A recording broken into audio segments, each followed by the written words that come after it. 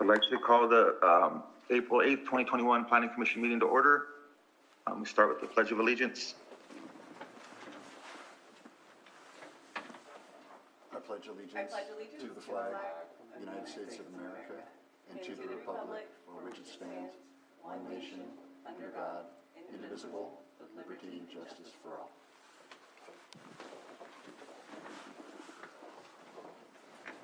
Okay, thank you. We have action on the minutes from March 25th, 2021. Do we have any additions or want to entertain a motion? Mr. Chair? Yes. I move that the Planning Commission approve the minutes from the previous meeting, March 25, 2021. I'll second. Okay, roll call vote, please. Commissioner Hess, Yes. Commissioner Chavez, Yes. Commissioner Brown, Yes. Commissioner Price, Yes. Commissioner Williams, Yes. motion so carried.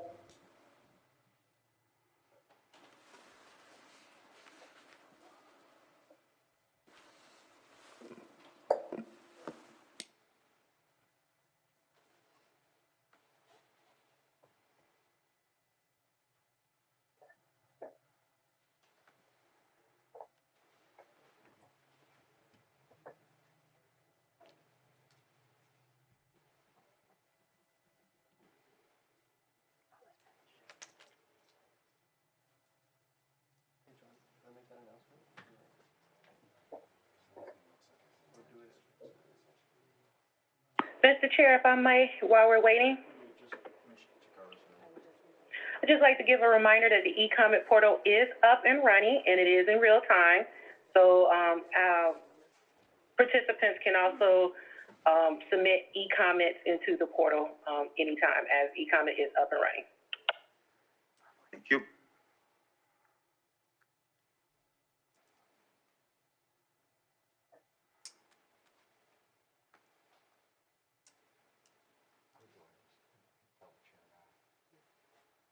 Chair? Chair? I'd like to make an announcement. I'll probably be leaving around 12. I have an appointment for my vaccine. So I'll stay for as long as I can, but I'll have to leave around noon. Okay, thank you. Thank you. And I would note, Mr. Chair, I believe there will be 4 of us, just 3 of us present here, but you in the ether, so we're good. Okay.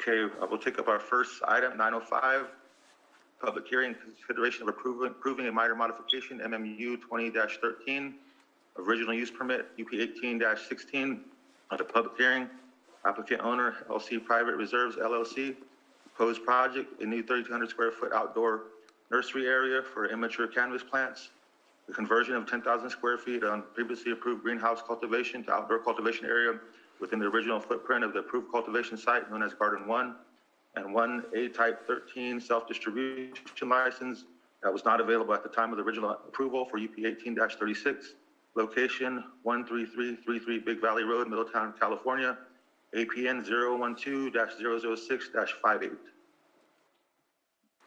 Thank you, Mr. Chairman. Eric Porter here, Associate Planner. Like the Chairman indicated, the location of the proposed amendment to an originally approved major use permit. Property is located at Avalon Springs, which is now renamed Kokoro Springs. Chairman indicated it was Garden 1, that's true. It's a fairly straightforward request. They want to add a 3,200 square foot nursery area, which is 36.5 feet by 90 feet in size. That's where the immature plants would be started. and they want to convert from greenhouse to outdoor.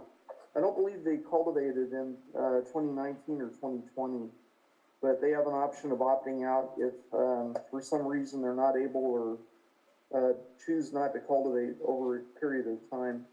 But that's really between the cultivator and the tax department here. The original approval took place on November 8th of 2018. Applicant applied for 4 separate use permits. This only affects UP 18-16. The operative part of the code is Article 60, which allows for modifications under subsection 33. Referenced in the report is subsection 11, which is somewhat applicable, but it is also in conjunction with subsection 33. They have adequate water, they have adequate facilities on site to accommodate this, and the property is quite large. It's 330 acres in total. They're nowhere near maxing out their ability to cultivate on this fairly large property. So, unless there are any specific questions, I'm going to leave it at that. This one's pretty straightforward. There are minimal changes that are requested, and I'll be happy to answer any questions that you might have. Eric, this is Commissioner Harris. I just have a basic question. Is there a reason that the applicant chose to go to outdoor cultivation rather than greenhouse? They never gave me a reason for it. They just submitted the request. They probably do have their reasons for it. I doubt that it's cost. Cost of 10,000 square foot greenhouses is marginal. So, Thanks. no, they never gave me a reason for the change. Good enough. Have any other questions from the commissioners? Yes, I believe there should be a correction. It said Big Valley Road in Lower Lake, and then getting Big Canyon Road in Middletown. Yes, that is on Big Canyon Road. It is not Big Valley. Big Valley Road. Yeah, that was a cut and paste error, probably. That'd be it.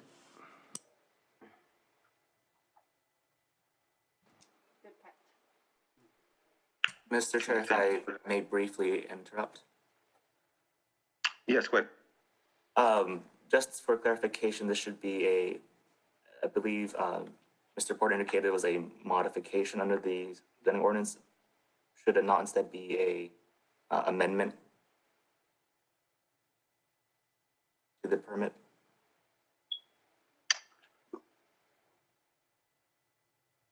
Is that what, is that still correct, Eric? Could you repeat the question? Certainly, Mr. Porter. I think looking at the agenda, you had indicated it would be a minor modification, and under the zoning ordinance, with modifications, specifically 60.21, they are used in lieu of revocation, whereas this seems to be more of a amendment, which is under 60.33. That's correct. That's why I referenced that subsection. One thing I do need to put to the Planning Commission, however, in the sample motions, it does refer to Big Canyon Road. That should be Big Valley Road. So if you make a motion, make sure to call it the Big Valley Road. It is Big Canyon Road, so I would like to call it Big Canyon Road. It's not Big Valley Road, so I'm a little confused there. So in other words, the motion looks to be so the correct. motions- I'm sorry, go ahead. It looks like the motion is correct. The mistake was Big Valley Road. So Okay, I would thank like to you. read it as I Big appreciate Canyon the, Road. correction. It's a minor issue that can be corrected in the course of Okay. this. I feel that as long as the parcel number is correct and shows Big Canyon Road in Middletown, we should be good to go. I agree with that. Thank you. So do we have any other questions for Eric, or is the applicant available?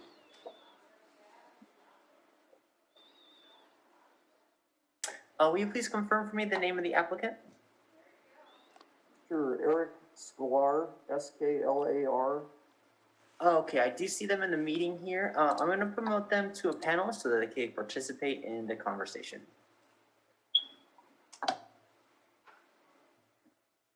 Good morning, Commissioners. I'm Eric Sklar. I'm the CEO of Napa Valley Fume, which owns Lake County Private Reserve Holdings. I do want to point in the staff report, it says Lake County Private Reserve LLC. It's actually Lake County Private Reserve Holdings, and it is Big Canyon Road, 1333 Big Canyon Road.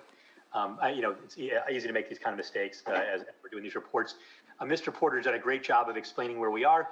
These are just modifications. I'll answer the question of one of the commissioners. I didn't see who it was because my screen's kind of small. We're going to greenhouse primarily because we found that there's just not a lot of power out there. And we want to reserve all the power possible for the potential rebuild of the resort that our partners are working on. So it's really about that. It's just such a remote area, and there's just not a high power line to the property. And so we needed to switch to outdoor, which we're doing very successfully. We have an acre that's been under cultivation for a half acre for almost 3 years now, and another half acre that we planted last year for the first time. This garden is going to be too late to plant this year, but we will plant for next year. And I don't believe we've had any complaints from our neighbors. We've run a really clean operation, hired a lot of people in Lake County to work there. We hire almost exclusively locals. We're really proud of what we've done, and we appreciate your original approval and ask for these simple modifications.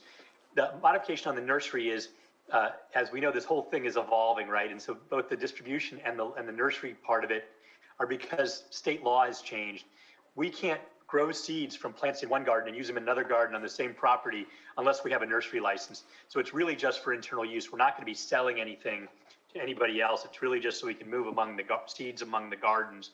As Mr. Porter pointed out, we do have the capability for more acreage there, and we expect over the coming years we'll ask for more cultivation acreage, but we're just doing it one step at a time, and would appreciate your approval. Thank you very much. Thank you. Thank you. Do we have any questions for Mr. Sklar? I don't have any questions. No. Okay, thank you. There's no questions. Let's open it up for public comment. All right, I would like to remind participants or attendees that you can raise your hand to signal that you want to make a comment. If you have called in, you can dial *9 to raise your hand. Thank you.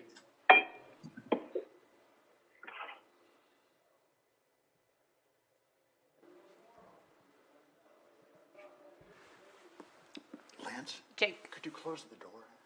I'm also going to let you know that there is nobody here in chambers, I believe, that wishes to speak on this agenda item. And there are no e-comments for this agenda item.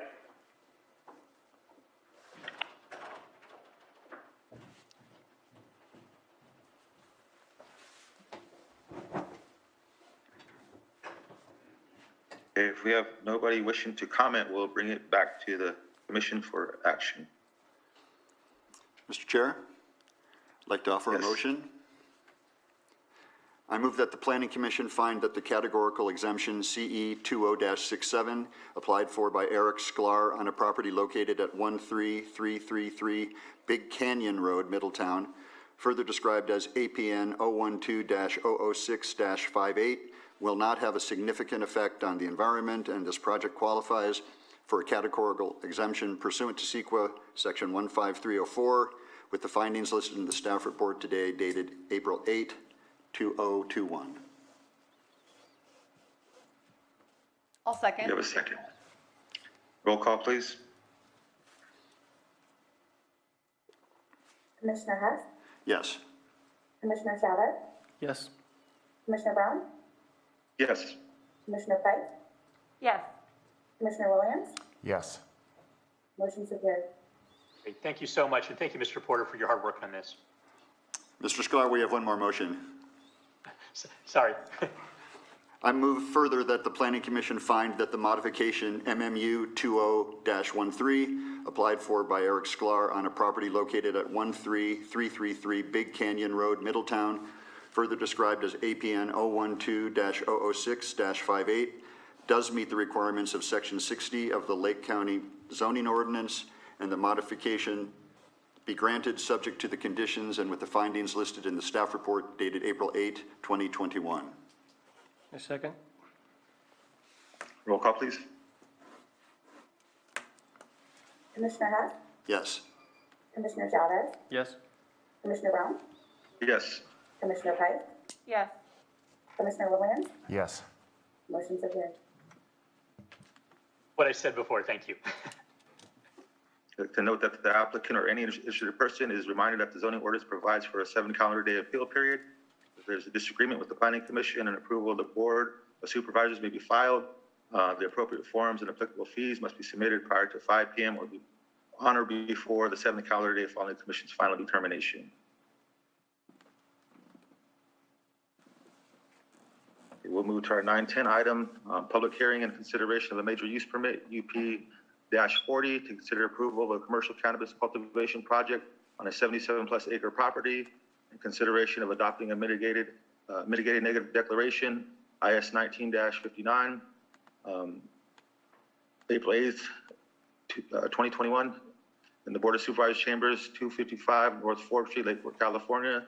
Applicant owner, CUA Enterprise, proposed project 3A Type 3 medium outdoor cannabis cultivation licenses, requesting 100,000 for 4,800 square feet of cannabis cultivation area, and 1 A Type 13 self-distribution license, location 25-252, 25-322, 25-372, and 25-312, Jerusalem Grade Road, Middletown, California, APNs 013-017-92, 013-017-74, 013-017-36, and 013-017-31.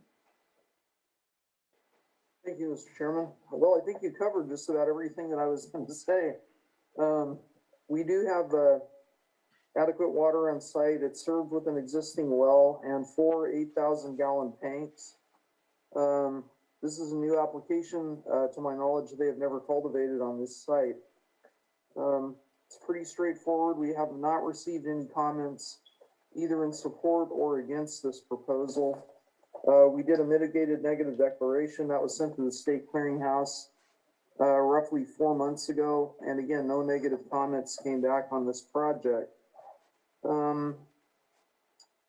It's fairly straightforward. They're not proposing any buildings that require building permits. I'm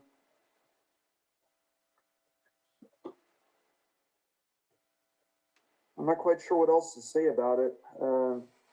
They are proposing a fairly substantial cultivation area, over 100,000 square feet of cultivation, but given the size of the property, they're within their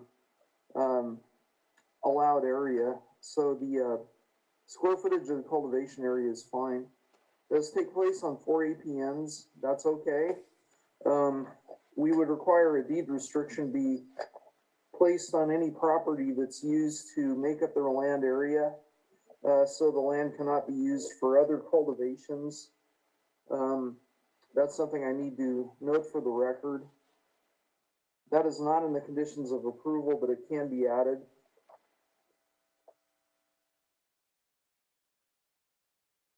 And the condition would read, all properties subject to this use permit that are not used for active cultivation shall have deed restrictions placed on those properties.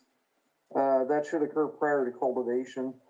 And that can be new condition number, I believe it's number A22. Yeah, A22. So that concludes my report, unless you have any questions for me. Hi, yes, I have a question. Yeah. From the letter attached on attachment 3 from BLM, I believe the surrounding properties are subject to federal regulations. How will the applicant manage to deal with that issue? Well, BLM can't support it. It's still a Schedule 1 narcotic at the federal level. So it's kind of a matter of buyer beware. I mean, if they're going to travel through federal land, they're doing it at their own risk. Although I haven't heard of the feds raiding any cultivators that have to travel through BLM land. I don't believe they have to go through BLM land to get to the site. Eric, this is Commissioner Hess. I'd like to put a finer point on my colleague's question. According to Mike Wink's letter from CAL FIRE, it says that he would be traversing BLL lands to access the project site. And You're as right. you say, that's You're right. buyer beware, and I agree with you about that. But I have a question for council, Nicole's representative here today. Regardless of the applicant's decision to go ahead and do that, does the county expose itself in any way legally if there is action across BLM lands, and BLM were to choose to take some kind of action?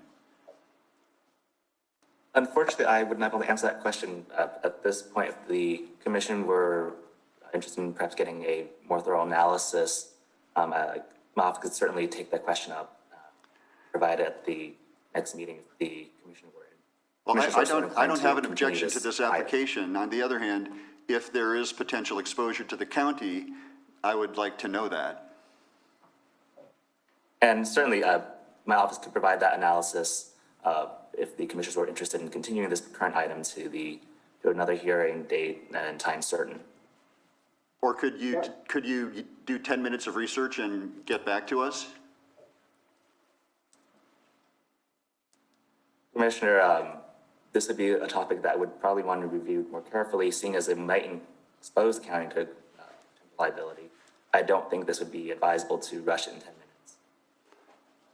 Yeah, I just. need to correct I think we for should the be record. prepared to We answer do in fact commissioners' have to go through questions. BLM land to get to this property, so I misspoke earlier. I'm sorry, Eric, I did not hear what you said. Oh, I was just making a correction. They in fact do have to pass through BLM land to get to this site. I just wanted to straighten it out for the record. And I was aware that maybe there would be a formed sign saying that there would be no liability for the county. I'd like some information on that if this has now come to light. There was also something, I think it must have been from the fire department from Wink, saying the bridge, if that was on their property or if that was the normal bridge crossing over to Jerusalem. So that would be the only other issue I would have a question with.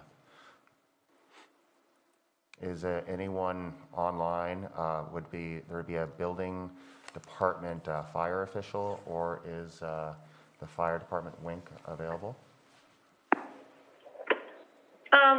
Mr. Chair, if I may? Yes, good. The chief building official is not on the line for the county. I can speak for that. He does not normally attend the planning commission meeting. If you would like, I could ask him to join. I would share that when this project originally started back in 2019, there was a previous chief building official than who we have now. Again, I don't oppose the application. I just would like to have more clarity in terms of potential exposure to the county. And I also feel that, this might come up multiple times. So if we can kind of get some type of a letter or some type of identification or hold harmless, that might be something worth looking into as well. Well, we do have condition number A21. It's, I can read it. Indemnification, the applicant shall indemnify and hold harmless the county and its officers, agents, and employees from actions or claims of any description brought on account of any injury or damages sustained by any persons or property resulting from the issuance of the permit and the conduct of the activities authorized under this permit. But that's geared to the applicant, it's not geared to BLM, so I honestly don't know if we have liability tied to BLM or not. Thank you, Eric. Do we have any additional questions for Eric? Well, on this subject, I would like to say that by reading the same letter, that the BLM had stated that they could not control what was done on someone's private property. I think that's how the letter had started, as I remember. And so if we have that being said, I think it said that if you make that choice and it is federally illegal, that's a choice that you're making. But they did not specifically state that you could not grow on the property. So maybe we should look at that letter really quickly. I'm not questioning, I don't think they do say that the grow cannot be done, but permit applicants should also be aware that transporting cannabis across an existing right-of-way on federal lands to access a private parcel is also illegal under federal law, and violators could face federal criminal action. My question is, how are they defining a violator? Does the chain go back to us because we approved that, or is it simply limited to the applicant's behavior? I'm not trying to make a big deal out of this, but I do have a genuine question.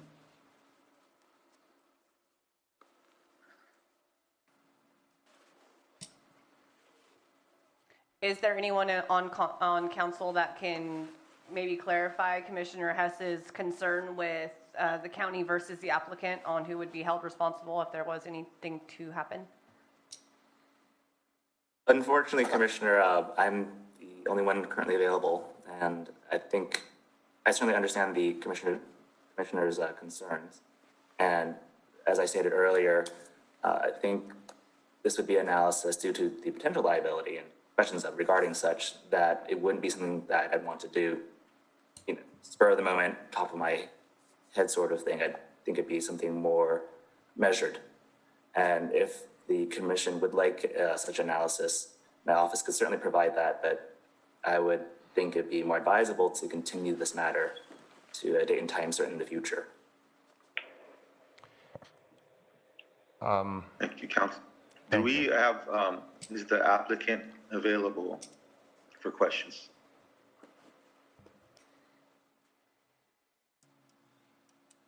Will you please confirm for me the name of the applicant? Well, the applicant is Kulai Enterprises. I don't have an actual name to tie to that.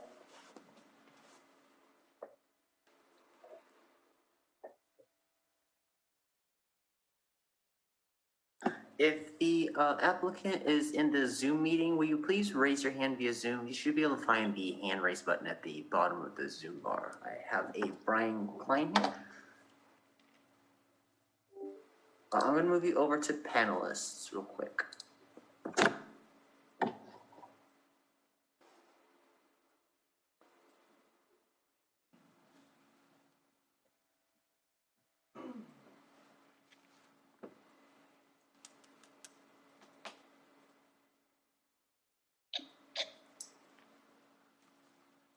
Okay, Brian, it looks like... Oh, I could hear you now. Hello? Yes, I'm here. Can you see me? No, we cannot see you. Looks like your video is off currently. I sent you a request. There you go. First Zoom meeting. Just a reminder to please state your name. Brian Klein?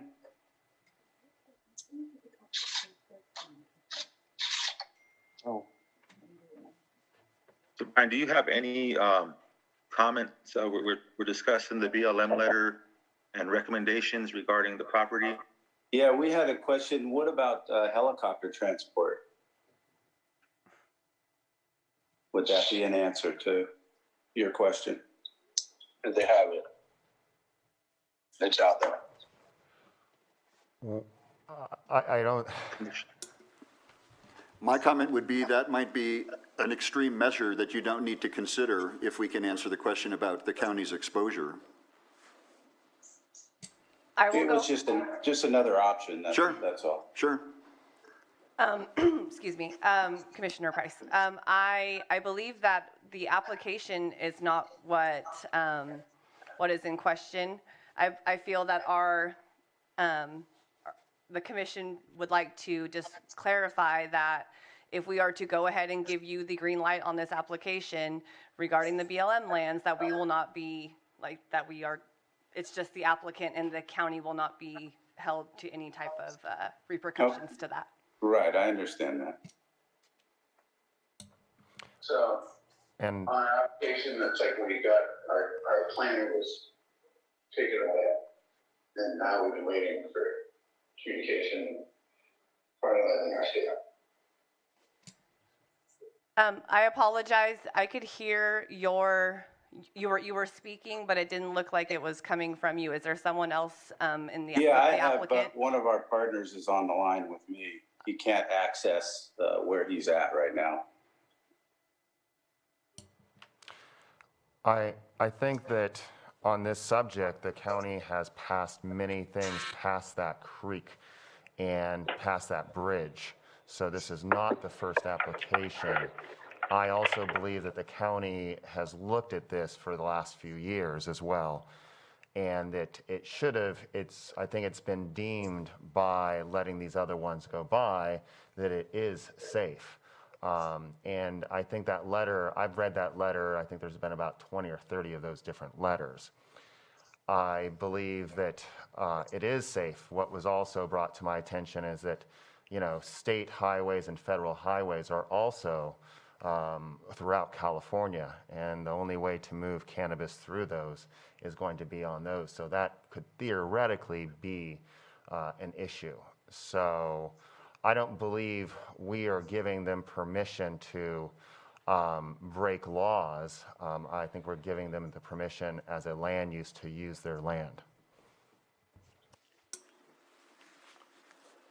That could well be, Commissioner Williams, and again, I don't have any objection to the application as it's presented to us, but I'm not an attorney, and while what you say sounds logical or likely, I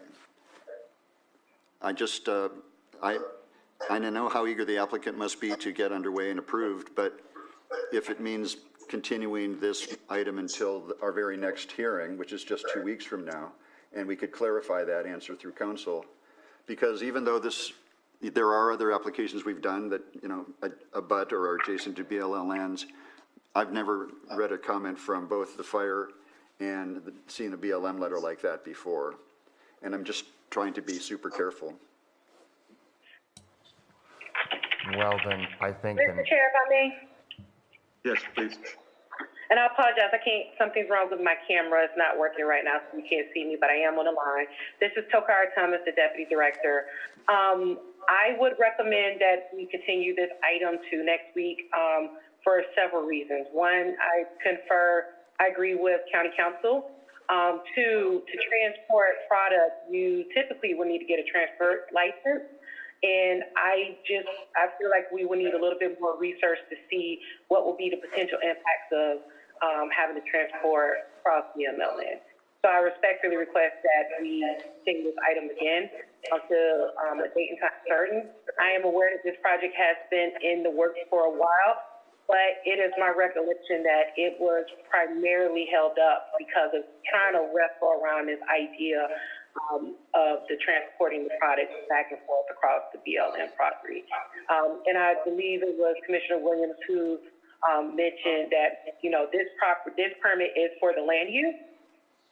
And so I just think it's I respectfully request a little bit more time for us to iron out this item. I think that if we do need to wait the 2 weeks, if we had our current council, I think we'd all feel safe. I do want to make sure the county is protected. I would also say, I can't remember on this one if it has self-distribution, but I would like to put out there that they're not allowed to pull any cannabis off that property or bring in any cannabis into the property legally. So in other words, they would not be the ones that would be doing any illegal business because of that. So that's that's just the reality. So if we make sure they don't have self-distribution, that would probably eliminate it. But again, I do not want to put the county at risk, but they are not legally allowed to move cannabis off that property, therefore not breaking the law. Only a distributor licensed in the state of California would. So it's something to think about right there. That's all. And point of clarification, they have requested self-distribution, so that is part of the proposal that they've given us. Again, if you read the BLM letter, and I don't mean to be a stick in the mud here, but should be aware that transporting cannabis across an existing right-of-way on federal lands to access a private parcel, that says to me that even bringing in supplies with which to grow cannabis or seeds or whatever it might be, if you're taking it in to access and for the purpose of growing, that's still problematic. I'm trying to parse things carefully. Well, then I would like to, I guess, put a motion out there to set this for, you said it's 2 weeks from now, so to our next hearing date. So we can look into it with council or maybe get a waiver signed, ready to be signed. And then, of course, to make sure that the county is protected. Yes, our next meeting is April 22nd. Thank you.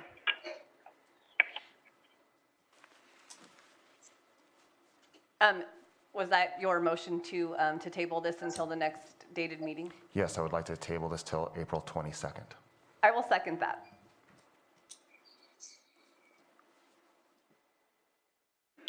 We get a roll call, please? Commissioner Hess, Yes. Commissioner Chavez, Yes. Commissioner Brown, Yes. Commissioner Price, Yes. Commissioner Williams, Yes. motion so carried.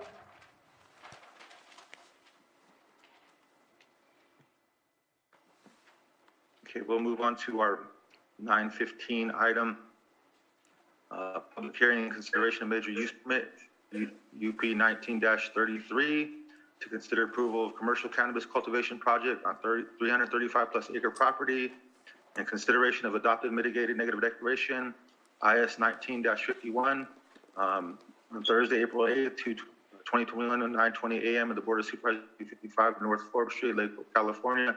Applicant owner, TB's LLC, proposed project 16A type 3 medium outdoor cannabis cultivation licenses, requesting 960 square feet of cannabis cultivation area, and 1A type 13 self-distribution license, location 21-210, 21-470, 21-355, and 21-340 Eureka Road, and 18-464 Butts Canyon Road, Middletown, California. APN 014-03-24, 014-0-17, 19, 20, and 21. Thank you, Mr. Chairman. Yeah, I had the wrong staff report in my hand.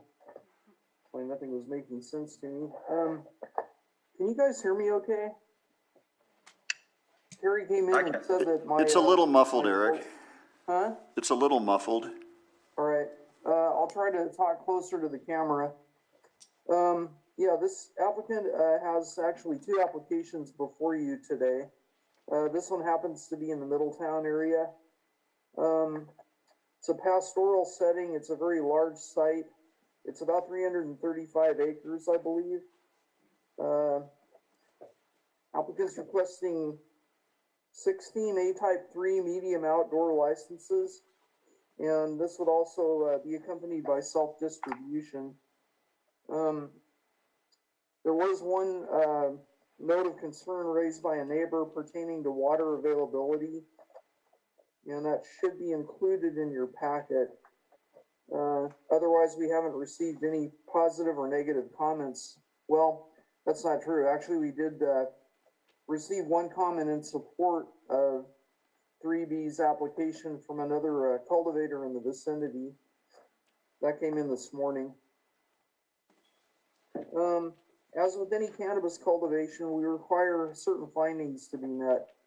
I'll go ahead and touch on those briefly because they actually apply to all of these use permit applications. So we have to make a finding that the establishment, maintenance, operation of the use will not, under the circumstances of the particular case, be detrimental to the health, safety, morals, comfort, and general welfare of persons residing or working in the neighborhood of such proposed use, or be detrimental to property and improvements in the neighborhood or the general welfare of the county. Number two, the site is adequate in size, shape, and location and physical characteristics to accommodate the use. Number three, that streets, highways, pedestrian facilities are reasonably adequate to safely accommodate the proposed use. Number four, that there are adequate public or private services regarding fire protection, water supply, sewage disposal, and police protection to serve the project. Number five, that use is compliant with applicable provisions of the code, the general plan, and in this case, the Middletown Area Plan. And number 6, that there are no violations of chapters 5, 17, 21, 23, or 26 of the Lake County Code. We were able to meet all of those findings with this application. Further, Article 27 requires 3 additional findings. The use complies with all development standards described in Article 27 is what that translates to. We found it is fully compliant with Article 27 as well as with the other portions of the code that apply. Number 2, the applicant is qualified to make the application. The applicant has passed live scan, and all of their employees are required to do the same. They cannot touch cannabis plants or be in the vicinity of the cannabis plants unless they have passed the background check. And then finally, that the application complies with the qualifications for a permit described in Article 27.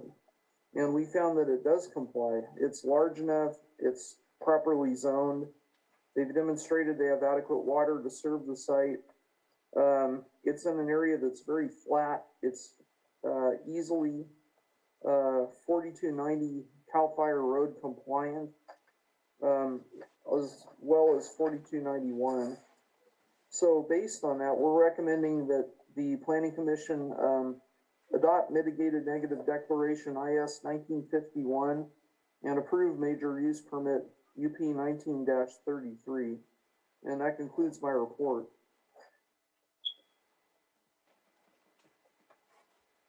If you got any questions for Eric? Eric, did you have a chance to go over the letter that we received from the neighbor? I did. It's been a while since I've looked at it, but I have looked at it. Okay, Is that the letter from the Eberts that you're referring to? correct. Is the applicant present today? Otherwise, I would ask you a couple of questions, Eric, but I could also ask the applicant.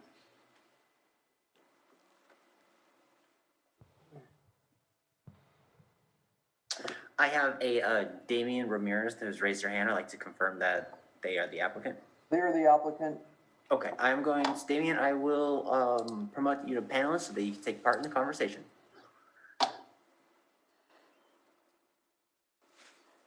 Eric, one quick edit. There's a reference to South Shore Fire Protection and rather than South Lake County Fire, just to clean that typo up. Thank you. And then either for you, Eric, or the applicant, referencing the letter that my colleague raised, there was a question about when it's appropriate to use generators and when it's not. And the neighbor is suggesting that last year a generator ran 24/7 to run the well. And that's not an appropriate use of a generator. And I'd just like to clarify if that occurred and if the applicant understands that those are only to be used in the event of a power failure or some emergency. Yes, if I may comment on that. I'm Damian Ramirez, I'm applicant. Yes, when it comes to the, first off with the letter that I received from the Eberts, I was forwarded that from Eric. I went ahead and spent a little over 3 hours responding to every single issue that was raised in the letter. Took a lot of time addressing them all in a comprehensive manner, I feel. Sent it to the Eberts, got a response asking a couple more clarification issues. Mainly they're under the understanding or misunderstanding that 335 acre parcel, the entire parcel was going to be the canopy. As we all know, density requirements limited to 1 in 20 acres. So clearly that would not be the case. If you would like, commissioners, I'd be happy to read my response letter, but before I do that, I can just read to you what I responded specifically on the generators. Generators are allowed on outdoor cultivation operations as long as the proper permitting through the Lake County Air Quality Management District is received. The generator used to power the well has all the proper documentation, and it is a very clean and energy efficient Tier 4 engine. Furthermore, I am working with the LCA QMD to utilize alternative energy in the form of either solar or getting electricity out there within 3 years. It is unfortunately cost prohibitive to implement either of those measures at this time, but I look to utilize different energy sources in the near future. My staff maintains a generator run log where we document the hours and the fuel usage, which we turn into the LCA QMD annually. Last year, we had to do the 5-month operation. I understand that it might possibly feel like more, but those are the statistics directly from the generator itself. And once again, I'd be happy to address all the other concerns. It seems like it was well received from the Eberts, not to speak on their behalf, but all I can say is the most recent email ended in wishing me and my family a happy Easter. So I could only assume things went pretty decent after I took the time to respond to all the concerns. Eric, the ordinance is pretty clear about generator use, isn't it? I'm sorry, I'm having trouble hearing you. The ordinance is pretty clear about generator use, isn't it? I'm looking at it right now. If I may, the generator usage. I'd like Eric to just answer my question first, please. Oh, pardon me, Commissioner Hess. Yeah, I'm looking at Article 27 right now. I'm trying to locate it. Subsection B, electrical generators.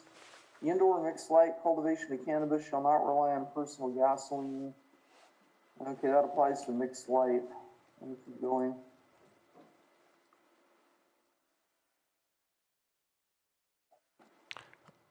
I believe that's how I had read it years ago, and I don't think it's changed. Indoor and mixed light are not allowed to use generators as their full source. Outdoor is. I think that's what Damien was trying to say, but I'd like to see, I don't have it in front of me. I don't have a computer in front of me, so. But that's how Mr. Chair, if I may share my screen, I have Article 27 pulled up. Please do.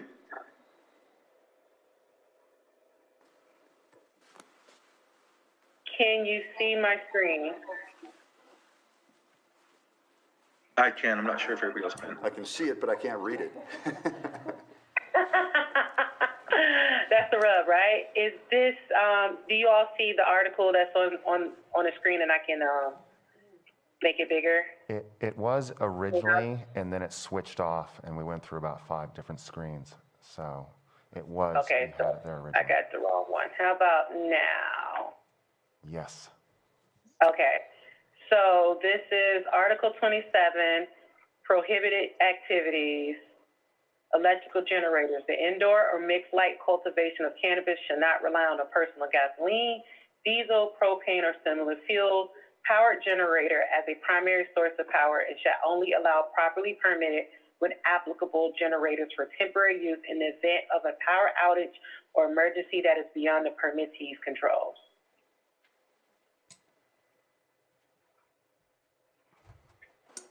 Is that helpful? It is, and it's clearly a reference to indoor. Well, further on in the chapter, on page 27-155, there's another reference to generators. It's subsection II, 31 II specifically, and it reads electrical generators. Manufacturers shall not rely on a personal gasoline, diesel, propane, or similar fuels. Powered generator is a primary source of power and shall only allow properly permitted, where applicable, generators for temporary use in the event of a power outage or emergency that is beyond the permittee's control. That applies to all cannabis. That's not just indoor.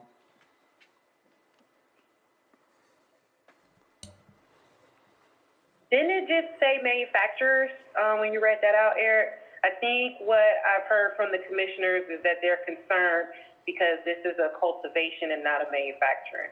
So I think what I'm hearing is we should be limiting the use of the electrical generator to emergency usage. Yes, it does say manufacturers shall not rely on a personal generator. And I believe that is the case because indoor, mixed light, or manufacturing is going to require a lot of power. Outdoor cultivation, obviously, is carbon friendly because, you know, it's not using that power to deal with this.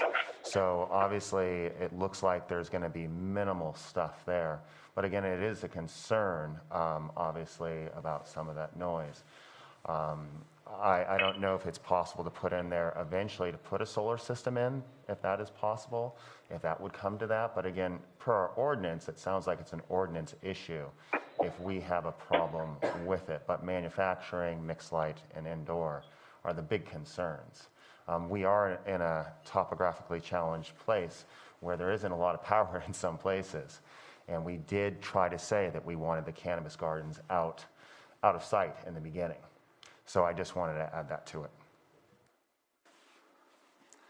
I guess this just must be my day to be contrary, because again, the application itself, I live in Hidden Valley Lake. I know Butts Canyon well. It's well off of Butts Canyon Road. But I'm also sympathetic to what we hear from the community. And while I don't really have the air quality concerns about the generator use, I am sympathetic if 24/7 one's hearing a generator running. And I would hope the applicant understands that ideally, generator use 24/7 to power the operation is not ideal and is not really, in my opinion, I was in on writing the ordinance. I'm pretty sure that that's what we intended, that it wouldn't be a nuisance to anybody living near the project site. If I may, I just want to make a correction that there at no point the generators ran 24/7. Like I said, I have a generator log that I turn in annually to the Lake County Air Quality Management District, and it's all noted on the generator, and it's at a max 5 hours a day. I'd be happy to coordinate with the neighbor with the concern, if it still is a concern, to run a schedule that is more conducive to her schedule. I could definitely make that work. But again, as I read the ordinance and as we have all just reviewed, I think it clearly states that it's indoor, mixed light, and manufacturing where this applies. I would just like to further note that the CFA does have when it comes to energy usage on your permits and licenses, they do require a local jurisdiction authorization if you have a generator that's over 25 horsepower. In compliance with them last year, in compliance with the conditions of my early activation, I went ahead and did pay and put the application in for an authority to construct with the LCAQMD, received that, have submitted payment and all of the necessary documentation and reports on the annual basis, and I have renewed it as well for this upcoming year. So with that being said, I'd like to believe that I really am trying to do everything I can to be compliant with all the agencies, and I feel strongly that I am succeeding in doing that. Thank you. Sure. I just have one other question for the applicant, and obviously interested in hearing from the public too. You're making use of a portable hand wash station and restrooms, and it appears you want to be there for the long term. We as a rule as a commission, don't like portable restrooms for employees as a permanent option. Yes. Commissioner Hess, I'm definitely open to a more permanent solution.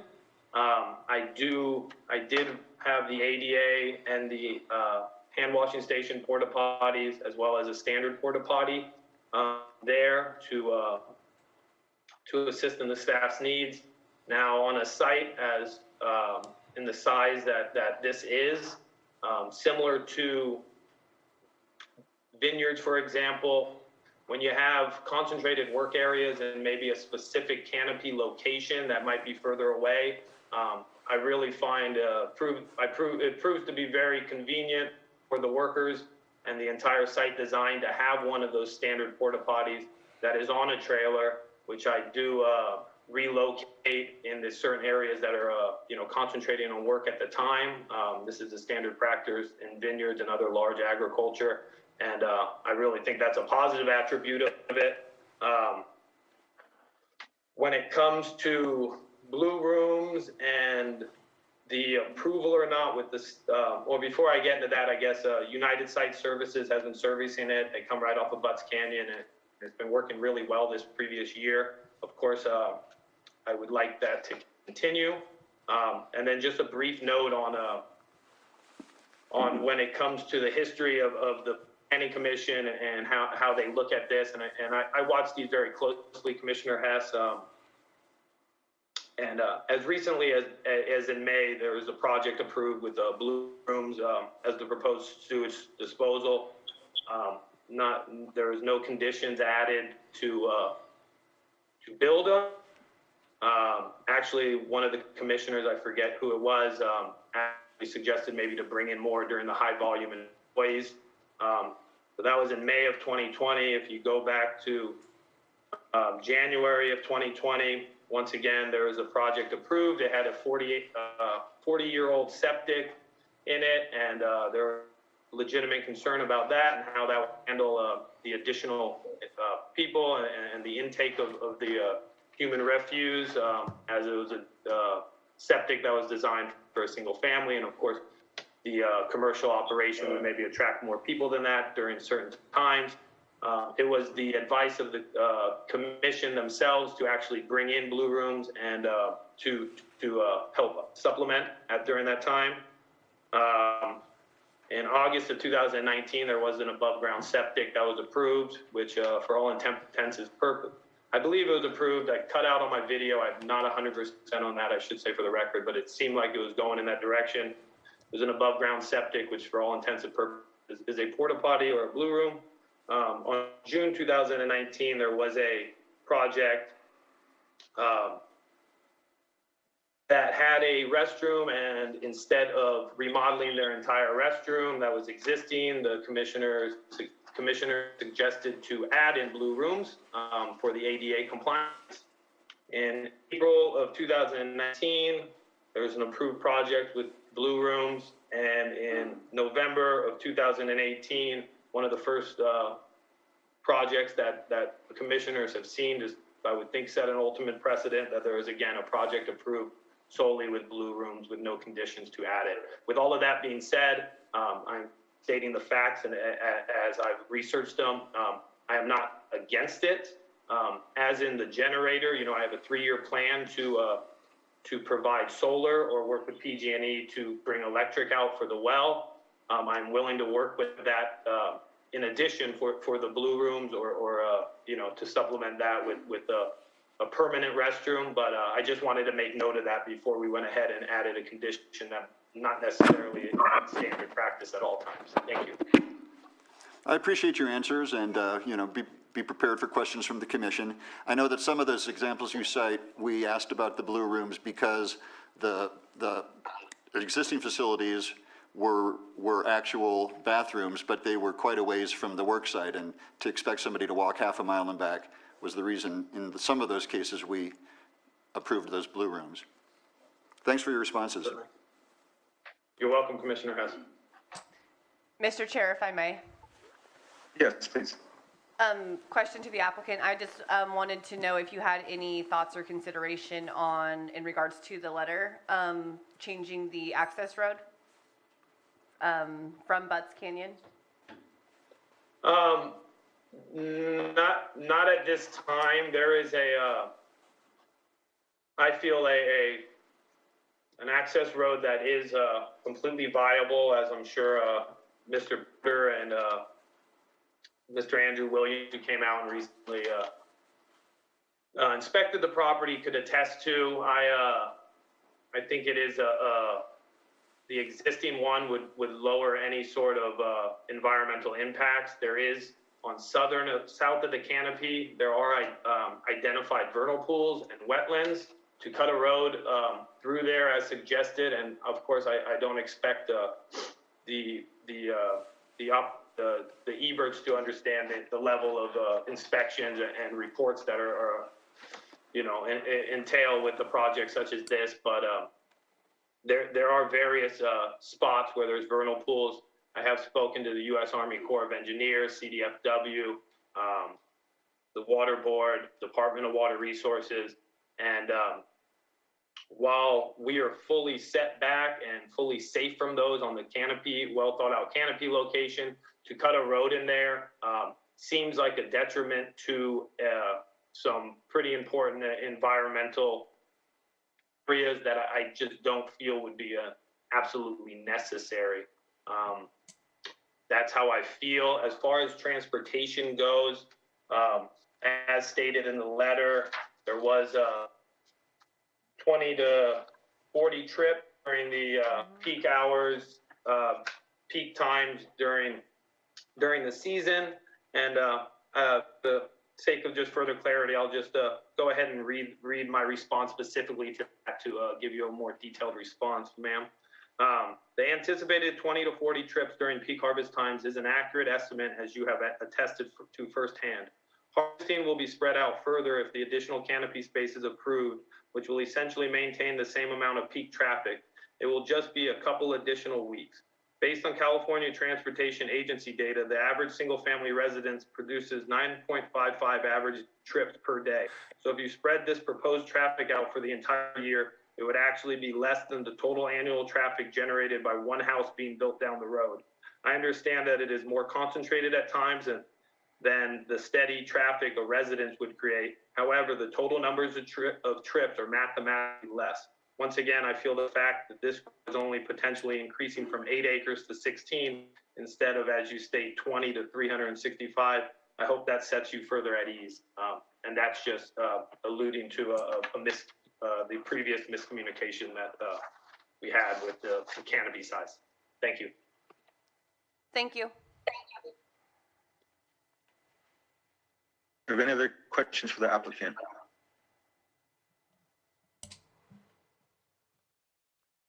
So I had one question. So you would consider a 3-year plan for the generators to switch them over to a different source. You did say that because I think Yes. that is Hess's concern about Pardon me, sound. Commissioner Williams, please go ahead. sorry, sir.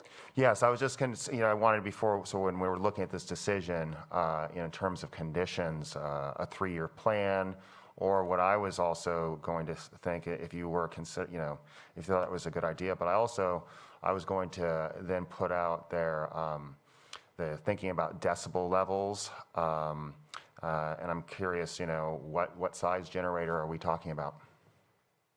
Yes, it's to answer the first question, Commissioner Williams, the authority to construct, when you go through that process with Lake County Air Quality Management District, they do require, if the generator is your primary use, to propose a tentative schedule to supplement it with alternative energy, which I do have, and I did turn into them. In a perfect world, I'd love to get PG&E out there and just run a line right to there.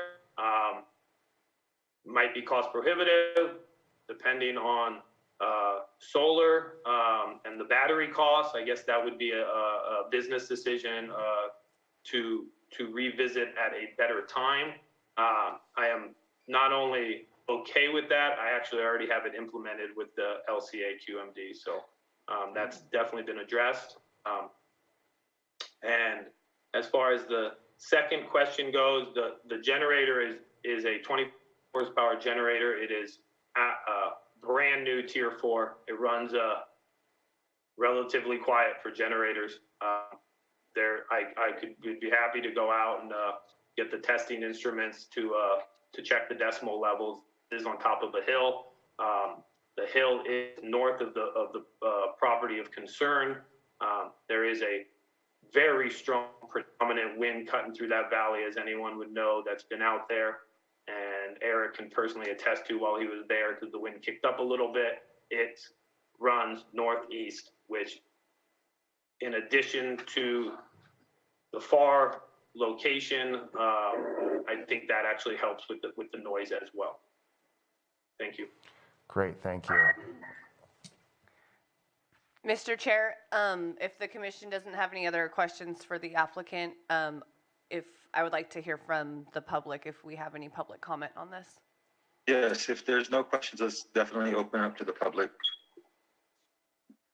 Okay, seeing none, can we get open the hearing to public comment, Jake? All right, it looks like we have one hand raised at the moment from Eric Sklar. Eric, I've given you permission to speak. It looks like you're unmuted. Will you please confirm your first and last name? Yeah, this is Eric Clark. Thank you very much. As an applicant and an operator, I just want to endorse Damian Mr. Ramirez as a really great operator. He's a member in good standing of the Lake County Cannabis Association, and has been really active in participating in it, and is just, all around a good citizen who wants to do the right thing, as you can hear from the detail with which he works on these issues and the responsiveness on it. He understands the responsibilities of being a cannabis grower, and I think will be a great contribution to our community as he ramps up. Thank you. Thank you. Any additional comments? Mr. Chair, we do have several members of the public here that are ready to speak. If I could have one of you at a time approach the podium, and please be sure to state your first and last name.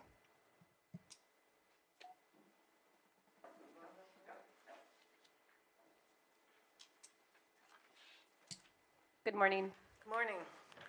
My name's Audra Van Patten, and I actually emailed this letter several times to Eric, and also mailed it, but he's never received it. So this is my copy that should have been present. Anyway, starting out, the culverts that are on Eureka Road, there's 3 of them, and they have been compromised due to all the traffic that has come back and forth, to the enormity is understanding. I can't tell you the sanitation trucks, the semis, the numerous, just the traffic, the workers, and it's just nonstop. And so my concern is that's our only way out of that property. And if those culverts collapse, then I don't know what we're going to do. So that was addressed by Jack Smalley, and I don't know if he's still here or not, but he was concerned that that was a problem for this. And I've been on this property. I have a little ranch, and I've been there for 30 years, and I was never informed at all that this was going to happen on the onset last year by Mr.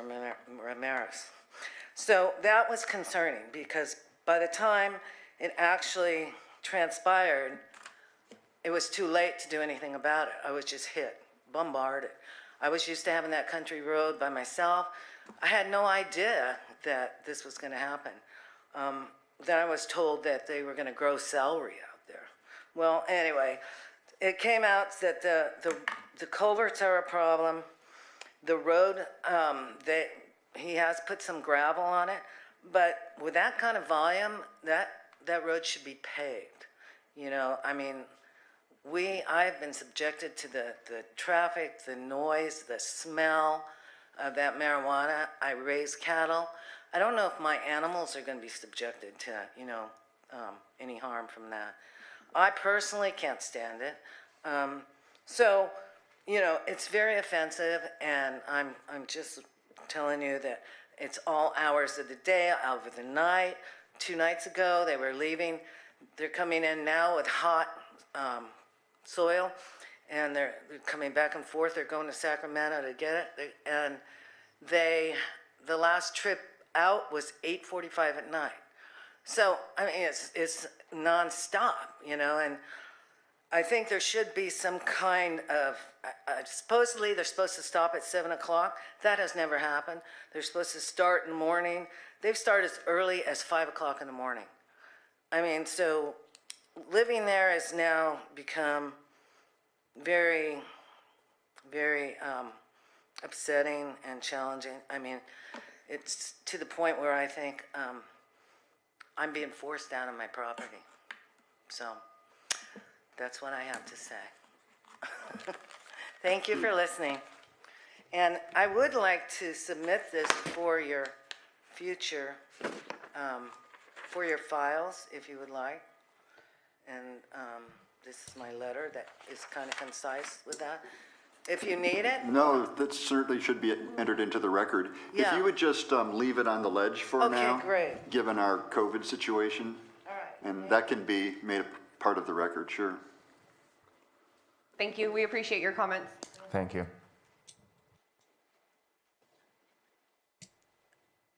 Mr. Chair, did you want us to, does the commission have anything in response to this, to her comment? Or should we go ahead and get all the public comments taken care of and then reply all at once? Yeah, let's continue with the comments and then we can come back to the applicant if he wishes to address any of the comments made. But let's continue with anybody in the chambers who would like to speak. Thank you, Mr. Chair. We are doing our sanitation for COVID. Mr. Chair, I would also like to respectfully remind everybody that we have 3-minute time limit for each public comment. Yes, correct. Thank you. If you'd like to approach the podium, please do so, and be sure to state your first and last name. Hi, I'm Doug Ebert. I'm one of the bad people, I guess. Yes, on the generator thing, he runs it 5 hours a day, he says. But during trimming and all that, he doesn't talk about the generator that he has going over there, maintaining his building and operating almost all night long. He has had traffic in and out of that place. I have literally sat down and counted 30 vehicles out there when he's doing his trimming. And that doesn't count the ones going in and out. Those are the ones that are just parked. The road, I personally and Audra have maintained. Audra maintained it for the first 20 years. I moved in 9 years ago and I took over maintenance. She has dumped yards of rock down there. I have dumped yards of rock down there. It's all being squished into the ground. From my place to Butts Canyon is no longer gravel. It's dirt because it's been squished in there. When he started this cultivation, he brought in 800 tons of rock to pave from Audra's Gate up to the spot and make a parking lot. From my place down, nothing. Or from Audra's place down, nothing. 800 tons. Do you know how many truckloads that is? Day in, day out for almost 2 weeks. Okay, that's like she said, over the culverts, over this, over that. That's one. How does he come up with, he doesn't, affect the traffic or affect anything? He isn't looking at the roads. I've never seen him out there. And I watch people that go by. I only live a few hundred feet away from the road. Like I say, the generators, him working,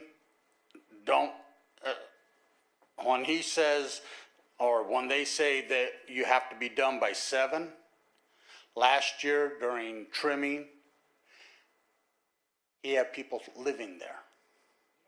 They lived there in tents. They had generator or generators going all the time to keep the lights going, to do the little kitchen that he has. Yeah, that's 3 minutes. Thank you.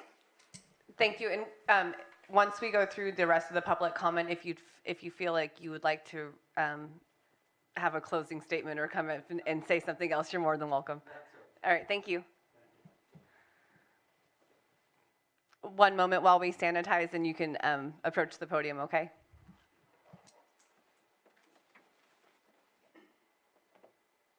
Thank you, Sam.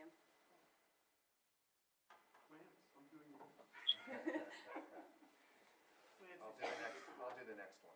No.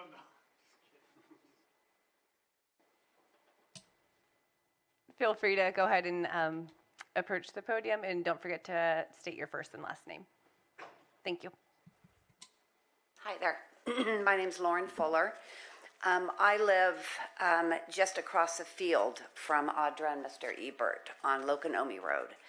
And as you guys probably know, Butts Canyon's very flat and it's very open, and this grow is very visible. And the traffic, a lot of times when people are coming and going, they can't find the access road to the property, and so they go just zooming down our road, which is a gravel road. It's a dead end. We have children, horses, bikes, dogs. We use this road all the time, and these people get lost and they just fly down and fly back out. I've been to Audra's property, and it's amazingly beautiful, and this site has completely eliminated any privacy or peace where she and the Eberts live. There's no consideration. There's a gate right there by Audra's property that the people coming and going from this grow, they have to stop, open a gate, drive through, close the gate. Many times there's people waiting there, and they're looking right in Audra's beautiful place. There's no privacy left. They've just eliminated that. And it's a shame, because it's beautiful out there and it's quiet normally out there, and this shouldn't be allowed. There's plenty of room in Lake County to grow pot where people aren't affected. These guys live right there. I live, parallel to them, and our whole neighborhood is affected by this, and they're not using our access road. I mean, they're not going right through our property. These people, if nothing else, they should be compensated for the wear and tear on their road, for their lack of privacy. That gate needs to be moved so people aren't like loitering in front of their property. It's a terrible situation, and I'm just here to support these guys. So, thank you. Thank you.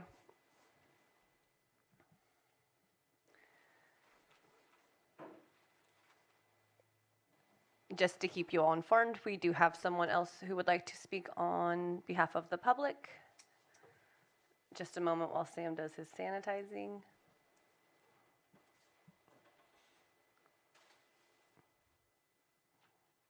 You're welcome to go ahead and approach the podium. Don't forget to state your first and last name.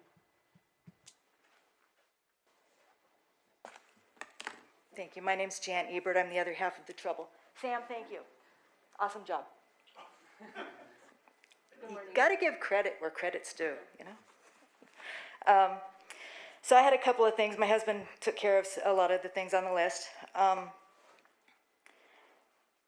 In regards to the road, can you hear me okay with the mask?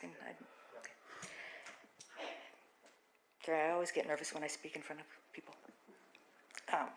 I do want to find out who really is responsible for the road. It's a county road, but like my husband said, we've been maintaining the road for years, out of our own pockets. So who is really responsible? And with the excessive wear and tear, who's gonna pick up the bill on that? For Mr. Ramirez, if the project is approved, I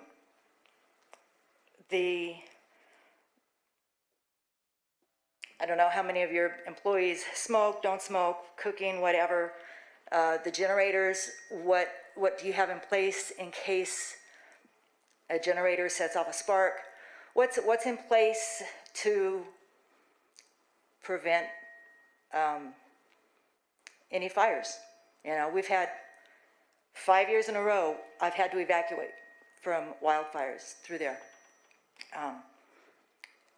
Do you have insurance to cover if something from your project starts a major wildland fire through there? That's a huge, huge concern.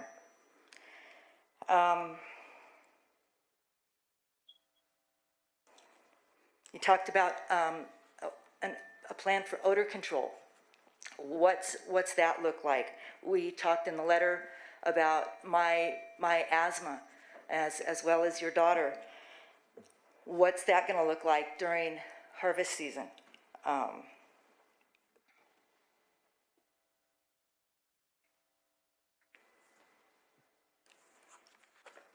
And So, those are kind of some of the things. We did cover a lot of things back and forth through our letter. I do appreciate your time with that letter.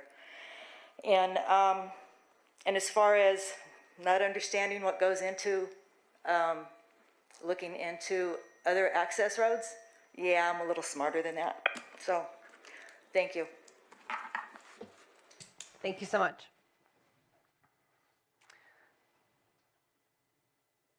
And we do have one more member of the public to speak.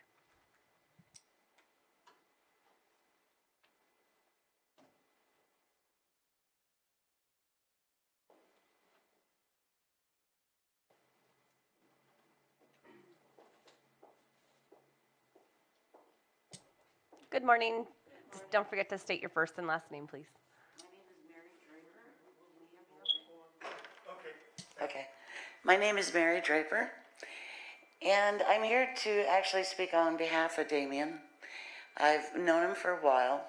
He is an excellent person at doing his project correctly. He has always paid his taxes on time. He will address the concerns. I know that his neighbors have some legitimate concerns, and I'm sure that there are things that can be put in place. Some sort of road agreement, I think they're really looking for. It seems to me that they're looking for maybe somehow the generators to be quiet. But if it was approved for EA with the generator, and the ordinance says that you can't use it for mixed light and you can't use it for manufacturing or indoor, then obviously he had the right to do this, and it was approved that way. So now that he's got this huge investment, to take that away just isn't fair. But to give him a plan for 2 or 3 years, seems very fair to me. And I don't know that much about it, but I think you might be able to build something over the generator to make it where it's quieter. So maybe that's also another plan. I do understand the neighbors, and I feel compassionate for them, and I think that there might be some things that you can do to accommodate everybody. But Damien is a good player. He does try to do everything that he's supposed to do. He will try to make the neighbors happy. I know he will because I know him. He has the bandwidth to succeed at what he's doing. He is just an all-around, he'll be good for the community, and I hope you support him. Thank you. Thank you.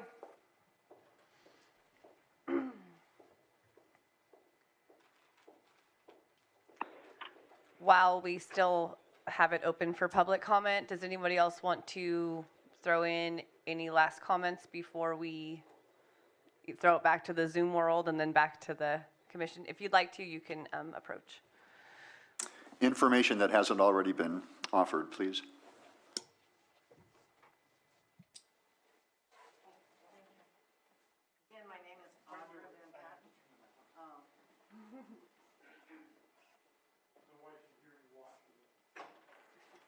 Okay, again, my name is Audra Van Patten, and I would like to know about the time.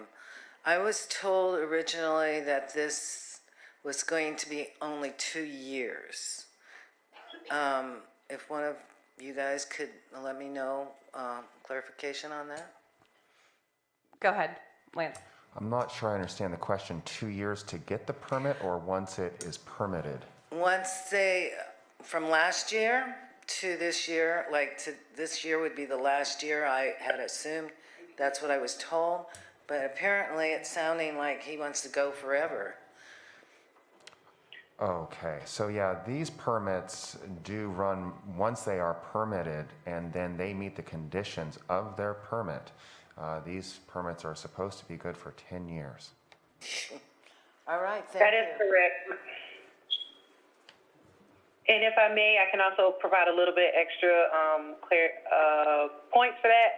Each permit has an annual inspection, and they're supposed to also, not supposed to, but per the terms of the ordinance and their conditions of approval, there's an annual inspection and an annual report as provided to the Community Development Department. There's violations of the annual inspection or the annual report. There are also remediations for the Lake County Community Development Department to revoke a permit if they are not meeting the conditions of approval. Thank you, Takara. We also Is have that- one comment if we are ready for e-comments. Yes, if there's no more, anybody in the public in the chambers who'd like to comment or via Zoom, we can move to the e-comments. I believe we're all, we've said our piece here in chambers. Thank you. All right, so I'll go ahead with the one e-comment for this agenda item for 3Bs. It was submitted by Jennifer Smith at April 8th, 2021, 9:17 a.m. This is in support. This project has been operating in compliance with state and local laws. There have been no complaints from the neighbors. The owners operate with integrity and are valuable contributors to the community. This project brings well-paying jobs and a positive financial impact to our community. There seems to be a misconception from the public comment about the size of the existing and proposed project. I believe that if the neighbor knew the actual canopy size of the project, that their concern would be alleviated. Open communication between the applicant and the neighbor will surely result in a positive relationship. Overall, this is the type of cannabis operation that we should want to operate in the county of Lake. Signed, Jennifer Smith. And that is the only e-comment we have for this agenda item. Okay, thank you. Can go ahead and bring it back to the applicant if the applicant would like to speak again. Absolutely. I appreciate all the comments from everybody, both the pros and the cons. I understand and respect the concerns that have been raised. Before I get into my response, I don't know if Eric would like to, but with all of the comments going on, I know there was another neighbor that's very close in proximity to me, and they wrote a letter on my behalf, which I would be happy to read, or if Eric, Mr. Porter would prefer, he could do it. I'll leave that up to you, Commissioner Brown, if you'd like me to read it, and before I address all the other concerns that were raised. Is the letter in the record? The letter was, sorry, go ahead, Mr. Porter.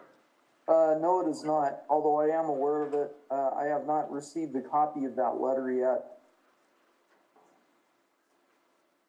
Okay, Mr. Ramirez, if you could read that letter, please. Yes, I'll read it into record. Regarding 3Bs, Damian Ramirez, use permit 1933, an initial study IS 1951. Dear Planning Commission, my name is Shannon Sanders and I own the Sunny S Ranch at 19424 Butts Canyon Road in Middletown. I support and endorse the 3Bs Damian Ramirez Cannabis Project at 21340 Eureka Road, Middletown, and including their property on Butts Canyon Road. Please allow Damian Ramirez and his farm to operate within his legal rights under the county laws. I think that the tax revenues from this project and others will go towards much needed areas such law enforcement, education, bringing jobs to Lake County, and the education of the community regarding this newly regulated industry by providing the public with the facts surrounding the industry to help develop a more educated view of what commercial cannabis cultivation really is. There may be some members of the community that will be against legal cannabis farms, and everybody is entitled to their opinion. But California state law, as well as County of Lake law, considers commercial cannabis cultivation to be legal, safe, and viable industry. I encourage and support Damian Ramirez. Please rule in favor of this project as to not deter future legal operators to conduct business in this great county, which needs this industry to grow into the great county that I know it can be. Thank you for your time and manner. Sincerely, Shannon Sanders. Before I address all the other concerns, when he does speak on the tax revenue, there was a minor correction on the staff report. It stated the canopy as a little smaller and the cultivation area as a little smaller. I want to make sure my full tax area is assessed, as I know it's important for the community. The canopy, from the record, is 696,960 square feet. The cultivation area, which would be the taxed amount, is 709,200 square feet. equaling close to $900,000 worth of tax revenue on this project alone. So moving on to address some of the issues, I will start off by, I don't think it's worth the commissioner or my time to address any of the comments that had misrepresentations within them, but I will speak on some of the items. I did speak to when Audrey mentioned that Jack Smalley came out. I did speak to him, and I've known him for about 5 years now, and he addressed the culvert to me, and he agreed with me when I said that the culvert damage seemed quite aged, and it didn't seem directly caused by the traffic that this project had. With that being said, when it comes to the road, Audrey also said that we actually didn't gravel any of the other areas, and as I responded to Miss Ebert's email, we did. We filled in different certain holes and low spots, and actually I didn't. The gentleman that lives with Audrey actually had his skid steer move the rock from my property onto there. So she is right. I didn't personally do it. Actually, I lent the gravel to her, the person who she lives with, and he did it. So just to address that, as far as the gate being moved, I would absolutely agree with that. The gate is completely understandable that it stops there. I do have a Knox box on it as a county code, as you see, that I try to check every box of compliance at all times, one of which is the Knox box that's registered with the South Shore. And then, of course, I have my normal commercial grade lock on it. I completely agree. I would prefer to have that opened up. There is no reason really for anyone to access the rest of the remaining of parcels. I'm the only one that really conducts anything out there. So moving it back would be a wonderful idea and quite accepted by me. As far as Janice alluded to with my comment when it comes to the, I guess she was assuming I was having a disparaging comment or something. I by no means I had any sort of ill intent by saying that. I was just simply stating the facts that a lot goes into these projects, and under a cursory glance, it might seem better to put a road through a different area, but when you dig deep and you look at the environmental impact, it might just be best to leave it as is. I did get the gravel road. I did get clearance from the CDFW to gravel the road, and they were perfectly okay with it. I am more than happy. I have excess rock on my property. I am more than happy to share with my neighbors. I am more than happy to do my fair share of the road maintenance. If, as a previous speaker was asking, if the county maintains, it's my understanding the county doesn't, and doesn't have is not necessarily made to, and I'm more than happy to do my fair share. I want to do everything as safe as possible and as fair as possible. Lastly, to address the potential for fire, clearly there's potential of fire all over. We're all very sensitive to it in Lake County. I do have a 5,000-gallon water tank that is exclusively filled and exclusively set aside for CAL FIRE. I have a 400-gallon per minute well. If there is ever an issue, CAL FIRE would probably be coming to my property to address it and save all the other properties, whether there was anything started on my land or somebody else. When it comes to liability, of course, I have commercial general liability insurance as any intelligent operator would. And lastly, I would like to thank the people that have spoken on my behalf. And Mary Draper did bring up a quite reasonable idea, which I'm more than willing to look into, with the encompassing of the generator to maybe dull down that noise if that is something the commissioners would like. So again, I understand, I appreciate the comment, both positive and negative, and all I'm trying to do is abide by the county rules, the county laws, the state laws, and stay in compliance and generate nearly $900,000 worth of tax revenue for the County of Lake. Thank you. Thank you.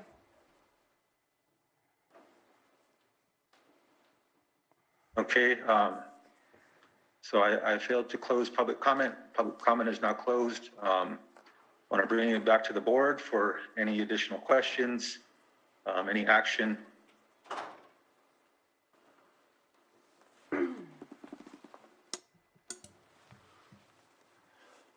Mr. Chair? Yes. I've enjoyed the exchange this morning and the additional information that we've acquired, and I must say that Mr. Ramirez's comments at the beginning, you were very careful to show where you have complied and where we have done certain things as a planning commission, but I was getting the impression that you were demonstrating how much you've done, but not how much more you were willing to do on behalf of the neighbors. So your final comments, sir, meant a lot to me in terms of willing to share the load about road maintenance, relocating the gate, dealing with the generator in some way, a cover. And yes, while you may have 3 years to implement that plan, if you could indicate that you would like it to move along as quickly as humanly possible and not simply rely on a 3-year window, that would be very helpful to hear. And in terms of roads, in terms of fire safety, all of that has to be signed off on by the county and by South Lake Fire.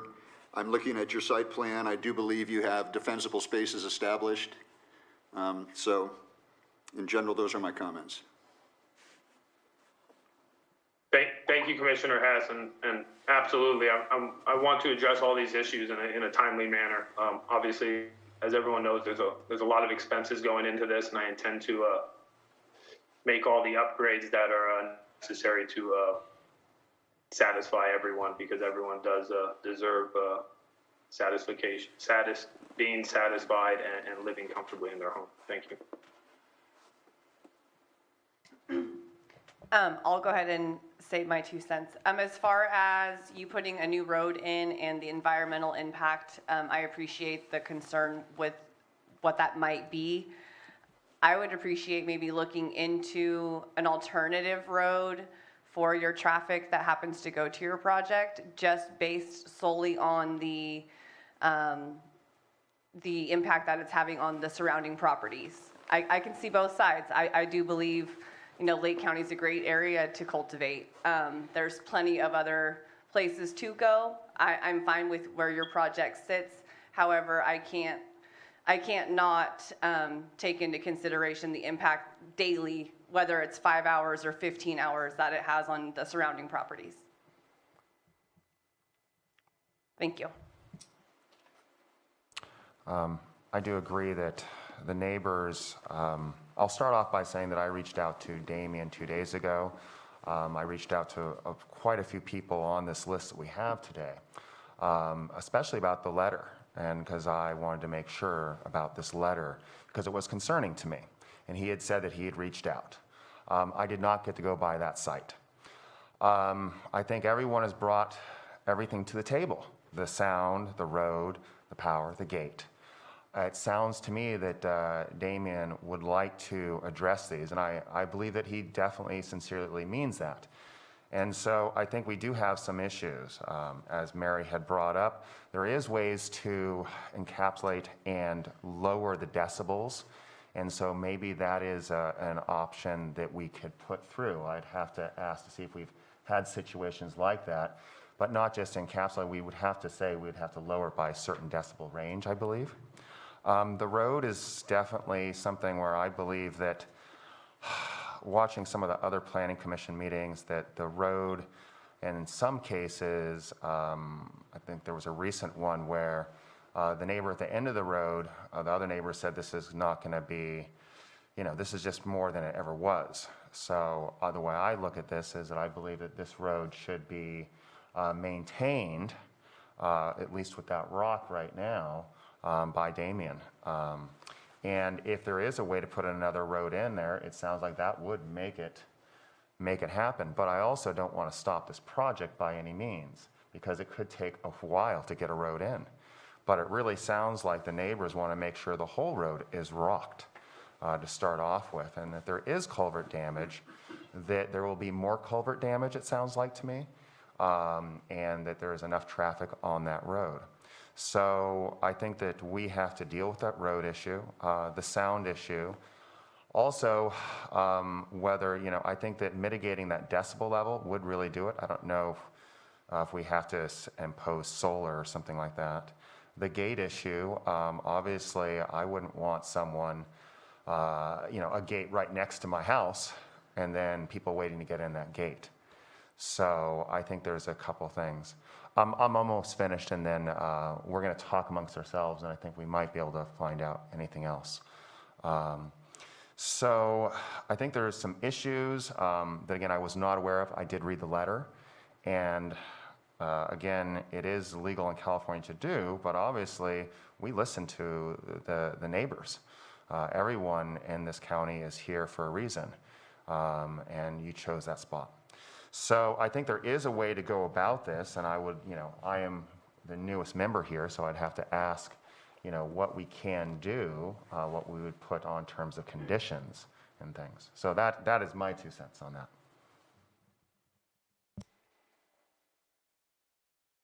Other comments? Any further comments from the commission? I do have a question for my colleague, Commissioner Price.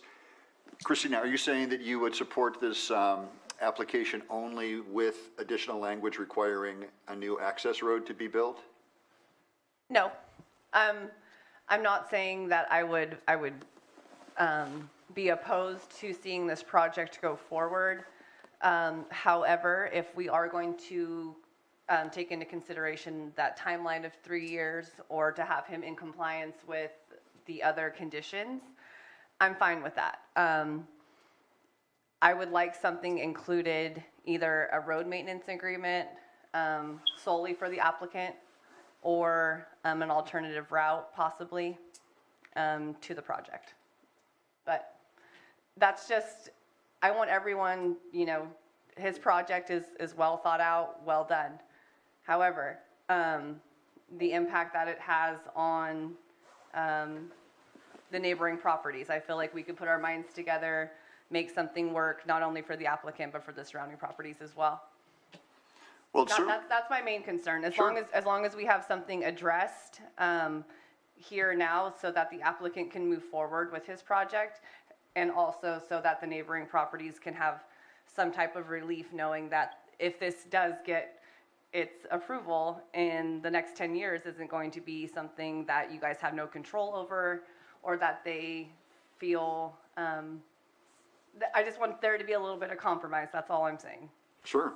Well, and it's certainly true that in the past, when commissioners make strong comments about the need for mutual road maintenance, generally the applicant finds a way to agree. And that would certainly be important to me going forward, to understand that it's understood to be a mutual responsibility. Okay, does any of the other commissioners, Commissioner Chavez, do you have any comment you'd like to make in regards to the applicant before I go ahead and provide a comment? Sure. So mainly the concerns, as we've all heard today, have been just dealing with traffic. There was one, people living in tents, having the generators running. Having the applicant, agree to, meeting the neighbors in the middle regarding all these issues. It looks like he's willing to do that. So I just want to be able to get the wording right to be able to move this project forward. That'd be it. Thank you. And I guess, to my kind of final comments is, not to reopen or make additional comment. I support the comments made by my colleagues. I do feel like good faith and good effort is going into this work. I understand that there can be hardships on both sides.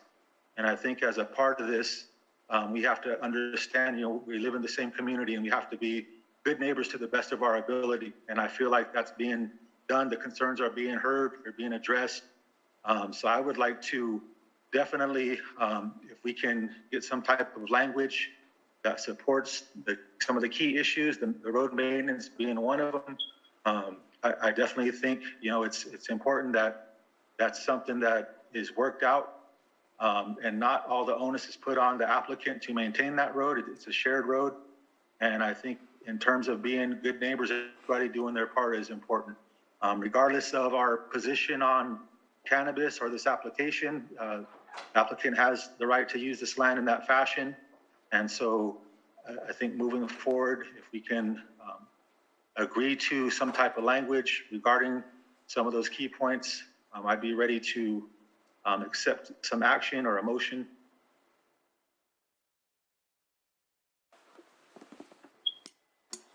Mr. Chair, if I could just ask the applicant directly, if our comments harmonize with his view of the project in terms of mutual road maintenance, gate relocation, good faith efforts to bring down the decibel level of the generator and move rapidly on a 3-year plan or less to convert to another energy source.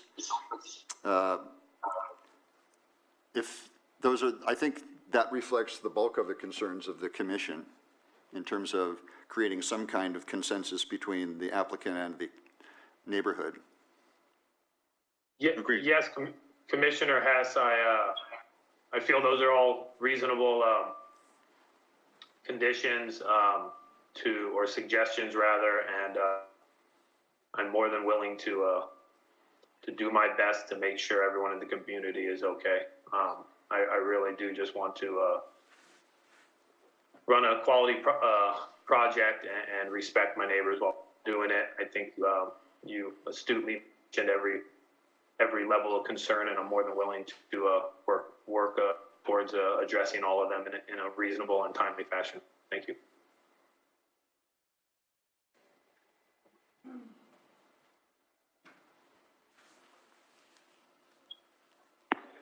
Okay, do we want to take some action? Commissioners, I'd like to propose 4 new conditions to be added for your consideration. There actually is a condition under Section H, noise, that limits the decibel levels measured at the property line, and it gives certain times of day where it can't exceed 55 decibels. And so condition number 2 is actually intended to protect the neighbors, but I would propose adding condition number 4. Prior to cultivation, the generator shall be enclosed in order to reduce noise output. Condition number H5, within 3 years, the applicant shall find an alternative power source to eliminate ongoing use of the generator. And that would be within 3 years of the date of approval of this permit. Condition number I11, prior to cultivation, the gate shall be relocated in a manner that does not create traffic waiting in front of the neighboring house. Condition number I12, prior to cultivation, the applicant shall enter into a road maintenance agreement. I don't know if that would be with the county. I would assume so, but we can work out the wording of that as long as our legal counsel doesn't have any objection to that. The only thing I would note about agreements like that would be that the county should not be forcing an applicant into an agreement with a third party. Otherwise, the commission may impose whatever conditions believes is supported by the record.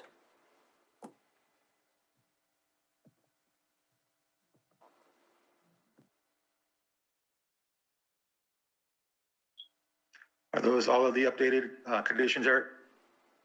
Well, yeah, I'm still not clear on condition number I12 about the maintenance agreement. I mean, I guess we could just leave it generic. Prior to cultivation, the applicant shall agree to maintain the road. I don't know what that's going to look like, though, and I wasn't clear on Jonathan Louie's response. I know that we can't do third-party agreements. I don't think we've said that the applicant alone should maintain the road. Am I missing something? I thought we were talking about mutual road maintenance. Not that we can That's impose what I that heard under. as well, Commissioner Hess, and I would also probably recommend that we keep that that condition general, since it is, to my understanding, a public road.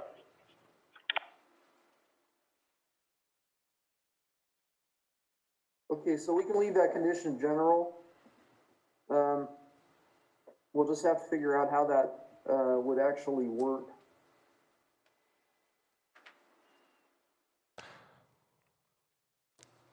I mean, I know that the people in the audience, I think that maybe one of their concerns is I think that's the biggest concern. If we're going to leave that kind of open, I think that's one thing. I don't know how they're going to feel. It doesn't look like they want to kind of know how that works out, and I completely understand that. Damien did actually do some road work, and it sounds like he did support some rock, but I think for everyone to feel good about this, I think this has to be dealt with. And I see some hands coming up here, so I'm not sure what we can do. But again, I really feel that that is a key issue here. And I've seen the hands, I've seen some nods that, for them to, I think that for the neighbors to feel like this is not harming them, I think this is something that I don't want to walk away from. So what can we do? This is not unlike when a tribe wants us to impose make an applicant enter into an agreement about monitoring cultural resources. We can't impose that, nor can we tell people how to deal with this road specifically. But there have been many, many examples of planning commission meetings when once a road or access issue came up and the applicant and the neighbors agreed that they together would work on it. We've left it with that kind of an understanding because we cannot go further in and impose an agreement. And what I'm hearing, I believe, from the public and from the applicant is that there's a path forward to mutual maintenance. Correct. If I may, I would recommend to allow the applicant and his neighbors to work through that on their own. As you pointed out, Commissioner Hess, it gets into a little bit of sticky waters when we start enforcing third-party agreements for the county, because now we become an enforcement agency, and that's not necessarily the purview of the Community Development Planning Division. There's a difference between an easement, a shared easement, and a public maintained road. If it was publicly maintained road, that would be a different situation. I'm sorry, I misspoke. If it was an easement, it would be a different situation, and we typically try to get the applicants, we strongly encourage applicants to reach out to their neighbors before a planning commission meeting, well before, just to kind of talk through the nuts and bolts of a shared easement, since, shared easement and everybody will be using it. Public maintained roads is a little bit different.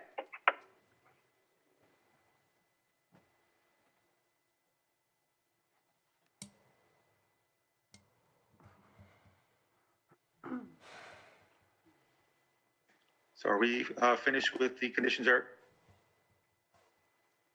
The condition language?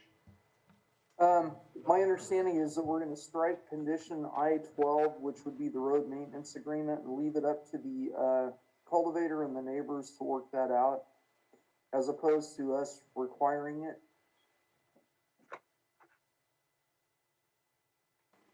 Right, I don't believe we can require it in that sense. Okay, so we'll bring it back to the board for some action.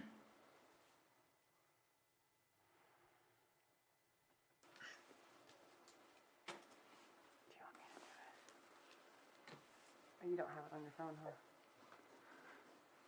Mr. Chair, I'm prepared to make a motion. Okay. I move that the Planning Commission find that excuse me, I'm on the wrong document. I apologize. 10 seconds.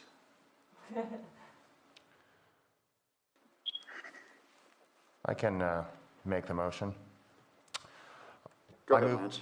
Yeah, I move that the Planning Commission find that the initial study, IS 19-51, applied for by 3Bs LLC on property located at 21340 Eureka Road, Middletown, and as APNs 014-003-24, also 0114-140-17, 19, 20, and 21 will not have a significant effect on the environment, and therefore a mitigated negative declaration shall be approved with the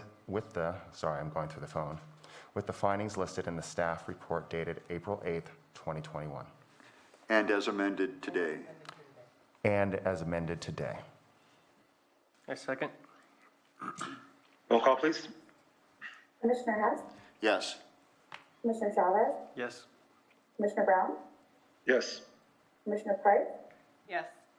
Commissioner Williams, Yes. motion so carried.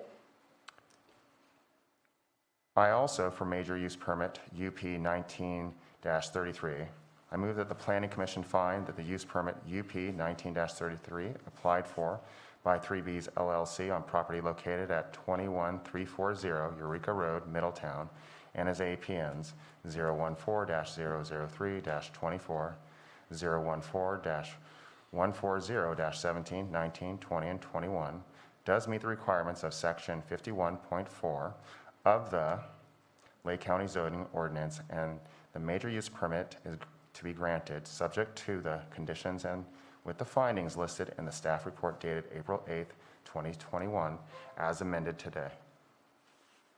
I second that. Roll call, please. Commissioner Hess, Yes. Commissioner Chavez, Yes.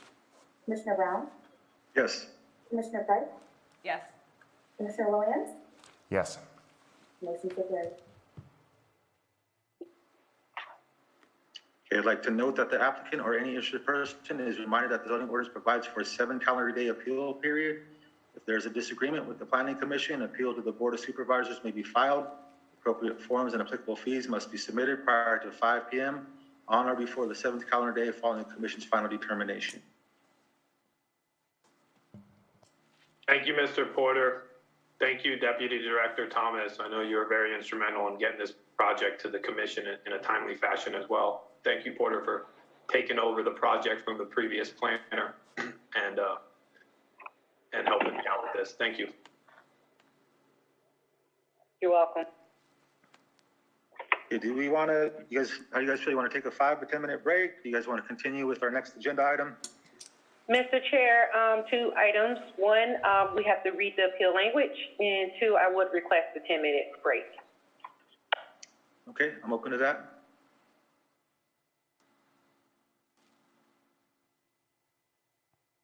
Are we taking a break?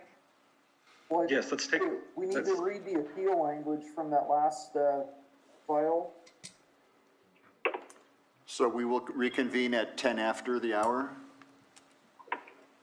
Correct. Sorry, first, let me clarify. I would request that we read the appeal language first, then we take the break, just for the continuity of the record. The appeal language I thought was read. I did read the language. Yes. Oh, my apologies, Yeah. So yes, 10-minute break, please. Yes, reconvene at 10:10, or 11:10, excuse me. Okay, we're prepared to take up our 9:20 a.m. item, public hearing consideration of major use permit, UP 19-31, to consider approval of a commercial cannabis cultivation project on a 333 plus acre property and consideration of adopted mitigative declaration, IS 19-39, applicant owner Badlands LLC, proposed project 12 type A, type 3 medium outdoor cannabis cultivation licenses requesting 529,560 square feet of cannabis cultivation area and 1 A type 13 self-distribution license, location 21518 Bartlett Springs Road, Lucerne, California, APN 016-032-01. Thank you, Mr. Chairman. My video is turned off. I can't turn it back on from here.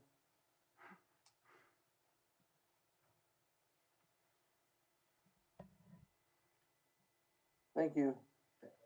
All right. Before we proceed, I need to say that this entire property is surrounded by BLM land. And this may be something that we might want to continue for 2 weeks until we get a legal opinion on it. I think for consistency's sake, we don't have much of a choice. I don't know what my colleagues feel about that, but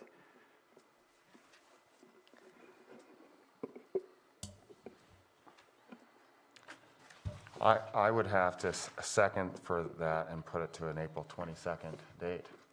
Yeah, without prejudging the application in any way. Yeah. Simply over the question of the BLM question. I will I echo, also wanna I will mention echo that, that on my colleague's behalf. I don't feel like we could make a decision on one and not on the other, given the circumstances.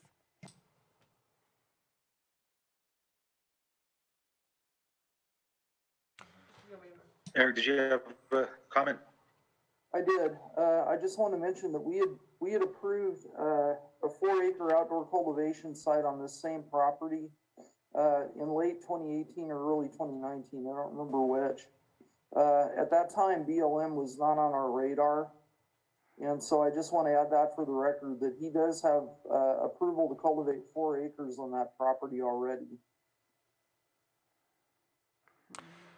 I believe until we have our council, Nicole, our standard council, and by Takara's recommendation, and by, again, holding consistency, I think we've talked about all the pluses and minuses and possibilities, but I think we do have to hold consistency. So I would like to table this until April 22nd, until we have further information. I would second that.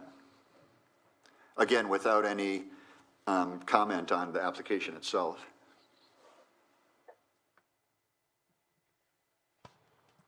It's been moved and seconded. Can we get a roll call vote, please?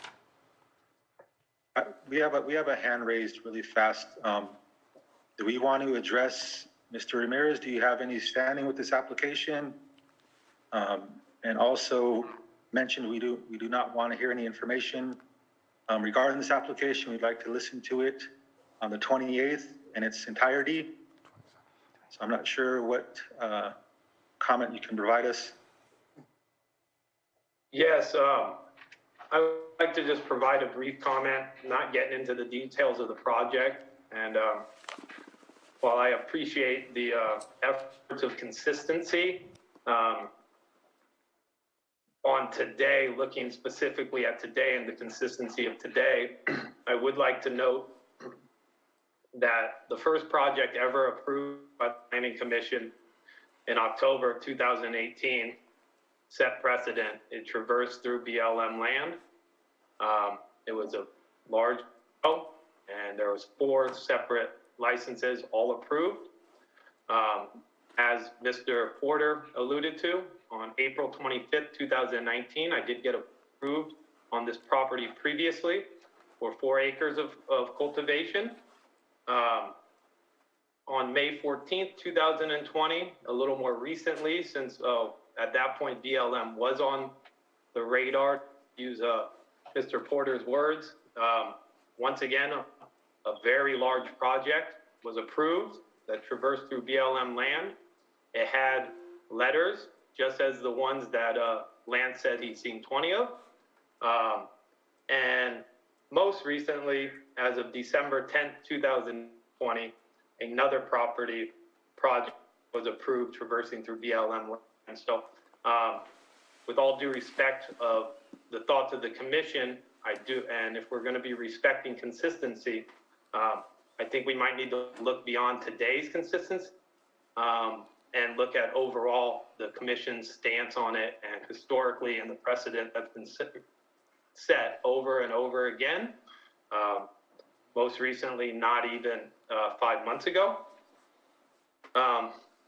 Those are just some of the examples. There's been at least a dozen others that traverse through that have been approved. I do not have their dates. I'd be happy to do further research and look into those as well to provide you. I wanted to bring up the very astute point that Mr. Williams brought up, that all interstate freeways or federal lands, very hard to traverse anywhere through the state with that. And last, I will be more than happy to forego my distribution and transportation self-distribution license. There is no need for it. I use outside CDFA licensed transporters and distributors to not only bring my starts and my seeds on site, but also to remove all product. So at the end of the day, this is a use permit for me to be able to use my land. And when it comes to the BLM, I need to be set back at a certain degree, which the design of my property adheres to. And I want to just remind the commissioner that without the self-distribution license, if that gets removed, you are simply granting me my legal right to cultivate on my private property. It follows every single law in the county and the state. And if there is an issue, like Mr. Porter has said multiple times in previous hearings, as well as this one, two projects ago, it is buyer beware. This is a issue for transportation. This is an issue for distributors. It is not an issue for someone who is using their private property to legally cultivate cannabis. So I just wanted to make that clarification. I understand and respect your desire for consistency. I only wish the previous applicant who approached with this concern was able to articulate what I just said. So maybe we could have moved forward in a more efficient manner. This project was early activated last year. In addition to the 4 acres that was already been growing on, this will be the 3rd season of that. And I would like to get this project started as soon as possible. I feel like I have a complete application and I have adhered to all of the concerns. And I would like for it to move forward today with all due respect. Thank you very much. Thank you, Mr. Ramirez. Lance, you did make a motion. Do you want to continue with that motion, and does have a second?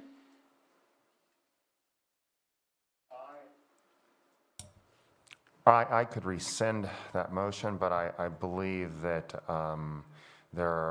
as I said with the last one, I did not see any issues with that. But again, I think there's enough commissioners here that believe that they would like to hear it from council and have this resolved. I do appreciate Damien speaking and addressing the points, but I think a lot of those points were brought up. So the only thing I think that Commissioner Hess, again, would like to put this to the April 22nd date so that we do have county council, and I do respect that decision. If something has changed from here, I, of course, am willing to go forward. Okay, we do have a second. Is our second still in standing? Yes. Okay, let's get a roll call. Commissioner Hess, Yes. Commissioner Chavez, Yes. Commissioner Brown, Yes. Commissioner Price, Yes. Commissioner Williams. Yes. The motion's approved.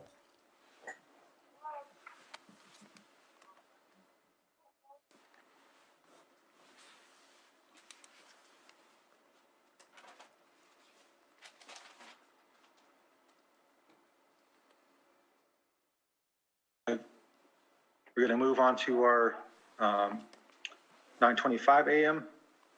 public hearing consideration of major use permit, UP 14-09, to consider approval of a construction project on a 36.55 plus acre property in consideration of adopting a mitigated negative declaration, IS 14-33, applicant owner, Hidden Valley Lake Homeowners Association, proposed project demolition of the 7,200 square feet existing homeowners association headquarters, and new construction of a 12,483 square foot building that would house the homeowners association office, a restaurant, golf pro shop and lobby, and construction of a new 3,180 square foot covered patio area, location 19210 Hartman Road, Hidden Valley Lake, California, APN 141-371-01.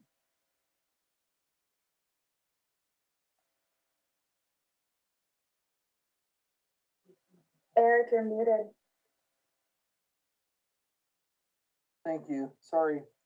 Point of clarification, the homeowners association office is not located in either the existing building or the proposed building, but it would house the restaurant and the golf pro shop.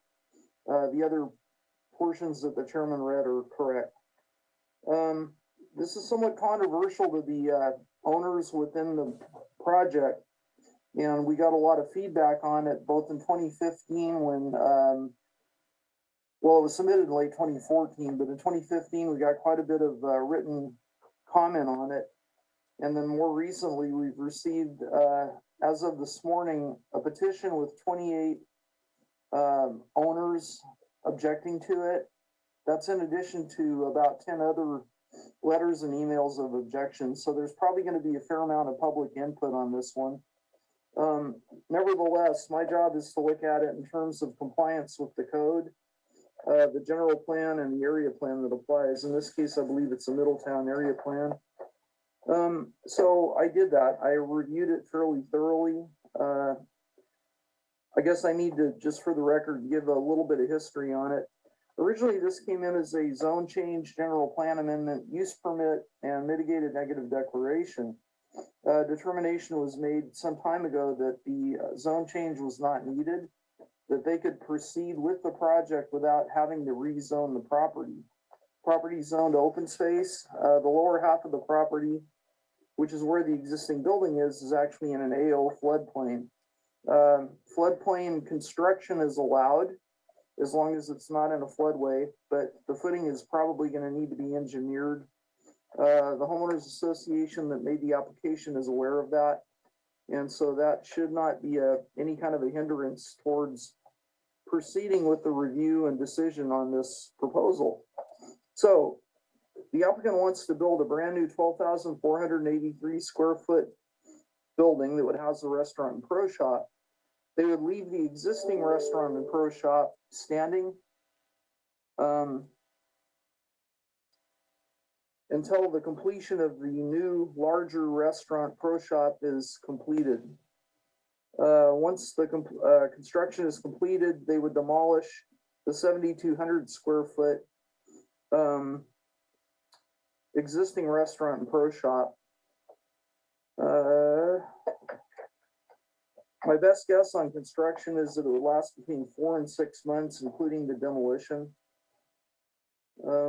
They have given us all the studies and data that we needed in order to do a thorough CEQA review and ultimately a thorough zoning ordinance conformance, general plan conformance, and area plan conformance review. I think my staff report is fairly self-explanatory. This type of a use permit is slightly different from cannabis. There are different things that we have to apply to it, which are within the staff report. And there were quite a few different items that we have actually compared up against this proposal that have all been met based on the submittal material. So we did do an environmental review. It was IS 14-33. It's attachment 5 in your packet. We did not receive any adverse comments from any notified local or state agencies. Middletown Rancheria had expressed interest. The Homeowners Association has entered into a contractual agreement with the tribe without any interference needed on the part of the county. I spoke with Mike Rivera with the Middletown Rancheria tribe yesterday, and he is satisfied with the written agreement between the HOA and the tribe, and sent me an email indicating that this project, in the tribe's opinion, is fine to proceed. And so I think that's all I have. Again, there's quite a bit of interest on the part of the residents within the HOA, and I couldn't find any reason to recommend anything but approval on this mitigated negative declaration and subsequent use permit. And so with that, I can entertain any questions that you might have. Thank you, Eric. Any questions from the commission? Mr. Chair, I'm going to withhold until after public comments. Okay. I'm okay with moving forward with public comment before I say anything. Okay, do we all want to agree we want to move to public comment? Yes. Yes. Okay, let's go ahead and open up public comment.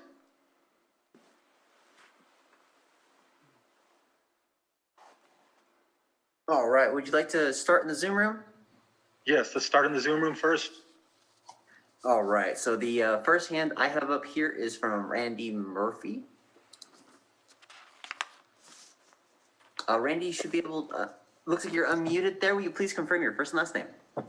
Yes, Randy Murphy. I'm the general manager for Hidden Valley Homeowners Association. And the project proponent, or applicant, I guess. Can you hear me? Yes, you can. Yes. Okay, just checking. So first of all, I'd like to thank the commissioners and the planning staff for their diligent work on this. The project is a long time coming. It's been in the works for over 10 years. And as Eric pointed out a moment ago, there is a small but vocal contingent of project components that have stalled or otherwise created delays via recalls and other tactics, costing the homeowners here several more $1 million than if the project had been done 5 to 10 years ago as originally planned. We're now at a point we can't wait any longer. The Hidden Valley Board has approved the master plan. I recall last summer, an attempt to derail the project failed. And I know this, one of the objections was that we needed a vote of the membership, and we have an attorney's opinion that said that is not a correct statement. The original building that currently exists was designed and built in the late 1960s when the community was much smaller. Today's needs are different than 50 or more years ago. Additional dining space, both indoors and out, are at a premium today, and considering potential future pandemic environments. The new project will be the crown jewel for our association and South County overall. Recent demand for property here is higher than it's been in years. And many of the new members or new residents are very supportive of the project. So I'm here to answer any questions related to the project if you have any.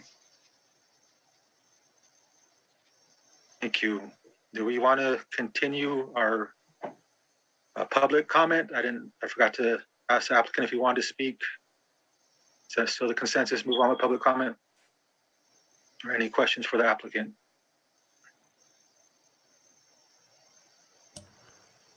I have one question that I don't know if he can answer, but how many people, I was looking at Google, how many people live in Hidden Valley? I see the population is 5,540, and I'm curious how many are in this HOA? Yes, the Hidden Valley Homeowners Association most recent population estimate is somewhere between 6,000 and 6,500 residents. There are about just under 3,300 lots, about 2,400 of which are developed. Thank you. That was very helpful. That will help me make my decision. Okay, thank you. Let's go ahead and open it up for public comment now in the Zoom room. All right, the next hand I have up here is from Elizabeth. Elizabeth, I've allowed you to talk and asked you to unmute. Oh, it looks like you're muted. Will you please confirm your first and last name? Elizabeth Montgomery. Thank you, we hear you. I'm a homeowner. The 3-minute rule does Valley apply. Lake, and I'm in opposition to this project as it is currently planned. First, our homeowners association cannot afford the project. We are struggling financially already. We don't have $8 to $10 million to invest in a money-losing business. The financing is not there. The project may well get started and not get completed. Large special assessments may have to be levied on homeowners who cannot afford them. Property values may be impacted, and the substantial property taxes that the county relies on from HVL may be impacted. It is possible the HOA will be driven into receivership again. I believe that the general welfare of Lake County residents will be harmed by this project. My very personal stake in this is that urgent wildfire safety needs are being neglected in my neighborhood. They are being neglected in favor of this project. Second, This project is in a high-risk flood zone, along with nearby homes, shopping centers, and Coyote Valley Elementary School. The project should not be considered in isolation, but in this context, and also in the context of multiple concurrent developments, in the context of climate change, and especially in the context of already woefully inadequate stormwater drainage infrastructure. Some components of the local stormwater drainage system were only designed for a 10-year flood. Currently, no one is maintaining the extensive culvert and ditch system that runs through the community. Neither is the Pudic Creek side of the levee that runs along Mountain Meadow South Road being maintained. The community is awaiting funding to correct a unique and serious problem with the valve gate to a large retention basin, which now traps water on the community side of the levee when the water level in Pudic Creek gets too high. There has been repeated flooding in the area, including parts of the project site. First Street Foundation is a more up-to-date and predictive source than backward-looking FEMA maps. It estimates that a 94% risk of flooding for the Hartman Complex project site in the next 15 years, and says that risk is increasing. It lists the flooding hazard for the site as 8 out of 10 on its risk scale in the severe category. I realize that the proposed building will sit at a slightly higher elevation than the current one, but will that be sufficient in an atmospheric river event? There's a statement on page 137 of the drainage study and hydraulic analysis that, quote, no off-site drainage improvements were found necessary and none were proposed within this development. However, It's been no 3 minutes, analysis so of if the you can. off-site drainage systems is presented. In fact, off-site drainage improvements are desperately needed and could very easily have ramifications for the project. The project should not go forward until those needed improvements are made. It's been 3 minutes, so if you can please wrap it up. So I just want to take exception to being the member of only a small but vocal contingent. The last election in Hidden Valley Lake went handily to people who felt that the community should have a vote on this project. And the candidate, who was a previous board member, who said that this project was a need and not a want, lost. And over 700 people voted to recall 4 board members just in the previous election. So the idea that we're just a tiny minority that speak up is belied by numerous things. Thank you. We would like to give other people a chance to speak. You've exceeded your 3-minute window, but if there isn't anybody else who would like to speak, we will come back. Sorry about that. Thank you.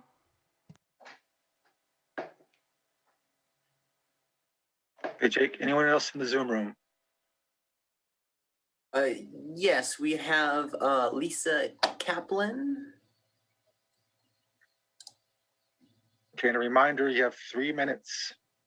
Okay, thank you. I'm grateful to the Planning Commission for hearing this and other projects, and also for your consideration of the residents' voices, because we're the people who actually, like you, keep this place alive and kicking and moving forward.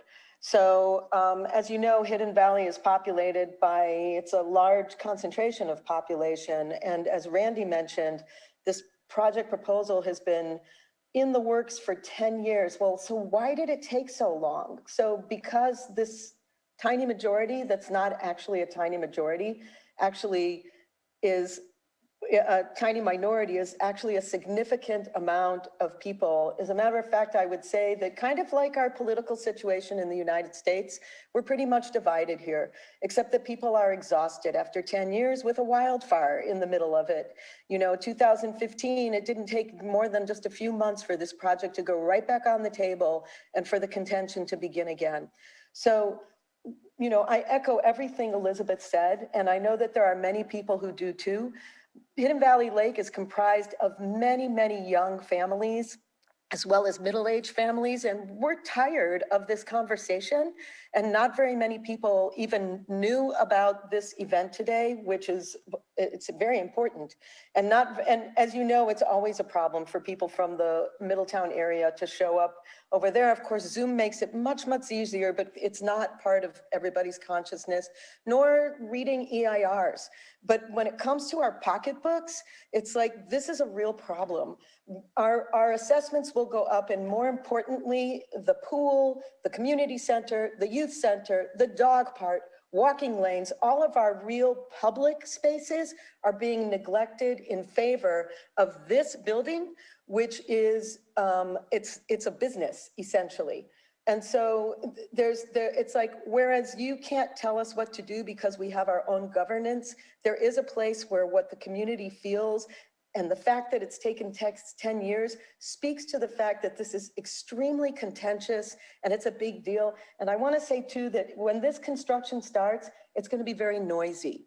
And I'm not really looking forward to my life being disrupted by noise, especially not by this giant thing that I frankly think is overspending.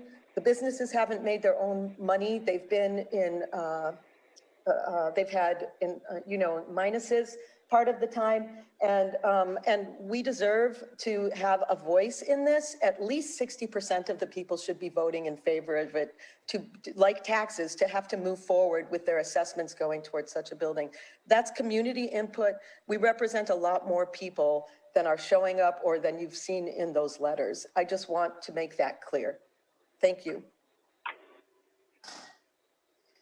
Thank you. Do we have anybody else in the Zoom room, Jake?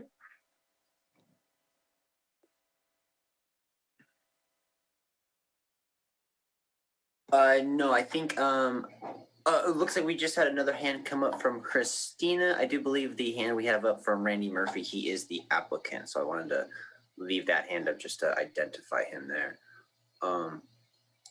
Christina, I've sent you permission to talk and have followed up with an unmute request. It looks like you're muted. Will you please confirm your first and last name? Yes, it's Christina Pernisi. Great, thank you. Hi, I came in late because I had other meetings, but I wanted to also really reflect on what Lisa and Elizabeth said. I'm a member of HOA here, and the subsidies that we pay in extravagant amount for the current building is obscene. And for them to try and build a larger building that we would have to even subsidize more is unspeakable. So not only is it in a floodplain, which to my knowledge has not been rectified, but the assessments that the members are going to be taxed with, especially in this economic downturn, people have lost their jobs, people have lost their livelihoods, their homes, family members, and this board and GM wants to go through and build a $10 million plus building that we do not need. And like Lisa said, we are only speaking on our behalf, but we're speaking on behalf of a lot of people that do not have the means to get on the Zoom meetings or have the knowledge of what's going on in our community. So I'm very against this building, as a lot of us are. Thank you. Thank you. Any additional hands in the Zoom room, Jake? It looks like at this moment, there are no additional hands. Okay, do we have anybody in the chambers who's wishing to speak on this item? No, we do not. Okay, we can bring it back to the commission. Do we want to hear from, give Mr. Murphy the opportunity to respond again to any of the comments made? Chair, if I may, as soon as I spoke, we did have other hands come up in the Zoom room. Okay, let's go back to those then. Thank you. All right, great. So the first hand I had come back up was from Elizabeth. Let's not make Is it a new comment from Elizabeth? Is that she spoke before, I believe, maybe? We do have a new comment from a Bobby Dutcher as well. Let's get to the new comment. Okay. Bobby, I've allowed you to speak and have sent you an unmute request. Looks like you're on mute. Will you please confirm your first and last name? Bobby Dutcher, Lakeport. So Great, thank I've you. served on a number of different boards of directors for different organizations, and we never get 100% approval for any decisions that we make. But in this case, I would definitely give the benefit of the doubt to the board of directors that represents the Hidden Valley Association and decided to move forward with this project. I think, when I was looking at that, there was maybe 48 signatures, in opposition. There's over 5,000 people that live there, and the signatures were gathered by DocuSign rather than, people going out and actually going to the trouble of finding the petition and signing it. So I'm going to really support this project, and I would hope that you approve it and let them move forward finally. After all this time, they can finally start building this building and upgrade the association's improvements. Thank you.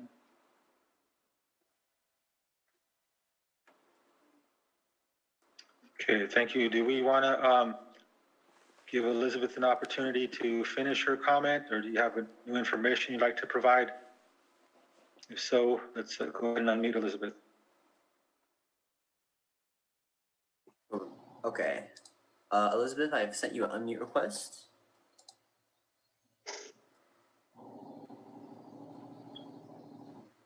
So we did check with Eric Porter about whether it would be okay to use DocuSign on that petition.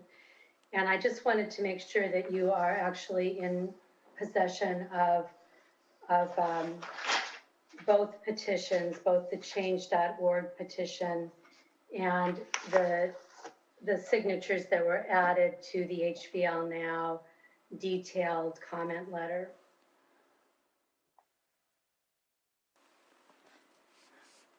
We have the signature page, which is part of the HVL Now letter. We do not have a physical copy of the other change.org petition you referred to. Were the signatories of the change.org petition all Hidden Valley Lake residents? I believe that they were, but they may have their phone, if their phones were from a different area code, it may say that they were from some other area. Mr. Chair, if I may? Yes, please. Staff did receive the change.org petition in several different manners. We received it via fax and via email, and then I personally uploaded it to the e-comment portal, as e-comment is the county's preferred method for receiving written comments. There was 3 pages that was received. The first page was a letter, and the second pages were 2 pages of signatures. There were no addresses or phone numbers on the copy that I received. It was just the signature page, and I can share that if it is the pleasure. I misspoke. It's names, location, and dates of the signature page.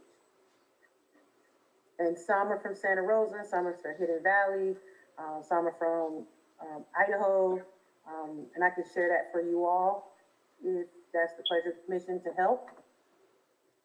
I did look at it. I don't know if any other commissioners would like to see it. I've already previously viewed it.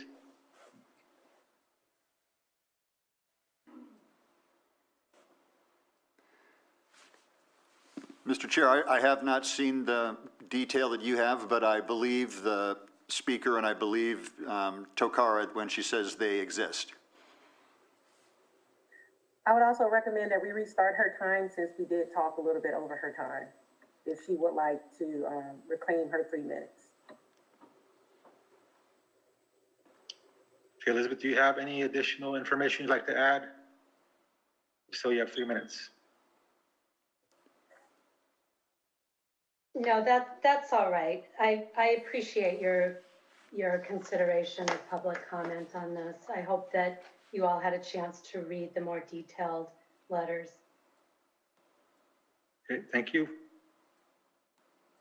let's go ahead and bring it back to the applicant. If the applicant wants to address any of the points or concerns. Mr. Chair, there is that e-comment. I don't know if we would like, I'm sorry for interrupting. I don't know if you would like for us to read it since it is that letter.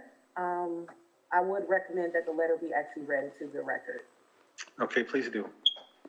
To Lake County Planning Commission, care of Eric Porter, regarding Hartman Complex, UP 1411, IS 1433, change.org petition, Hartman Complex unwise as planned.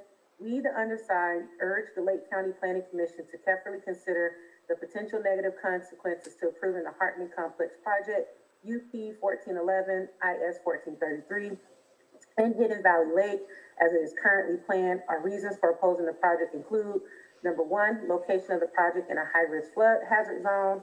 Number two, a larger context of several projects: Hartman Complex, Valley Oak Shopping Center, new homes, and nearby cannabis operations, relying on inadequate infrastructure, roads, and drainage, with consequences for traffic safety, evacuation difficulty, and flooding. All this particularly impacts Coyote Valley Elementary School, which is close to the Hartman Complex project. Negative impact on the financial welfare of residents who must bear the cost and risk associated with ill-advised size and expense of the Hartman Complex project. And then there are 2 pages of signatures. Approximately, I just did a rough count, approximately 28 signatures.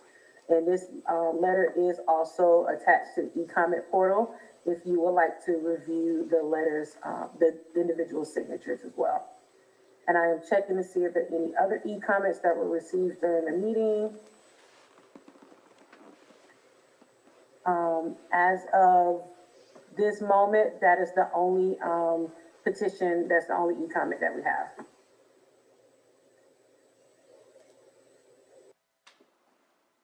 Okay, thank you. Let's go ahead and if there's no more comments, let's close public comment and give the applicant, Mr. Murphy, an opportunity to respond to any of the points raised, if he likes to. Yes, can you hear me? Am I still on? Yes, you are. Okay, just checking.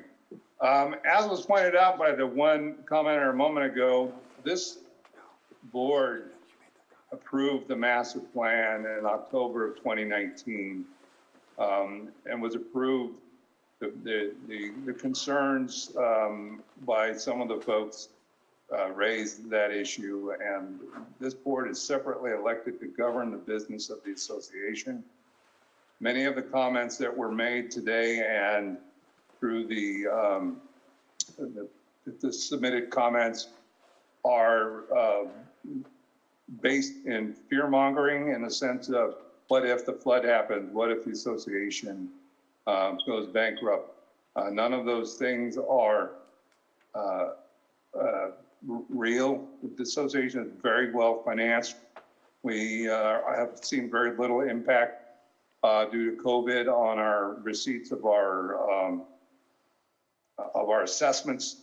So, you know, we're ready to go. This project is funded, and as soon as we get the permit approved, then we'll be ready to break ground. The concern about the flooding and the levee, that is not the Hidden Valley's responsibility. We do recognize that it is an issue and are working with the CSD and the county to try and resolve those issues. But again, the issue specific to the restaurant and the use of this property and the construction, we're ready to rock and roll, assuming the commissioners grant this permit. Okay, thank you. Let's bring it back to the commission. The commission has any questions? I noticed Commissioner Chavez had to leave for his appointment. Do we have any questions for the applicant from the commission? I do, Mr. Chair. To be honest, I'm not sure whether he's in a better position to answer my question or Mr. Porter.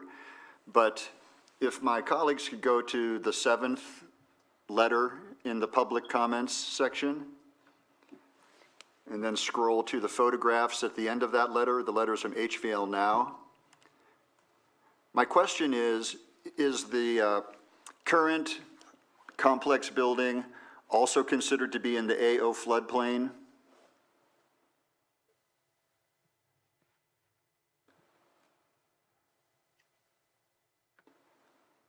Yeah, Commissioner, it's in the map floodplain. Right, it's indicating 1% chance of flood, it appears, annually. I'm not sure quite how to read that. But the photographs I'm referring my colleagues to are of the Greenview parking lot in 2017, when it was fully inundated. And if that's the current floodplain status, and it will be the floodplain status for the new facility, what do we do to avoid an episode like the photographs show from 2017? If I may, Commissioner, I can respond at least partly to that. Yes, please. Okay, it is my understanding that part of the flooding was caused because a tree blocked the culvert underneath Hartman Road. So in that specific incident in 2017, the final finished floor elevation for the existing building is a couple of feet above the flood elevation. The new building will be approximately 3 feet higher than that. So. But what about the new parking lot? The parking lot is within the floodplain. The design has some improvements to the drainage, but obviously when the creek backs up because the tree blocks the culvert under Hartman Road, all bets are off. Has that been remedied since 2017? The tree has been removed, yes, but obviously it could potentially happen again. Thank you, that was my question.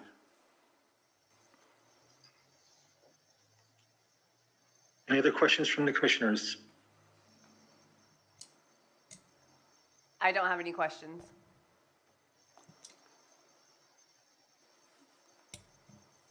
Commissioner Williams, any questions? That picture definitely was the first thing I saw, and I was told that they were going to be doing some type of mitigation, as I had understood it. I don't know if there's any cases with that, whether there was going to be better drainage. I thought that was mitigated. Did I misunderstand that? That was talking to some people who were in that area, besides just the raising of that. I thought there might have been some different drainage areas.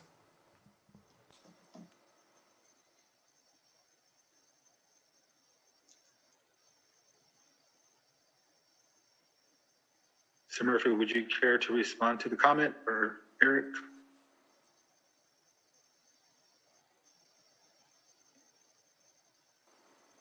Mitigation, I don't think is in the plan. No, there are improvements being made through the filtration of the drainage that goes into the creek off of the hard surfaces. But mitigation in and of itself, that is not part of the project. No. To me, mitigating it would be improving the drainage. So to me, that's, I think, being slightly addressed. Yes. And I would like to clarify too, again, even though the water was in that one photo was high, it never got into the building itself.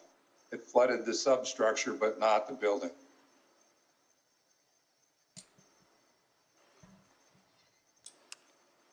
Mr. Chair?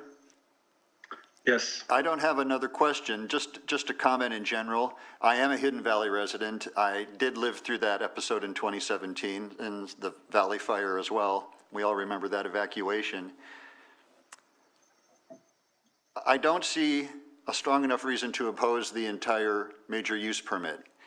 And as a resident of Hidden Valley Lake, I am well aware of the number of recall elections we've had, criticisms of the HOA board and management, criticisms of subsidies for the restaurant and the golf shop. Those are all realities, homeowner association realities for residents of Hidden Valley Lake, but those are not part of our purview in terms of the major use permit application we have before us.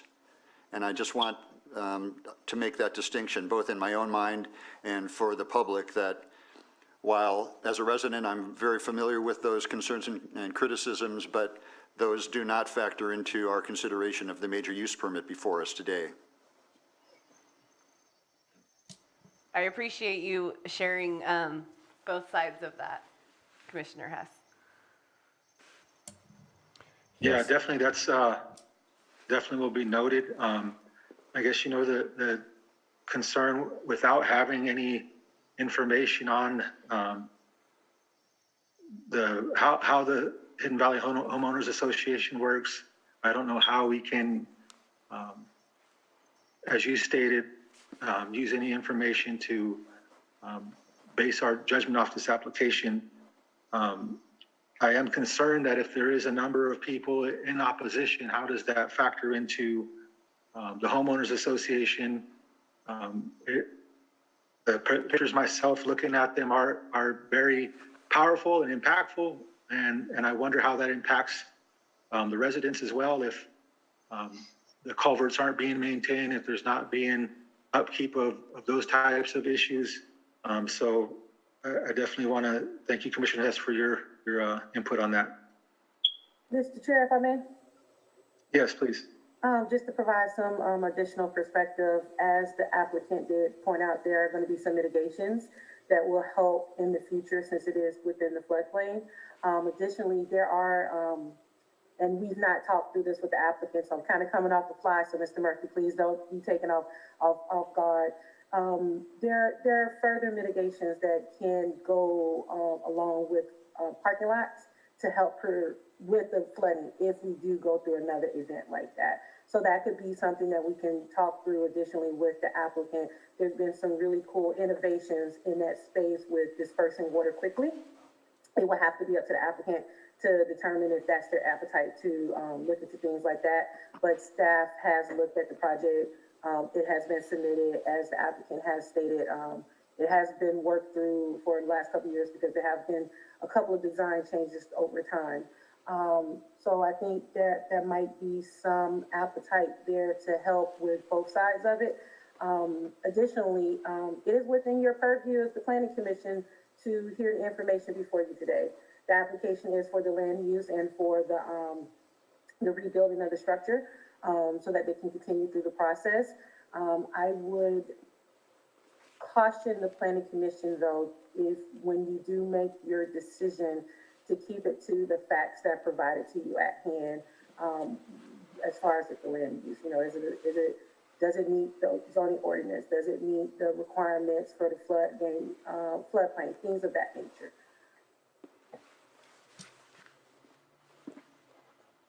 Thank you, Takara. Yes, thank you, Takara.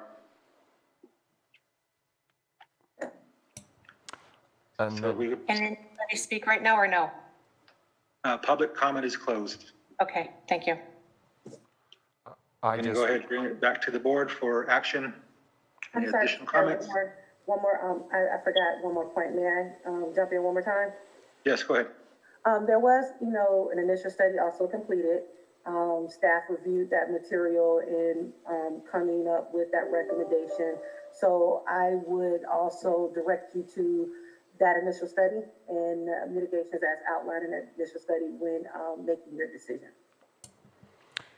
Yes, thank you. And I found that the overall conclusions and mitigation measures that was put out there, I'll just read from what is there. It says the project's mitigation measures for stormwater quality and hydro modifications are sized correctly to meet the state requirements as they are shown by the calculations. The drainage system is adequately sized for the proposed site runoff.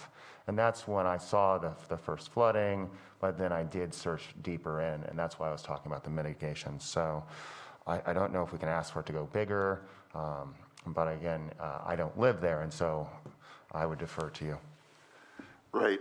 A lot of the stuff that has to do with groundwater recharge and stormwater runoff has more to do with sediment collecting in streams and that kind of thing, and water clarity, the Clean Water Act, than it does with flood control.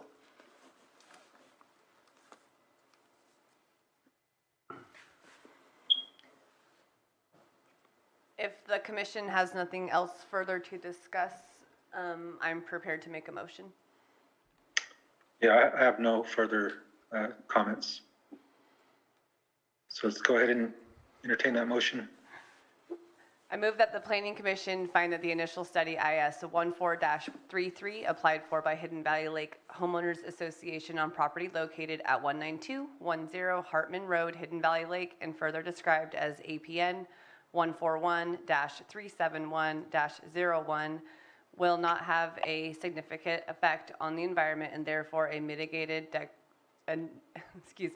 mitigated negative declaration shall be approved with the findings listed in the staff report dated April 8th, 2021. We get a roll call vote. I second that. I'm seconding a roll call vote, please. Commissioner Hess, Yes. should we just skip over Commissioner Chavez since he's out? Commissioner Brown, Yes. Commissioner Price, Yes. Commissioner Williams, Yes. motion's carried.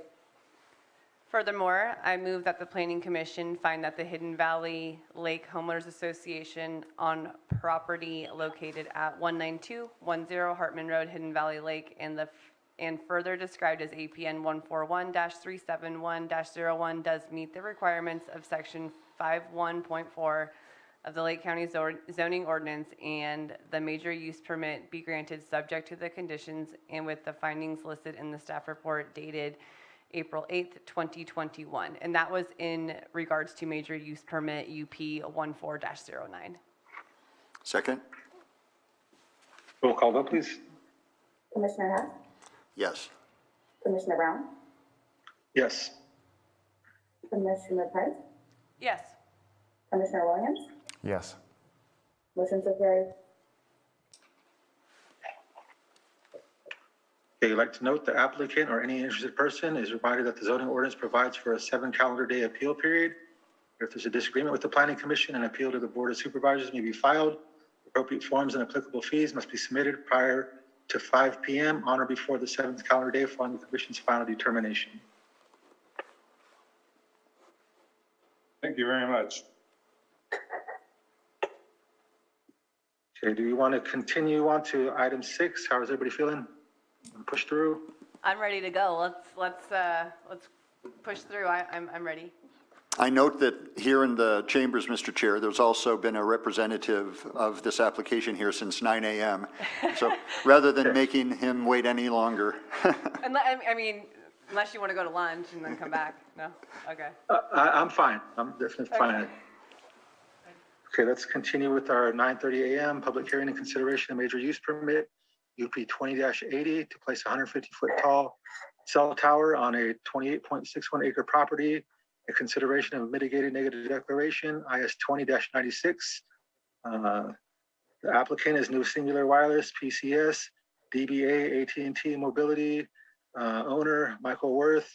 Proposed project, new 150-foot tall cell tower and appurtenant equipment within 45 by 40 fenced enclosure. Location 15650 East Highway 20, Clear Lake Oaks, California 95423, APN 006-530-03 and 006-530-04.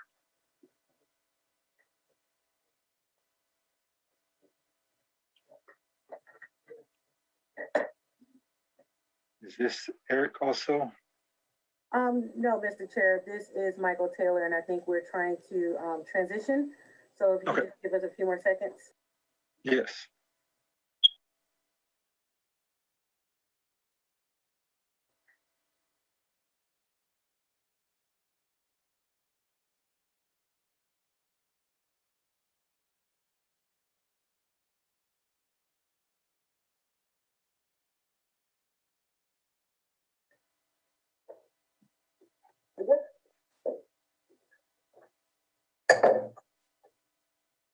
Good morning, Commissioners.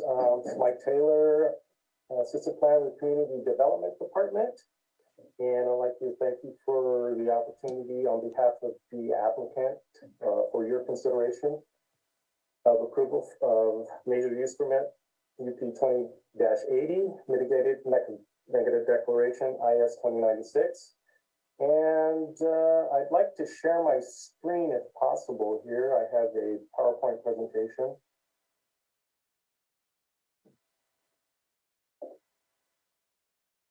Yeah, that screen share should be possible. Okay. There we go. Perfect. Okay. Let's see. Review. All right, so there's the cover page there. Major use permit, presentation to the Planning Commission, Community Development Department, County Lake. It's for consideration of major use permit. UP 20-80 negative declaration, IS 2096. The applicant is New Senior Wireless, PCS DBA AT&T Mobility. Property owner Michael E. Worth. Agenda is following generally this format here: permit request, project location, site description, project analysis, recommendations, and conditions. The request application seeks approval of major use permit and mitigated negative declaration for a new unmanned wireless community facility cell tower located at 15650 East Highway 20, Lake Oaks, APN 006530003 and 006530004, which includes 150-foot tall single lattice co-locatable cell tower and associated equipment, which would, including emergency backup generator, which would be housed in a 40 by 45 carrier lease fenced enclosure. The project site is located actually on a previously disturbed area, and the parcel is on RL, which complies with the Article 71 of the Lake County zoning ordinance. Project location is generally at the location of Highway 53 and Highway 20. Area is zoned RL and RR. Most of the properties, this is rural area, so most of the properties in this area are at least 10 acres or more.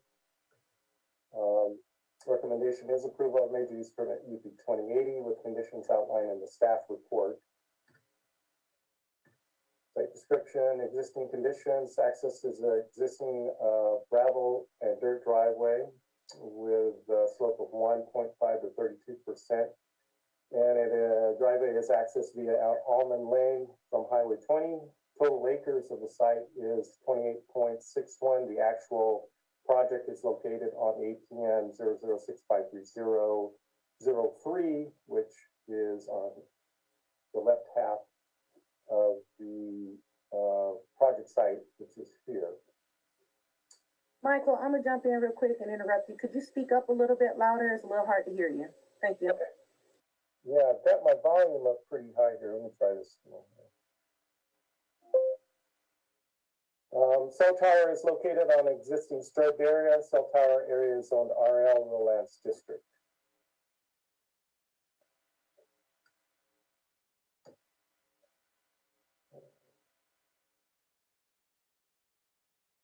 Bear with me a minute. Have the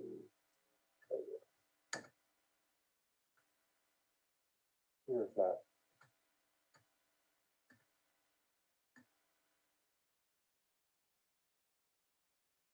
So this is showing, this particular slide is showing an existing pad area which was previously disturbed. Tower location and construction station would occur in this this area here.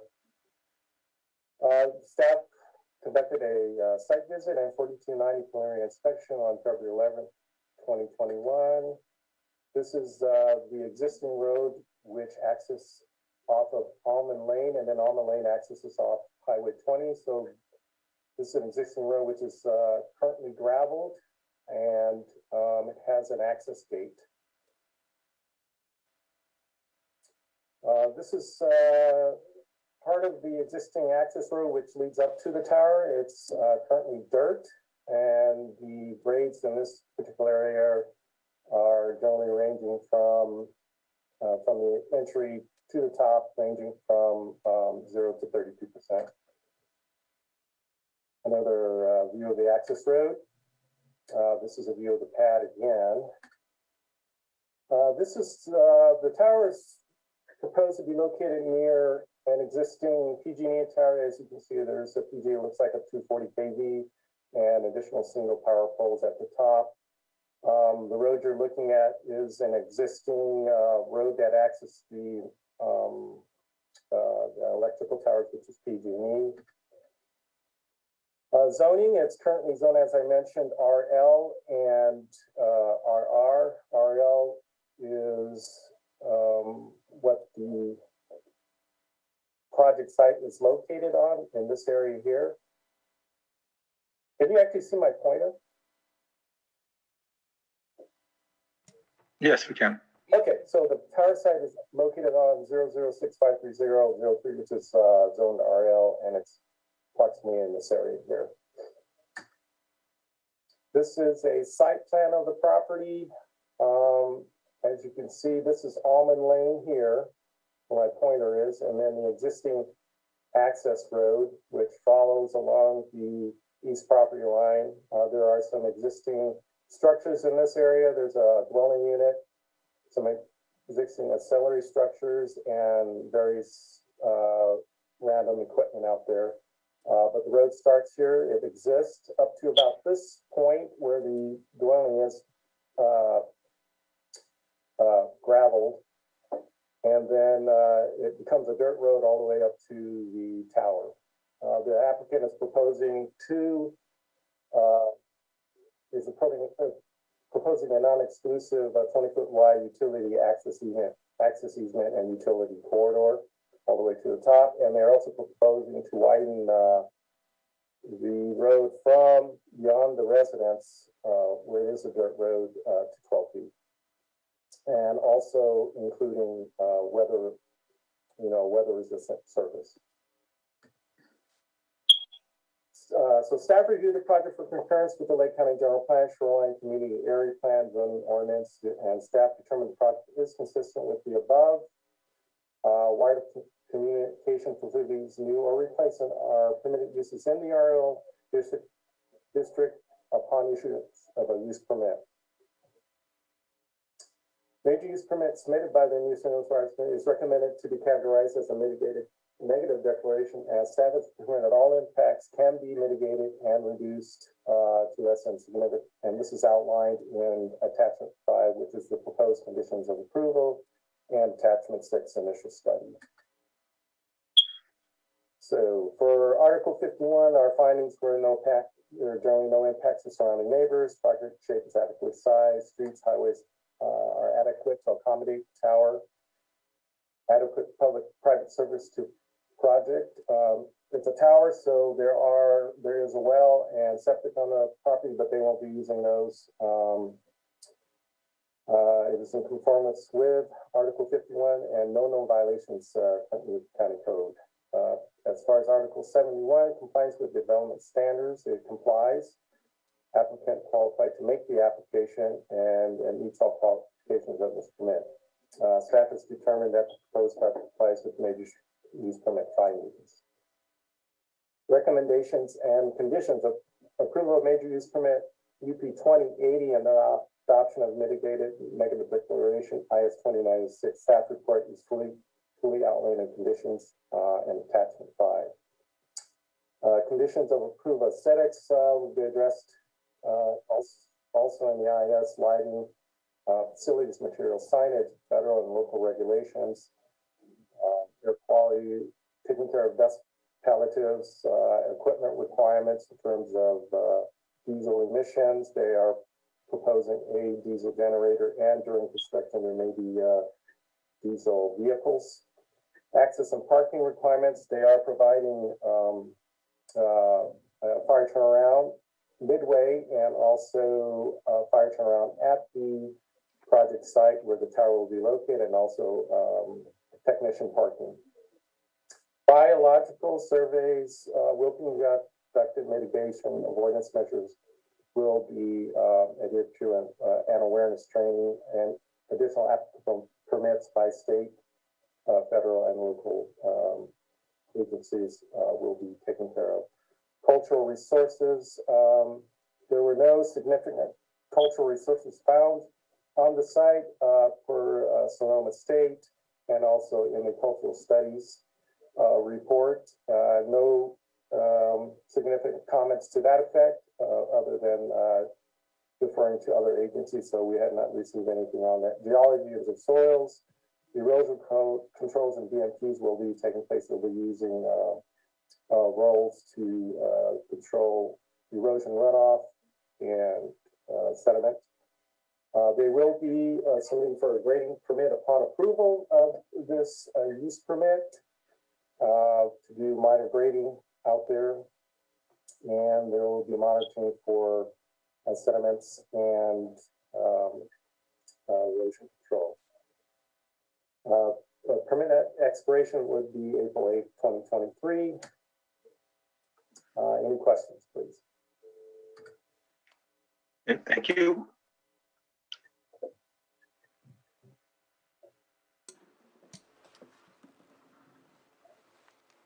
Do you have any questions from the commission?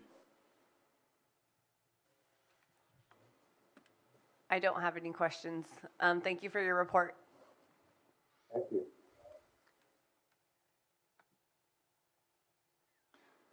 Mr. Chair, no questions.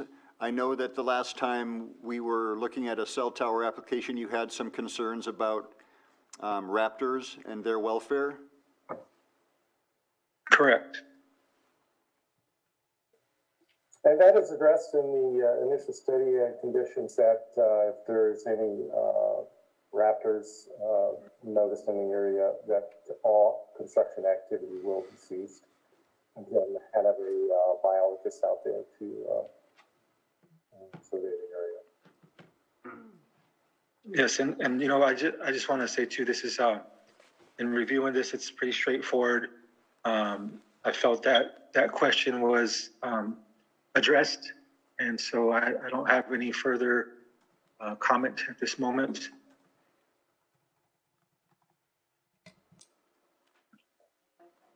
So if we have no comments from the commission, we'll go ahead and ask the applicant if there's anything he would like to add, or do we have any questions for the applicant?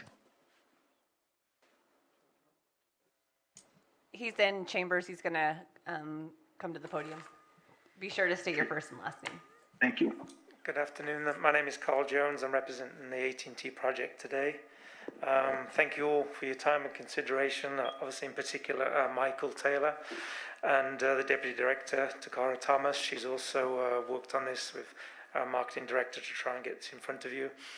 I've been blessed in, I think, the last 3 years, put 2 towers in front of you guys and got them both approved. They've both been built, they're on air, successful, and I know that they've also been co-located on. So I felt it important for me to be here today because this is a priority site for AT&T, being a FirstNet site, which is for the first responders network.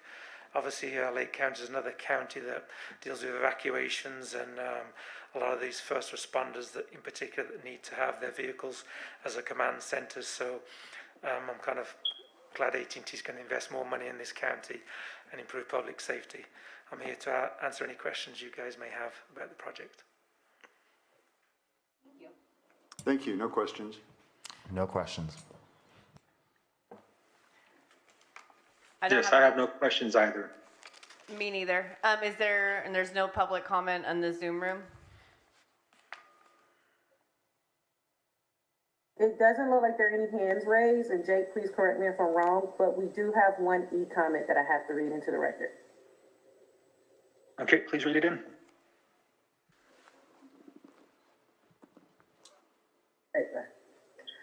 Yes, I'm just navigating into it. Sorry about that. That e-comment was submitted by a Miss Donna Makowitz, and it was submitted in via email, and we uploaded it to the e-comment portal. And it reads, "Good day. I tried to make an e-comment on the AT&T Clear Lake Oaks CCL 05772 telecommunications project biological resources assessment report, but couldn't figure out the process. This was to be my e-comment. I hope it will be considered in future projects involving Chaparral. If I might comment, there are errors in the field study report submitted by biologist Cord Hute in regards to Chaparral. Hute states 3.1 Vegetation Communities and Wildlife Habitat 1 Shrubland Alliance. Chaparral generally is thought to be a fire-dependent system based on the many adaptations of its characteristic species and its resilience and form and species composition to periodic burning. My comment, old growth chaparral is a beautiful, healthy ecosystem. It does not need fire to renew or clean out built up or overgrown vegetation. As an ecosystem, old growth chaparral does not need fire to remain healthy. The terms overgrown, decadent, and senescent are value judgments that may be applicable to our managed backyards and urban parks, but not wild plant communities. Old growth chaparral continues to be a productive ecosystem, growing fresh, new growth in its upper canopy every year. In fact, some chaparral plants require the leaf litter and shade provided by older chaparral stands for their seeds to successfully germinate. Instead of becoming trashy or unproductive, as some claim, old growth chaparral in excess of 60 years is actually just beginning a new cycle of life. Hugh states the abundance and diversity of wildlife in California chaparral is not commonly recognized. And chaparral habitat supports nearly 50 species of mammals, but none live exclusively in chaparral. My comment, there are 64 essential plants and animals of California chaparral, from the book Fire, Chaparral, and Survival in California. These species are most likely species seen most of the time while taking a walk through the chaparral. Important, the wren tit and California thrasher live exclusively in chaparral and are found and nest in the project area. May I share for the record some chaparral myths besides number one I just shared that are not true. Myth number one, chaparral needs fire to renew and clean out decadent or overgrown vegetation. Myth number two, past fire suppression has built up unnatural levels of fuel, i.e. habitat. Myth number three, large chaparral wildfires are unusable and preventable. Myth number four, chaparral is adapted to fire and needs to burn frequently. Myth number five, chaparral plant species are oozing combustible resins. Myth number six, hot chaparral fires sterilize the soil. Myth number seven, chemicals suppress seed germination under the chaparral canopy allelopathy. Thank you for the chance to comment. Donna Makowitz at gmail.com. Sincerely, Donna Makowitz. And that concludes that public e-comment. Okay, thank you. With nobody in the chambers, bring it back to close public comment, bring it back to the board.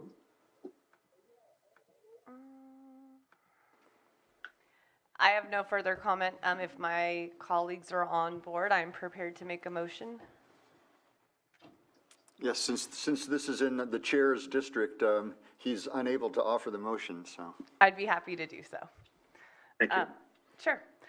I move that the Planning Commission find that the initial study IS 20-96 applied for by New Singular Wireless PCS DBA AT&T Mobility on property located at 15650 East Highway 20, Clear Lake Oaks, California 95423, and further described as APN 006-530-03 and 006-530-04 will not have a significant effect on the environment, and therefore a mitigative negative declaration shall be approved with the findings listed on the staff report dated April 8th, 2021.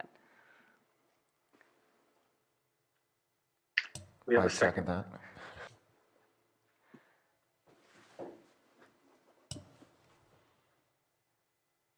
Are we going to get a roll call? Did we get a second? Yes, I seconded that. Okay, thank you. Roll call, please.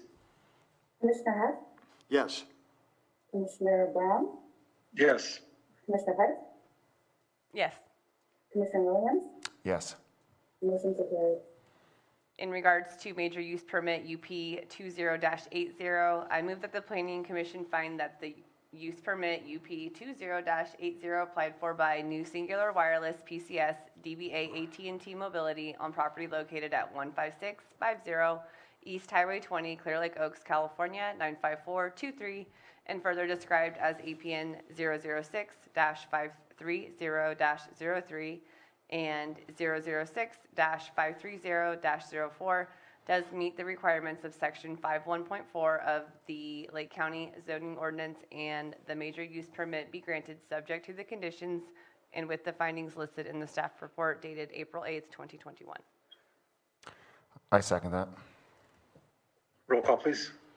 Commissioner Hess, Yes. Commissioner Brown, Yes. Commissioner Price, Yes. Commissioner Williams, Yes. motion to carry. Lastly, I move that the Planning Commission find that the wireless communication facility applied for by New Singular Wireless PCS DBA AT&T Mobility on property located at 15650 East Highway 20, Clear Lake Oaks, California, 95423, and further described as APN 006-530-03 and 006-530-04, does meet the requirements of Section 71.13 of the Lake County zoning ordinance, and that the Planning Commission has reviewed and considered the mitigated negative declaration which was adopted for this project, and the wireless communication facility be granted subject to the conditions and with the findings listed in the staff report dated April 8th, 2021. Second. Roll call, please. Commissioner Hess, Yes. Commissioner Brown, Yes. Commissioner Price, Yes. Commissioner Williams, Yes. motion so carried. Okay, I'd like to note the applicant or any interested person is reminded that the zoning ordinance provides for a 7 calendar day appeal period. If there's a disagreement with the Planning Commission, an appeal to the Board of Supervisors may be filed. Appropriate forms and applicable fees must be submitted prior to 5 p.m. on or before the 7th calendar day following the Commission's final determination. Okay, we'll move to our 9:35 a.m. item, public hearing and consideration of major use permit, application UP 18-24, proposing to allow for the development of facilities associated with the campground that offers lodging units, central facilities, and amenities, on-site water and sewer, and other support facilities. The project applicant is Utopia Six Sigma LLC. The Planning Commission will consider adoption of a mitigated negative declaration for this project based on initial study IS 18-24. Project is located at 13444 Spruce Grove Road, Lake, California, on assessor parcel number APNs 012-012-69. Good morning. Oh, actually, it's good afternoon now. It's 12:28. This is Tokara Thomas, Deputy Director of Community Development. I will be presenting this item in addition to Marilyn Tremblay, who is Chief Development Officer for Utopia Six Sigma, and Angie Dodd, Vice President of North Point Consulting, who is the consultant engaged by Utopia. So the format that we're going to follow today is Marilyn is going to walk us through a brief overview of Utopia Six Sigma North America, kind of give you a sense of what Utopia is all about and their mission, which is all about really providing expanded access to eco facilities in communities around the world. And then she'll turn it over to Angie Dodd to give a little bit more of a drill down into some of the project details. And then I'll come through on the end to just kind of wrap it up and give some more details about the permitting process. And so with that, I'm going to go ahead and turn it over to Marilyn, who will introduce herself and take it away. Can we, Marilyn, before you start, I need to disclose I did attend a meeting at the site on April 2nd, 2021. So I wanted to make that known. Since we're doing that, I also did a site visit on April 2nd my appointment was before you, Chairman. And I also made a visit to the site on the same day at 9 a.m. That is correct. And I thank you all for disclosing that. I just want to clarify for the record that it was not a meeting. You all took a site visit individually, so we were well within the Brown Act. And so with that, thank you, Commissioners, and Marilyn, if you would like to go ahead and introduce yourself. I also actually did a site visit yesterday, April 7th. Okay, thank you. Great. Thank you for having us. Very excited to be able to present to you guys Utopia North America. I'm Marilyn Tremblay, as Tokara said, and I'm the Chief Development Officer for Utopia North America, so the North American branch of Utopia. I have a quick presentation for you guys. I'll share my screen. Here we go. Hopefully all that goes well. You guys see it? Good? Yes. Excellent. Okay, so we are Utopia.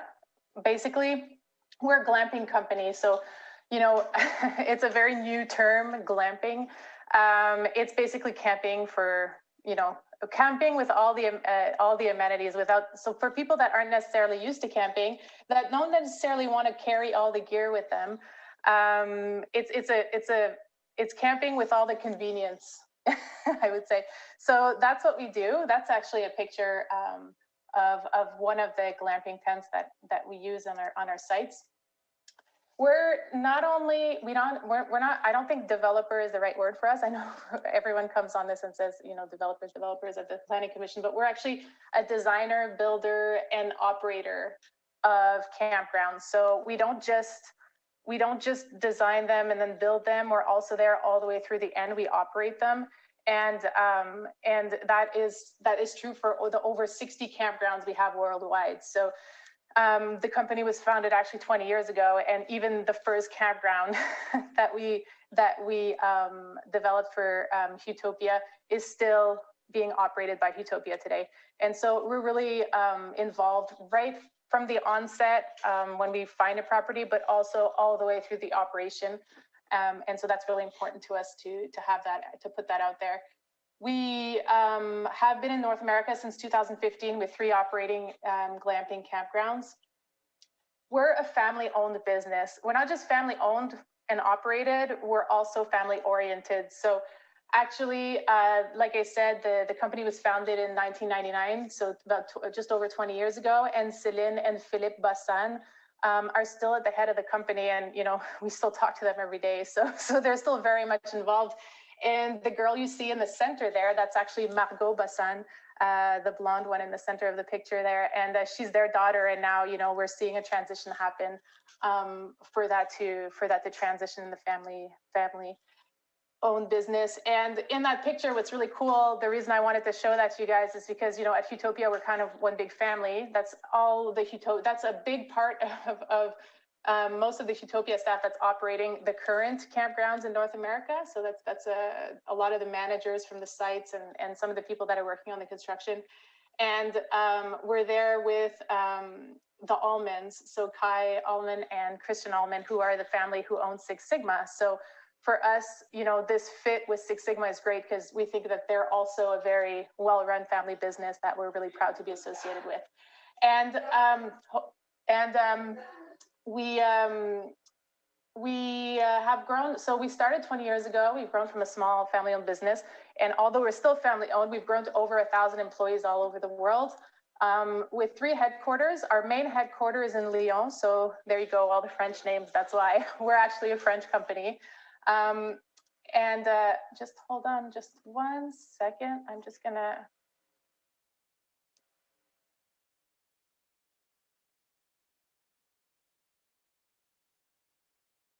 Sorry, there was a bit of noise. The joys of teleworking.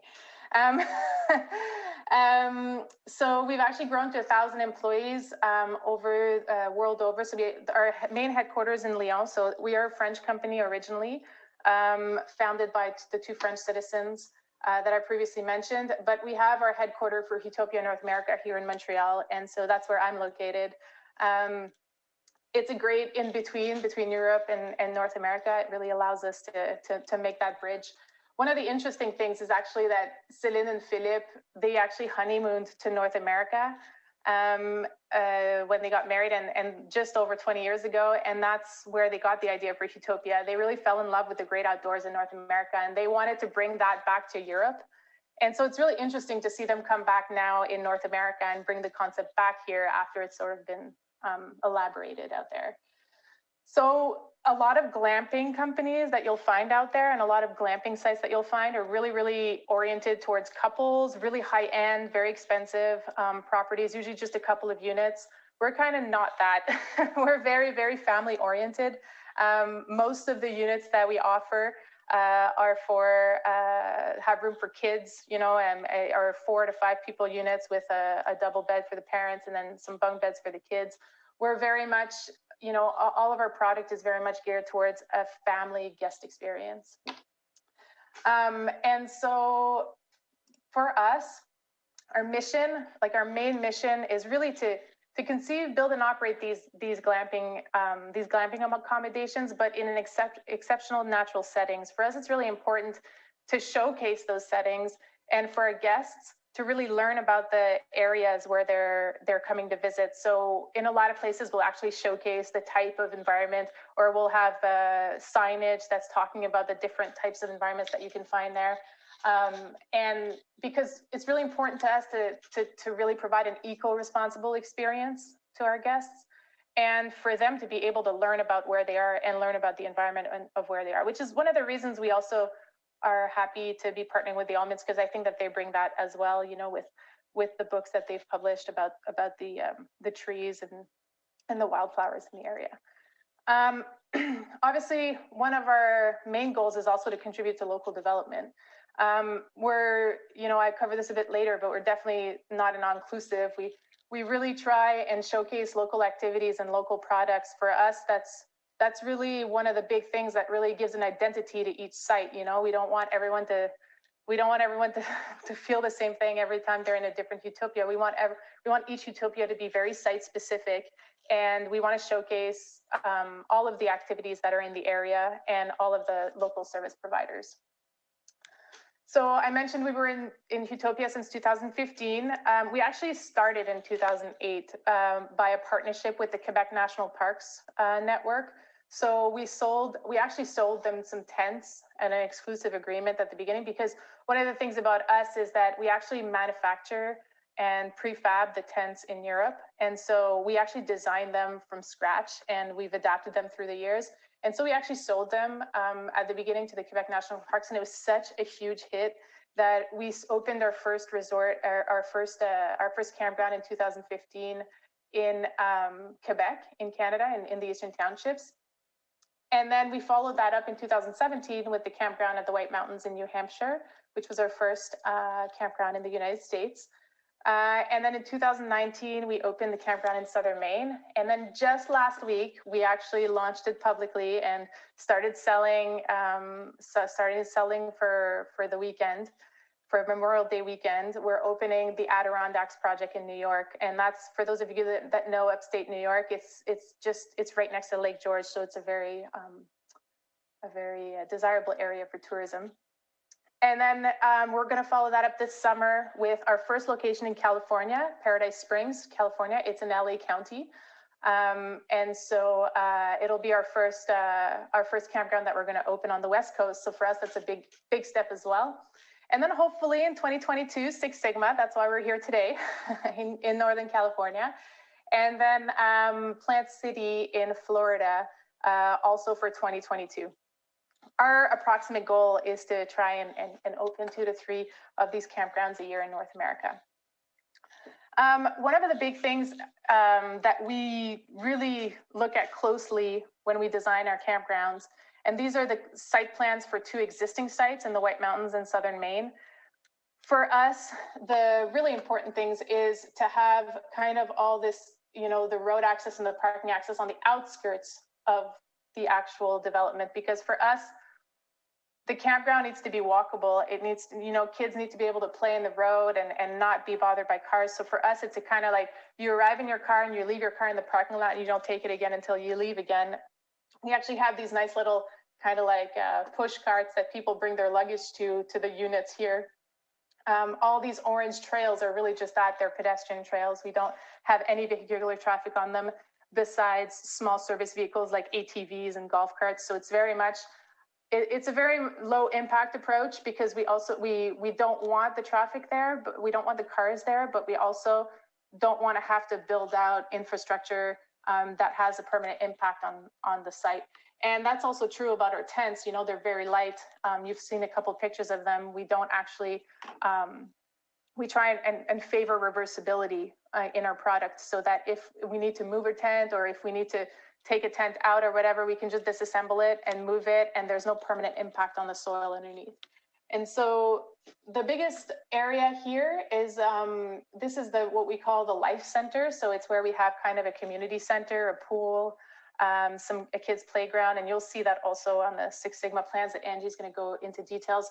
That is the area with the most activity, I would say, and with the most, you know, development. Still very limited, but but it is the area in the whole campground that does have the most presence, I would say. And so The rest is really just light units with pedestrian trails. And so those are the main concepts for us when we design campgrounds. And I think you'll see that in the Six Sigma plan as well. Our goal is to have a least impact approach, to the development of these, because, it's not just for environmental reasons, but it's also for guest experience reasons. So that's where our values and our business interests actually come together. For us, the guest experience is the experience of the environment and the nature and the surroundings. And so it's really important to us to preserve that because that's where our values shine through and where the guests really live that experience. And then obviously, like I said, we like to contribute to local development. We've done some studies in Europe that, really point out the fact that just because we're not an all-inclusive, because we have very light fare in the bistro that we have there usually, and because we actually have we have some kind of concierges. They won't book things for you, but we call them guides. And you can go see the guides, and we propose all these third-party activities to our customers. And so our guests actually get out and see all of the areas and see all there is to do and really participate in the local economy. And so for every dollar spent at Utopia, usually guests will spend approximately $3 in their surrounding community. And I've made the conversion because this study was done in euros, but ratios stay the same. So I'm pretty sure I didn't make any mistakes. Like I said, we actually partner with local service providers, not only for the activities that we offer our guests, but also for the stuff we'll sell in the small camp store.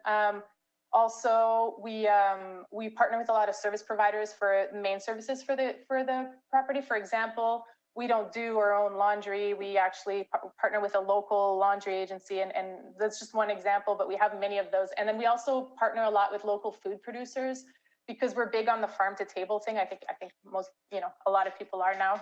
It's very popular. So, and, being in that area, obviously we'd like to work with the local producers around there. And then obviously I always put out this stat, we create approximately 30 jobs at each Utopia site that we build of this scale. Obviously, they're not all the highest paying jobs. We're talking tourism, right? But we do have 5 or 6 permanent full-time positions that are very well remunerated. I'm sorry, my English is not perfect. Remunerated.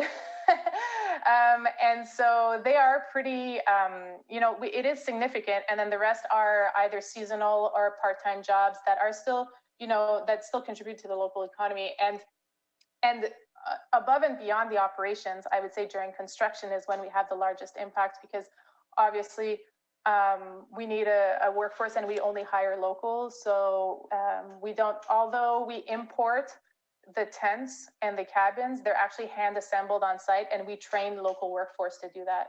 So for us, that's also something that we really like to do, because we want people to really get involved in putting the site together, and then everyone's very proud after when it's built. And why we're here today. So now you guys know a little bit more about us at Utopia and what our values are. But Utopia Six Sigma. So we're really, really proud of this project, and we really hope that that we can move forward with it, because we think it's a really great addition to Lake County, to what our Lake County already offers. I think it's going to be a good partnership, and it's really interesting story. This is the last little tidbit I'll leave you guys with before handing it over to Angie for the details of the project. But we just thought it was interesting to, tell you guys a bit like the history of how we came about this property, because in 2017, it was kind of like just a random meeting between a Utopia employee and he actually went to the Six Sigma Ranch and Winery to visit, and they started talking with the Almonds, and it just came out of the discussion, and came from that one discussion, that one fortuitous meeting. So we're really happy to be able to work on this with the Almonds. We did one first go around in 2018, it was presented to Lake County Community Development. The project was, the preliminary plans were presented, but we still had, I think, a little bit of work to do. So we went back to the drawing board. We also had to finalize the land lease between us and Six Sigma Ranch and Winery. So we did that in 2019. We finalized the details of our agreement, and we, finalized all of the detailed design and all. We really looked. We really analyzed all of the constraints before doing that. And then in 2020, we submitted the MUP and lot line adjustment application. So it's where we are today. So I guess I'll just, on that, hand it over to Angie. I'm going to stop the screen sharing because I think she's going to have to share her screen. There we go. Thank you, Marilyn. Good afternoon, everyone. I'm Angie Dodd with North Point Consulting Group, and I will share my screen. Maybe.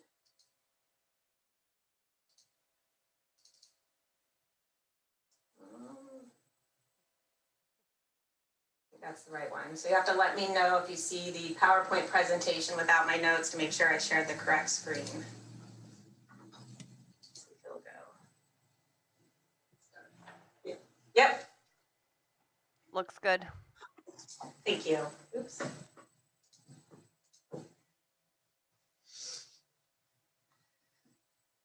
So the project, as Marilyn said, is Hitopia Six Sigma, located southwest of Lower Lake off of Spruce Grove Road. What you see here is a Google Earth image that shows the entrance of the Six Sigma Ranch and Winery off of Spruce Grove Road.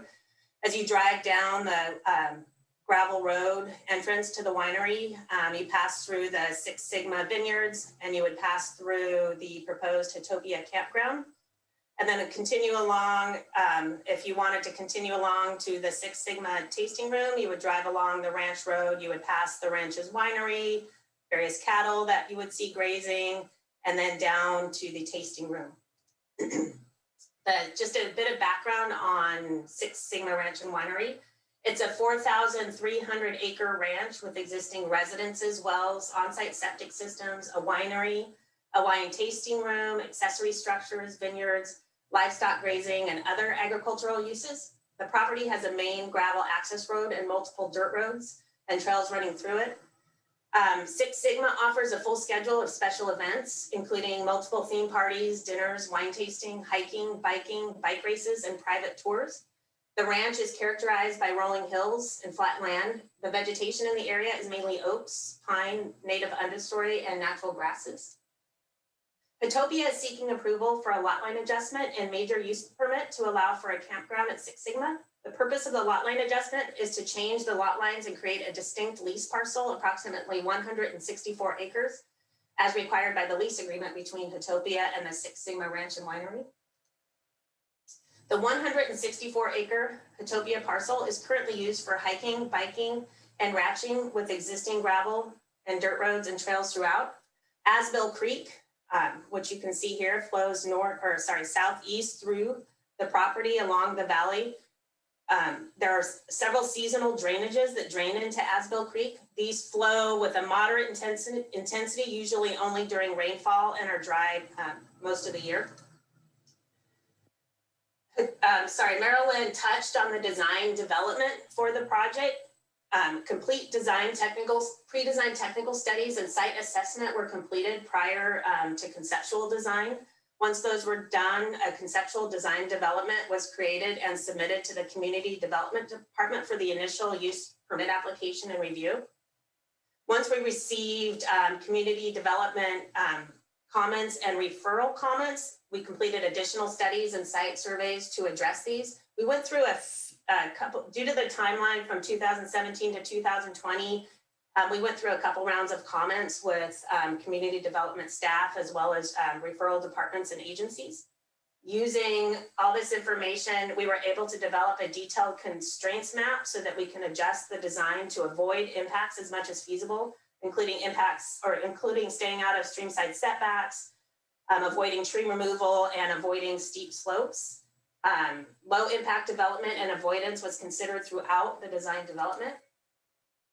The proposed campground will include, you can see a conceptual map here will include 129 tents and cabins, including ADA accessible units, ranging in size from 215 square feet to 400 square feet. Tents and cabins would accommodate 108 families and 21 couples, or up to 575 guests if all units are at full capacity.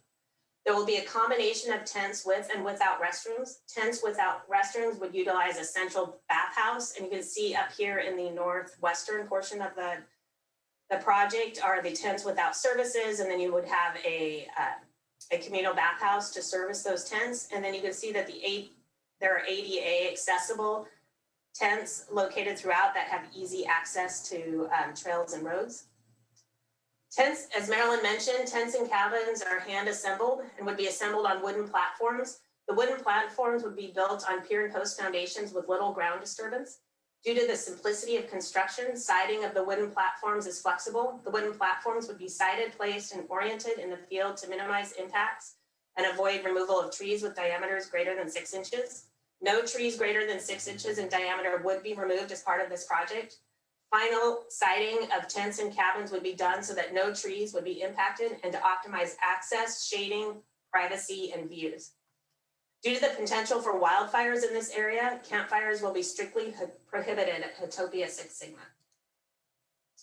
Hotopia Six Sigma will include a life center that is centrally located to provide guest reception, an activity center, and light restaurant. Adjacent to the life center will be an event tent, outdoor swimming pool, playground, and kids splash pad. The life center, pool area, and event tent will be open only to Hotopia guests. A spa area with hot tubs, sauna, massage tent, and showers is located in a secluded area at the upper portion of the site.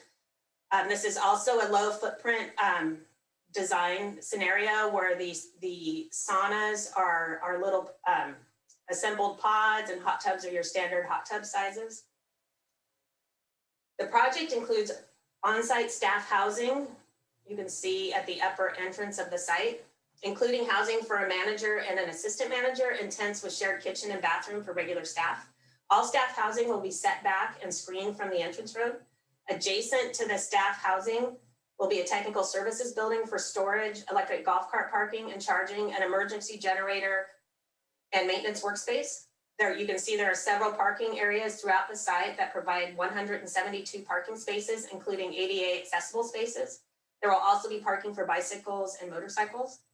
On-site water would be provided by a new well. Well water would be pumped to and stored in water tanks for both domestic use and fire suppression. A permit from the State Water Resources Control Board will be obtained to operate the system as a small drinking water system. Wastewater would be treated via new on-site septic systems. Potential septic leach field locations have been identified on the development plans. The system would include an underground pipe network, septic tanks, and leach fields. Site soil testing has been completed and soils are suitable for septic systems. Septic systems will be engineered and permitted through the State Water Resources Control Board and also signed off by the local environmental health department. Solid waste storage facilities will be provided at 2 locations. The main solid waste facility would be located across the road from the technical services building, and the other would be located adjacent to the life center. Both storages would be fully fenced and enclosed. Electrical services would be provided by PG&E. Six Sigma Ranch and Winery already has an existing PG&E service. A new connection would be made for this project. Also, Hotopia is considering some small solar arrays to augment electrical demand at each of the tent locations. A sign at Six Sigma Ranch and Winery entrance on Spruce Grove Road will direct guests to Hotopia. The campground is about half a mile down the existing ranch gravel road. This road parallels Asbill Creek and crosses the creek at an existing wooden bridge that marks the southeastern boundary of the campground. Guests will drive down the existing road to the main parking lot, which is identified by a totem at the entrance of the parking lot. From this parking lot, guests will follow a footpath to the Life Center to check in. Upon check-in, guests will be directed to their assigned tent or cabin. Guests will be offered hand carts to load their luggage and personal goods out of their cars for transport to their campsite via gravel and compacted dirt footpaths. Campsites are not accessed by car. Once at Hotopia, guests' cars remain parked unless they go out exploring the surrounding community. Intercoms will be conveniently located at parking areas so that guests with special needs can request assistance. Staff will be available to drive guests using electric carts from the parking areas to the registration areas and to the campsite areas. In addition, guests with special needs will be provided a phone or similar device so that they are able to contact staff for assistance. ADA accessible tents have been conveniently located throughout the park with easy access trails. The proposed project would be constructed over 3 construction seasons. Construction staging areas would be located within the proposed parking areas. Construction vehicles and equipment would be stored in these areas. The majority of the proposed grading would occur during the 2021 construction season to construct the Life Center, pool, main parking lots, water tanks, and staff housing area. The total surface area that grading is to occur is approximately 3 acres. Grading is not required to construct the wood platforms for the tents and cabins. Total permanent and temporary disturbed area would be less than 10 acres over the entire 164 Hutopia parcel. 164 acre Hutopia parcel. Directional drilling will be used as much as possible to minimize trenching required for utilities. Only minor vegetation clearing for clearing, grubbing, and fire safety is proposed. Preliminary grading and erosion control plans were provided with the application materials. No soil hauling on or off-site is expected during construction. You can see the 6 major grading areas, the water tanks, the residential or the on-site staff housing, the parking areas, and the Life Center are outlined here, and those are the main areas that will require grading. Grading for roads and buildings would occur outside of drainage riparian buffers and grading setbacks and or within areas where there are existing roads and trails. Since the project will disturb more than 1 acre of soil during construction, the project will obtain coverage under the state general permit for discharges of stormwater associated with construction activity. Coverage requires preparation of a stormwater pollution and prevention plan to protect riparian habitat during construction activities and long-term operation of the project. Best management practices for erosion control during construction include the placement of fiber walls, silt fences, and jute caps. Bioswales and riprap for energy dissipation would be used as permanent BMPs. Another thing to note is that campgrounds in California are designated as special occupancy parks and are regulated by the State of California Department of Housing and Community Development, or HCD. Because of this, the project building and grading permits will be obtained through an HCD application to construct. The project proposes 3 crossings, 1 road crossing and pedestrian crossing across Asbill Creek, and 1 pedestrian crossing across a minor drainage. These crossings are designed to span the creek and drainages so that footings are located outside the top of bank. Construction best management practices and permanent erosion control measures would be applied to minimize erosion and sedimentation. A lake and stream bed alteration agreement with the Department of Fish and Wildlife has been obtained for these crossings. Additional pre- and post-construction requirements are included in this agreement to protect riparian and biological resources. There are 2 small signs proposed. 1 sign will be at the entrance from Spruce Grove Road, and the other will be at the entrance to the first parking area. Signs would be designed to meet county sign requirements, and the sign at Spruce Grove Road would be designed and sited to limit so that it would not limit sight distance on Spruce Grove Road. For security purposes, the existing cattle fence along the western and eastern lot lines will be maintained. Cattle guards prevent cattle from entering the Hutopia site from the existing gravel road at the upper end and lower end of the site. Trails will be lit at night with approximately 3-foot tall bollard lights. You see an example here. For limited evening hours, areas around the Life Center, pool, bathhouse, and spa will be lighted to illuminate approximately a 30-foot wide area, using fixtures mounted to the buildings and shaded to face downward. All lighting will project light downward and comply with recommendations of the darksky.org, as well as local and state laws. Fire safety measures include storage that will include fire suppression storage that will meet the standards for suburban and rural firefighting. They also include vegetative fuel reduction that will occur around the water tanks, tents, structures, trails, and roads to create defensible spaces and will be maintained following local and state fire standards. There's a state responsible area turnaround for emergency purposes. Campfires are strictly prohibited. Fire risers and hose bibs will be included and located at regular intervals throughout the sites. You can see these green circles highlight approximate locations of fire risers in this one area of the site. Tent materials meet national fire code standards for use in state responsible areas. Tent canvases at Hitopia have been tested and meet national specifications for flame resistant materials using camp tentage. All structures will be California Building Code Chapter 7A compliant, which are materials and construction methods for exterior wildfire exposure. A fire protection plan is provided within the Hitopia Six Sigma operation plan that includes employee training on fire prevention and response, as well as good housekeeping measures and equipment maintenance. Management will be on site 7 days a week, 24 hours a day, and is responsible for monitoring local emergency response and will be connected with public alert systems, including local Office of Emergency Services, as well as CAL FIRE. If there is a threat from wildfire, the campsite would be evacuated. Supporting documents for the project that have been prepared include a detailed operation plan, a water supply and demand assessment, a traffic impact study, biological resource assessment and botanical survey, cultural resources report, geologic and geotechnical memorandum, soils and setback technical memorandum, and supporting documentation demonstrating that the project is consistent with the existing conservation easement for the property. The proposed project has been designed to avoid impacts to oak trees, riparian areas, and biological resources, and will incorporate a mitigated measures and monitoring program to further reduce the potential to impacts for air quality, aesthetics, biological resources, cultural resources, and tribal cultural resources. In addition, Hitopia and the Middletown Rancheria have entered into a mutual cultural resource monitoring and treatment agreement for construction activities. There are also measures for hazards and hazardous materials that include fire measures, hydrology and water quality, noise, transportation, and wildfire.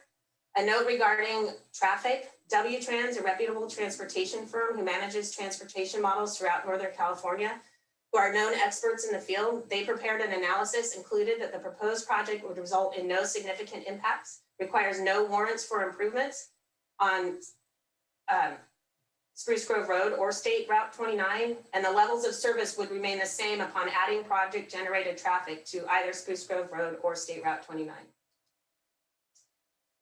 I would like to thank the staff at the county for their hard work on this project. We've been working on this since 2017. Through the process, I feel they've held this project to a high standard and thorough review, resulting in a project that emphasized a low light impact development, as well as avoidance of potential impacts. Lake County, I feel personally that Lake County is fortunate to have an organization like Hitopia operating here. They are stewards of the environment and communities in which they operate. So thank you again, and Marilyn and I are both here if you have any questions of us. Thank you. Thank you, Marilyn and Angie. This is Tokara Thomas again, Deputy Director of Community Development. I won't belabor the points that both Marilyn and Angie laid out. We also have our staff reports and attachments to go through for any detailed questions. I just want to really just talk through the permitting process. I believe Angie did point on this. It's a two-parter because it is campground, so they would need to get local verification, which is here today. And then if they attain local verification, the approval of the Planning Commission, they will continue on with HCD, Housing Community Development, to obtain that permit as well. There was a lot line adjustment that was completed internally, and one of the conditions of approval is that the lot line adjustment will not be completed until this permit is approved. And, you know, really just to kind of talk through the timeline, this project has been in CDD since 2017. There were a couple of design reviews, and I believe Angie stated it very well. We thoroughly vetted this project. We kind of took it through the paces, but it was complete in 2020. It was ready to go before you, but unfortunately, this is the earliest that we could bring it back before you. Just some other high points that I would like to point out that I didn't hear, or that I would like to reiterate, that this project is very low impact. There will not be any grading for the tents. They will be put on those wooden platforms, and as Angie pointed out, they are CAL FIRE and National Fire Standard ratings. There will be no removal of trees. When I went out on site, we walked the site a couple times, well, very thoroughly, and we pointed out how the trees will be respected, because the tents will be sited in such a way so that they do not impact the trees. They'll, try to find a flat spot between two trees, so to speak, something of that nature. And we also pointed out in the initial study that we would try to avoid placing the trees under drip lines of the oaks. Again, there was a lot of attention to detail to making sure that we are respectful of the ecology out there in the environment, and that you can really just enjoy the beautiful nature that's out there while still being encouraged to explore Lake County. As part of the findings, the general plan, we had to determine, did it meet the general plan? And one of the general plan policies is the encouragement of economic development. Utopia, through talking with their staff and the project submittal documentation, they're only providing very minimum entertainment options on site outside of the Six Sigma Ranch. The intention is that residents, visitors will be encouraged to either go out and explore the County of Lake, or that partners will come into the campground and entertain the guests. But really the idea is, this is really just kind of like the lodging. We're encouraging you to come to the county, and as you all know, we don't have too many lodging facilities right now. And this is just another opportunity, and that they partner with the Six Sigma Ranch, which is already an assisted facility. So the real intention behind that and the spirit of this project is to really encourage people to come see our beautiful community, and give them a nice, safe space to stay in, and kind of like, I like to call it sleep in nature. But really the emphasis will be to go out and explore the community. There will be some amenities that will be on site, but again, the real emphasis is going to be on getting outside and enjoying the community. Grading will be minimum. As they pointed out, we will try to use as much of the existing infrastructure that already exists. There's the road that enters into the property, and then when it was explained to me when we reviewed the documentation, it really is the intention to have a walkable campground, and that you will have to park and then either get a hand cart, or for some of those who might be mobility challenged, there will be some motorized vehicles. But again, the level of detail to respecting the environment is just so evident throughout this entire project, because they look for motorized carts that are electric vehicles, that was explained to me. And so just to kind of round back to that point, try to use as much of the existing roadway structure. There will be some parking areas, so there will be some minimum grading. But again, they've been very intentional about trying to use what's out there and highlight what's out there. Some other points that I would like to point out, again, just to reiterate, a traffic study was conducted by W-Trans, and they determined that Spruce Grove Road is already at a level of service A. I know the county, the CEQA purposes no longer goes by level of service, but and we prefer to use vehicle miles traveled now to be respectful of the new CEQA guidelines. But when this traffic study was completed, it was concluded that the Spruce Grove Road operates at level service A, and that the proposed trips that will be associated with this project will not impact that level of service. So it will still be at a level of service A. Some other points that I'd like to point out.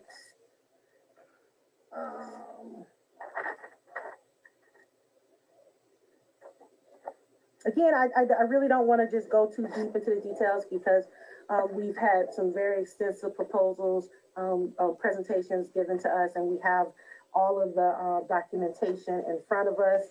The staff report does have some of my internal notes, so that is my mistake, but this is the final staff report.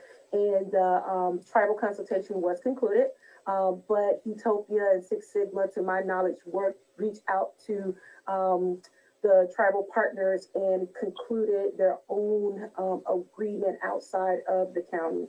And so with that, I'll go ahead and wrap up the presentation, and I am available for any questions or clarifications, and I believe Marilyn is also available as well. Thank you. Do we have any questions from the commission? I don't have any questions. I just wanted to thank staff and everyone for the report. Super thorough. I think you guys covered all the bases. Super excited for this project.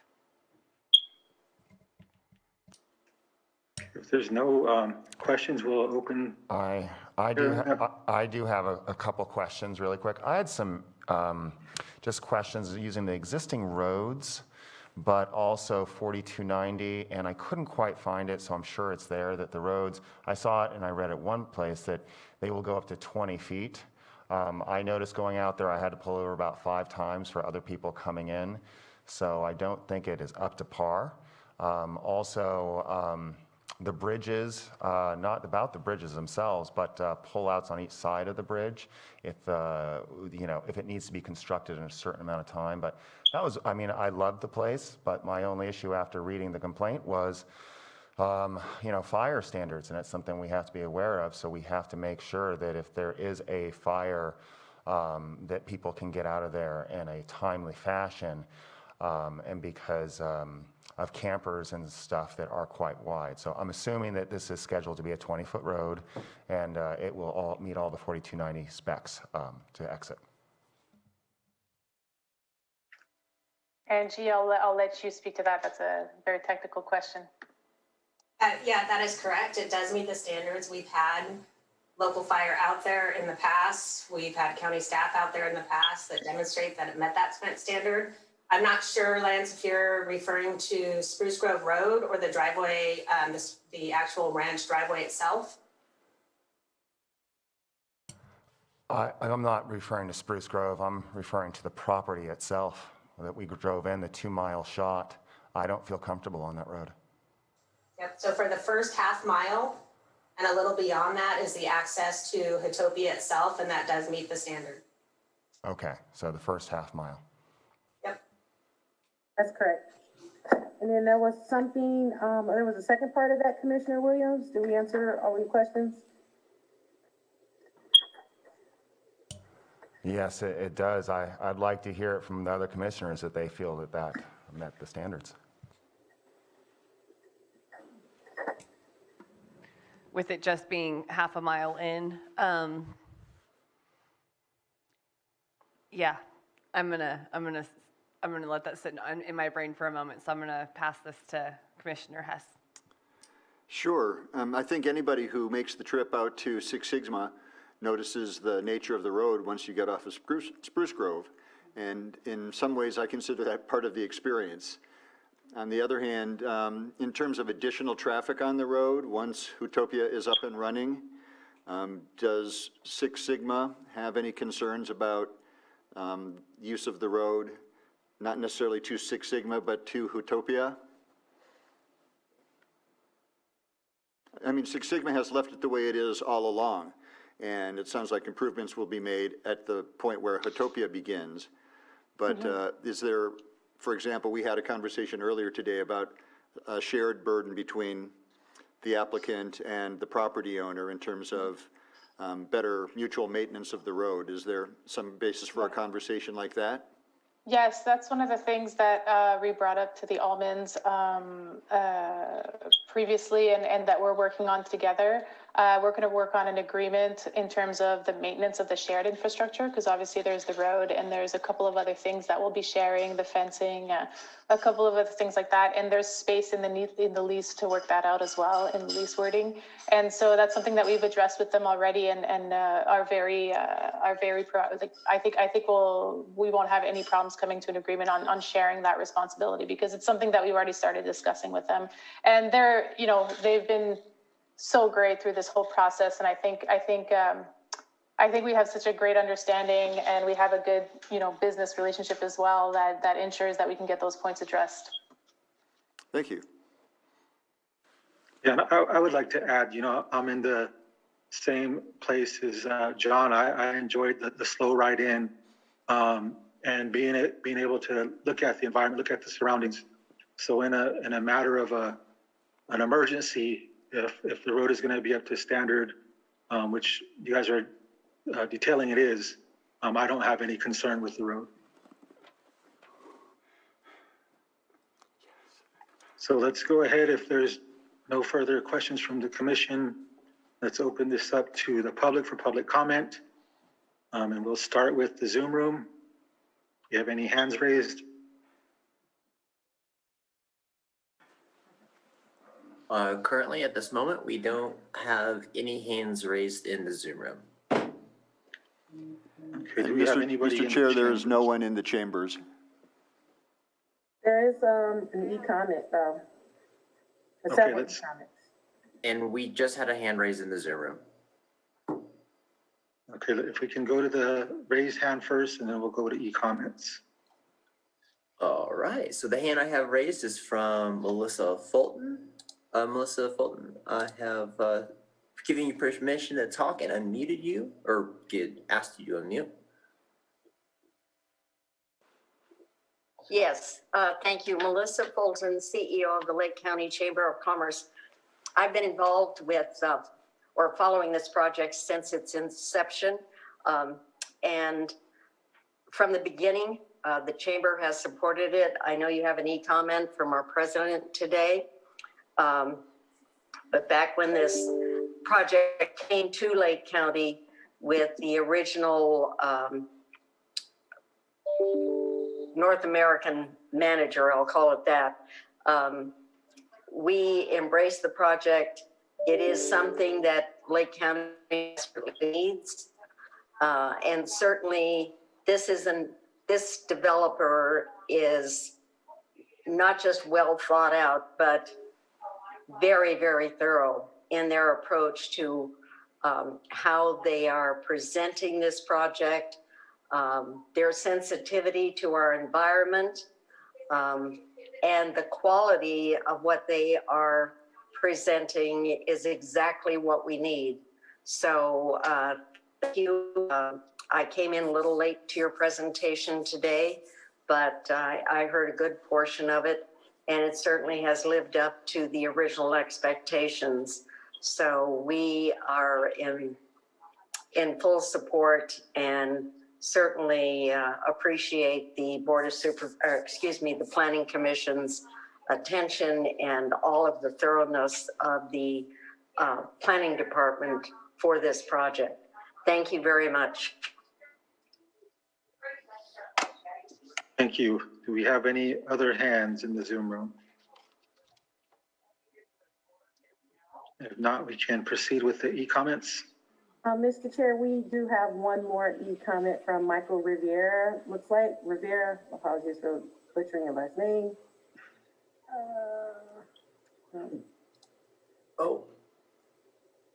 And I think we're trying to get him to unmute right now. We're trying to work through that. It looks like he did lower his hands. It's back up. Okay, so I've giving you permission to unmute Michael. All right, looks like you're unmute. Will you please confirm your first and last name? Yeah, hi, Michael Rivera with Middletown Rancheria Tribal Historic Preservation Department. I just want to make a comment. I think that this proposed project is good for the community. And I look forward to working with Utopia Six Sigma on the efforts during all ground disturbing activities to protect our cultural resources.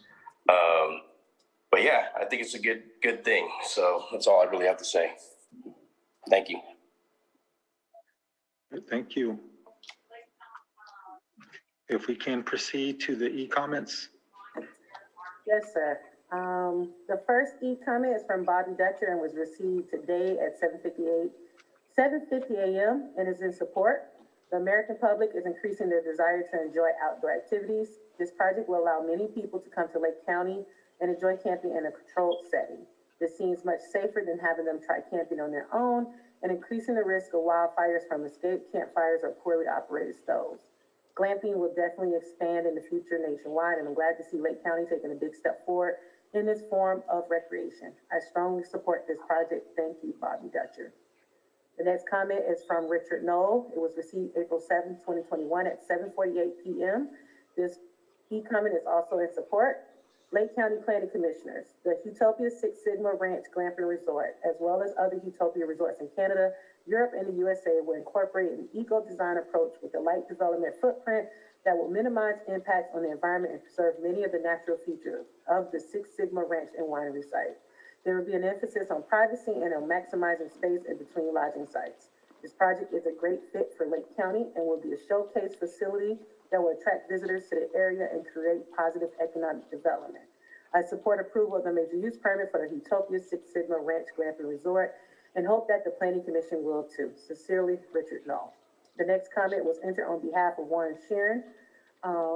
That comment states, "It is incredible to me that at this late date, educated people entrusted with the public welfare and encumbered by precaution and common sense will risk human life and make a deteriorating situation even worse, purely for development," in quotes. The promise of jobs and profit. Last year was likely the worst wildfire season in California history, or at least the worst yet. The 60 by 40 mile wide LNU complex fire burned to within a mile of this proposed glamp ground, in quotes. 1 mile. Over the last 5 years, more than 60% of this county has burned. The Valley Fire, the Rocky Fire, the Jerusalem Fire, the Clayton Fire, the LNU Fire, and many, many others have destroyed thousands of homes, structures, vehicles, animals, hopes, and far too many human lives. Look at the county website wildfire map. It is glaringly obvious that the fires mentioned above, plus several smaller fires missing from the county tally, miss incinerating the proposed glamping site only by pure chance. Spruce Grove Road is the sole public ingress and egress to Six Sigma Vineyard, the instigators of this glamp ground, in quotes. Vineyard workers, owners, and now probably several hundred glampers, in quotes, will depend on it and only it to escape a wildfire. Spruce Grove Road is also the sole north-south ingress and egress to all of Lake County when accident or wildfire blocked Route 29, as happened just last week and which happens regularly several times a year. The road is almost wholly rural, badly maintained, serpentine, narrow, has no painted center line, and a 55-mile-per-hour speed limit for most of its length. There are no guardrails. There's typically no place to pull off the macadam, no gravel apron for accidents, turnarounds, animals, bicyclists, or pedestrians. And worse, now it seems the county is allowing landowners to erect wire stock fences directly on the roadbed, making it roll into a chute. Just like fences the people who burned to death running from wildfire couldn't climb over in Paradise, 80% of them over 60 years old. Spruce Grove Road was an old stagecoach road. It winds roughly 9 miles uphill, so steep that my truck needs second gear to climb them. Along hillside cuts, up and down ravines, and over coals, all the worst possible places to be caught in a wildfire. Places where even trained smoke jumpers burn to death. To my knowledge, no section on Spruce Grove Road has burned in 80 years. The fuel loading is enormous. Walk 100 feet uphill from the Six Sigma entrance on Spruce Grove Road for a typical example. The Landwehr building, my home, lies directly uphill from the proposed Six Sigma glamp site, in quotes. During the Valley Fire, hundreds, if not thousands, of terrified local people diverted from Route 29, or from Hidden Valley Lake, or from Jerusalem Road, and from Spruce Grove Road itself. Escaped north in their cars and trucks on Spruce Grove Road from a wildfire that was advancing upon them at a rate of 80 football fields an hour, roughly a brisk walk. The traffic was stop and go, bumper to bumper, all wide eyes and white knuckles on steering wheels. At my gate, nobody let my truck into the traffic stream for 4 minutes. An eternity in a wildfire. 5 minutes later, and 600 yards north at the entrance to Six Sigma, and within sight of the proposed project, 4 trucks from the vineyard were attempting to enter the traffic stream just like I had. Nobody in approximately 25 vehicles in my view let them in. I allowed 1 truck to exit to the line and got a 10-second horn blast from the vehicle behind me. Now, instead of 4 vineyard trucks trying to squeeze into a mile-long solid line of panicked drivers, imagine an extra 200 terrified glampers, in quotes, vehicles trying to squeeze in. What are you thinking? Utopia's Chief Development Officer has assured me in writing that Spruce Grove Road has been adequately studied and fully up to handling excess glamping, in quotes, traffic. I am skeptical. The evidence of my senses says otherwise. Corporations will say anything for profit, anything for permission, anything to get a foot in the door. And once the profits start rolling in, they revert to their bottom lines. Watch. Jobs? What kind of jobs? What do they pay? Who gets them? How many people really in Lake County can afford to go glamping, in quotes? Why should I or my neighbors burn to death just so a huge vineyard can add to its coffers? What enforceable guarantees do we actually live here that get fine promises will be kept, and that no happy glamper, in quotes, from here to eternity will ever flick a lit joint into the bushes and fries all. Signed, Warren Shearing, 13714 Spruce Grove Road. Okay, let's see if there are any others. And there's one more from Mr. Michael Colbruno, submitted April 6, 2021 at 8:52 a.m. This comment is in support. I strongly support the glamping proposals submitted by Six Sigma. I'm just down the road from them on J grade, and their property is visible to us from the north end of our parcel. Six Sigma is a vital part of our community in the Spruce Grove area. They are not only an outstanding winery with incredible events, but they open up their property for recreational uses like hiking, walking dogs, camping, mountain biking, or just exploring nature. They provide amenities to the public like a guide to wildflowers and books on the local history of the area. Six Sigma sets the standard for how a business should operate and what it means to be a good neighbor. They have taken an area of Lake County that was once considered isolated, and some would say even dangerous, and turned it into a community resource for all ages. This proposal has my enthusiastic and unquestioned support. And that concludes all of the e-comments that are available to me right now. I just refreshed, and there were no more that came in. Takara, what was the name on the previous comment you read? That was from Mr. Warren Sheeran. That's the one about the long one, right? Yes, correct. Correct. Okay.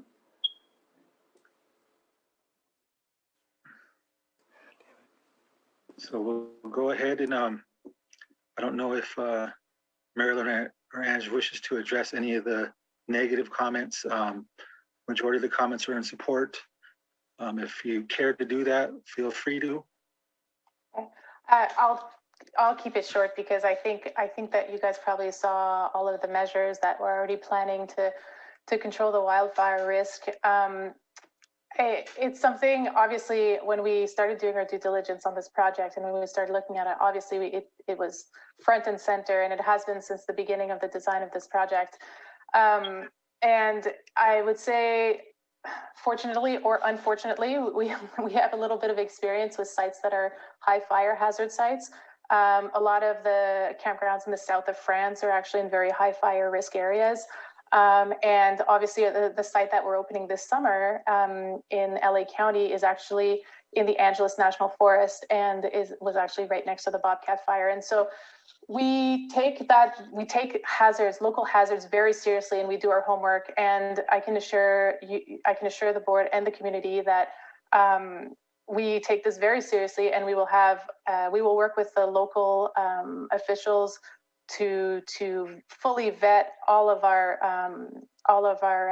evacuation plans and all of our emergency plans, and that we have, like Angie spent a lot of time explaining during the presentation, we have thought this through in the design, integrated some design elements, but also we take the operational elements of it very seriously as well.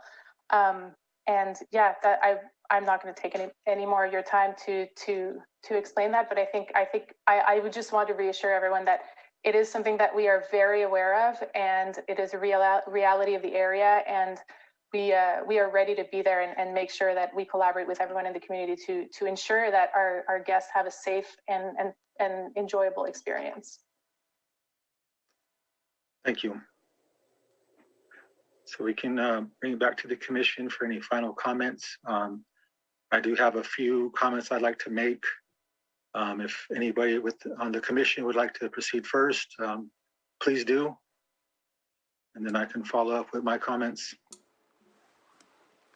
Mr. Chair? Yeah. I thank the county staff, Marilyn, Angie, and all of those who were part of the tour that we received recently. It was very, very thorough, as was the presentation today. Frankly, it leaves me with no questions. I live, you could say, a long stone's throw away from the site in question, and I can scarcely imagine a more ideal kind of project going into a location like that. I think it's a perfect fit for the amenities, natural amenities Lake County has to offer. I think it's a plus for the local economy, and I'm planning to support this enthusiastically today. Thank you.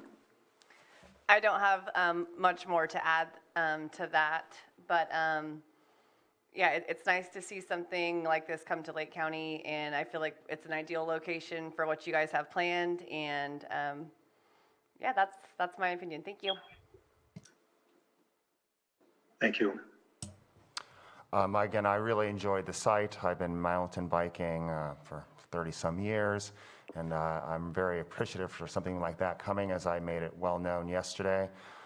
I mean, I think it's perfect for the county. It's what the county needs, and I hope more of the people in the county go to check it out. But that being said, I just would want to check. There is enough votes to pass this, because I'm going to have to say no. Unless that is a 4290 road all the way down to the tasting room, I had to run. I lived in Lower Lake, and I ran from the Valley Fire, and I barely escaped. I heard the trees exploding. So unless that whole road all the way down is 4290, I love the place, but I mean, I was there yesterday watching track teams. If there's a fire and anything happens, I can't have that on me. So it's to me, it's kind of shocking. Cannabis, we're making them do 20-foot roads, and they got maybe 20 people, 10 people, and we're talking about, you know, if there's a lot of people there, they have events there, that's like 300 people that need to get out of there. So, I mean, I love it, and again, my vote changes as soon as it's fixed in 3 years, 2 years, but I can't live with that. I mean, I just can't do it. But again, I mean, I never thought I'd be in this position, because I just assumed it would be 4290 and compliant. I was on the 4290 committee with all the fire chiefs. I've been studying 4290 and safe roads, and I mean, it getting choked up because I didn't think I'd be in this situation. So I think you have enough votes with 3-1. But yes, I love the place, and I'm just so happy that it will be coming here. I appreciate my colleagues' comments. And I would like to say, just, you know, before we entertain our motion, that, you know, when I went out to the site, I myself had to experience the sulfur fire in my community. And I think we've all had to deal with that. And unfortunately, that's a reality in Lake County. And I shared this with Ange on my site visit, that the historical land use of Lake County is a result of why a lot of the wildfires are happening, in my opinion. I know for thousands of years, tribal communities maintained this land by prescribed burning. And so again, that's a matter that's come up in several discussions with CAL FIRE, trying to gather information and study that type of prescribed burning to make sure that we're not in the situations we were in the last 5 years. To lay that burden, I think, on the applicant is a lot. I understand where you're coming from with the Six Sigma Road, but the Spruce Grove Road itself is, you can't lay the blame on that road to be fixed. I think one of the things I'm thankful for is that the environment was considered in the forefront of this project. I've lived in this county all of my life. My ancestors go back in this county 20,000 years. And we have seen over that time period the land use change. And I have to take into also consideration my elders who taught me and told me about this land. I shared with Ange a lot of the biological resources I identified on site and their traditional uses. And so to see those preserved is a plus. And I've seen other projects not take into consideration the oak trees and not take into consideration biological resources and cultural resources. And so it's with gratitude that I thank you for that consideration. And I acknowledge that, and that's important. And so a lot of times, a part of me taking this position is to address those concerns. I've come across, and I've shared this many times, as a community member, as a tribal member, as a tribal chairman, to address the concerns with land use and the removal of oak trees and the protection of cultural resources and sacred sites.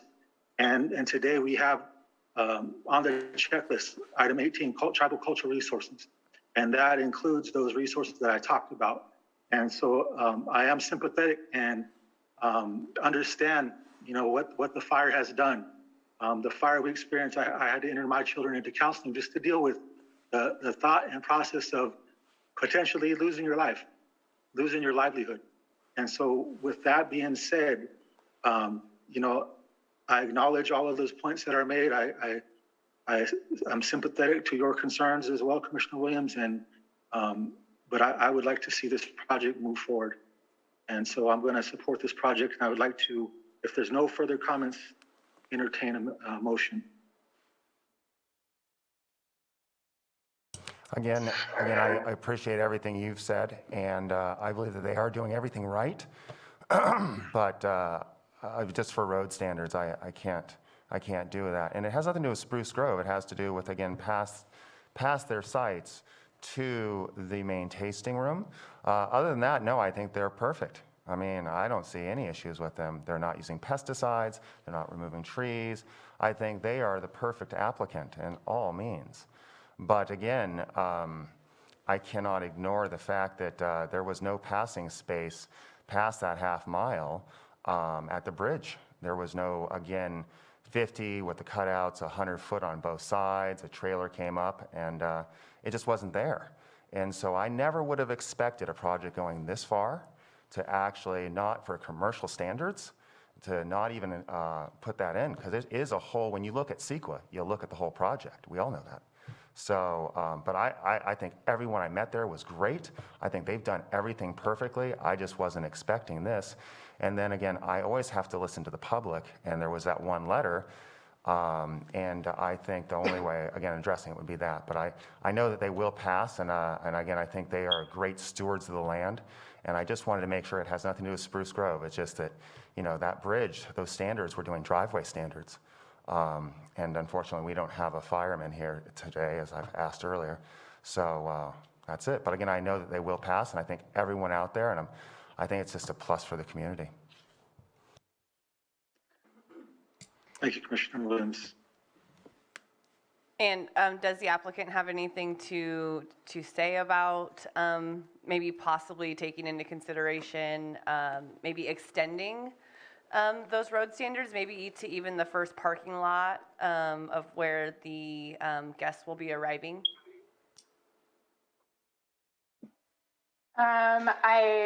This is kind of catching me off guard just because I wasn't aware. I thought that because we designed all of the additional road to be up to standards for the local, in collaboration, and we had consulted the local fire officials. So that sort of issue is a bit catching me off guard, I have to admit. I don't know, Angie, Praj, did you guys want to address that? This is Tokar Thomas. I'm gonna jump in real quick. And, you know, it's catching me a bit off guard as well, because 4290 standards, when we apply and when we look at the project that's in question, this project is cited to stop before it gets to the winery. So, you know, we really, when we reviewed it and when we sent it out for RFR, everyone kind of looked at Spruce Grove Road and the Turner Road up to where the project stops. The only thing I would add to what Takara is saying is also, you know, our lease line discussed with Six Sigma, that's sort of where the project area stops, right? Because at that point, our guests will actually turn around and, well, I mean, like, some will go visit, right? But they won't actually stay there. They're going to be parked in our area and then turn around and go back on Spruce Grove Road. So I don't know, is that clear? That's correct. And then also just to kind of finish up a little bit, I have put in a request to see if the full road that leads to the winery is already 4290 compliant. If it's already meeting the compliance standards of 4290, then it might be a little bit of a moot point.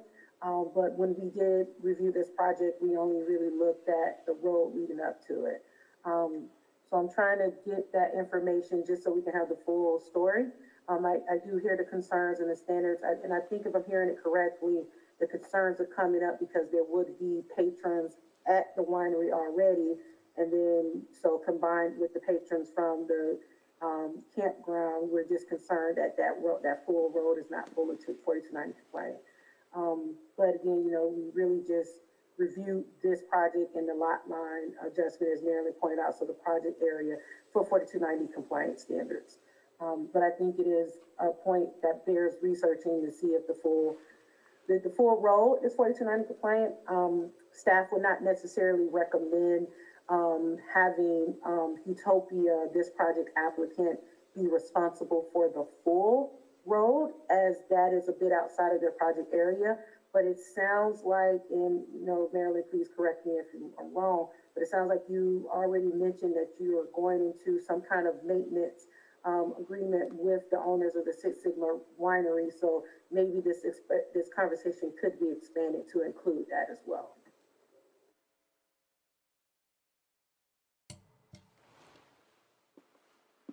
And I think that, yes, it stops at that half mile. I just think that when I looked at it yesterday, I really believed that it would be all encompassing in many different ways, those trails and the trail systems. So that was my only concern. My only thing here is, again, I want that to be the best it can be. And I really see that it has so much potential and it's already doing so well. But again, when I'm just looking at the amount of traffic there, it just, to me, again, that was the only concern. And again, I love that whole project, but I'm looking at it just as the whole thing. There's other things that they can go to. When you've done these other projects in other countries, in the national forests and stuff, people would use those forests and the trails. And so I just, again, made the assumption that it would be overall. If there's any events, will they be there or will they be down the road? So I was hoping that we would just have some type of agreement to give a time frame to make sure those other roads are truly up to standard. And again, when I had to pull over at a bridge, I had to pull off the road. I had a four-wheel drive, so that wasn't an issue. But again, I think that the whole project, just for the county, because again, I think everyone here really truly loves it. And I haven't really found anyone who doesn't like it. And I'm just bringing up a very small point that it's the whole thing to me. And if you have a lease, and again, unfortunately, maybe we can't do anything about it here. But it's something that because again, it stops at that half mile.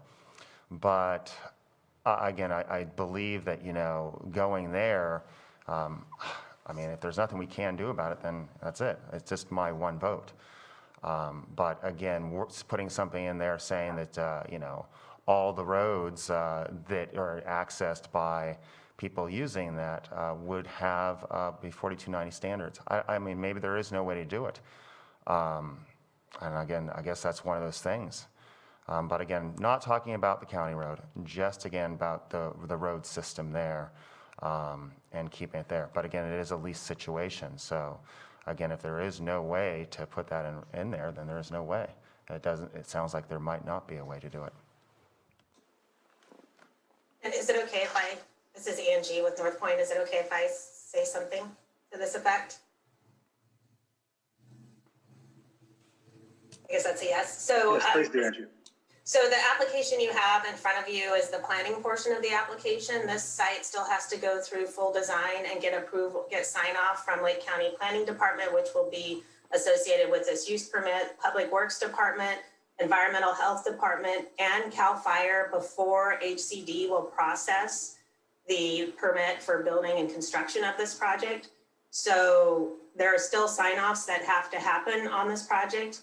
Unfortunately, Hitopia is only responsible for the access to and through their project. Once it gets beyond that, that is the responsibility of Six Sigma Ranch and Winery. But I did want to let you know that this project still has to go through that design and sign-off process before it's approved for construction, and that includes Public Works and CAL FIRE. So that would assure safety access to the site for the guests and those driving from the entrance road through the Hitopia parcel. So I just want to clarify that action still has to happen after planning approval. Thank you.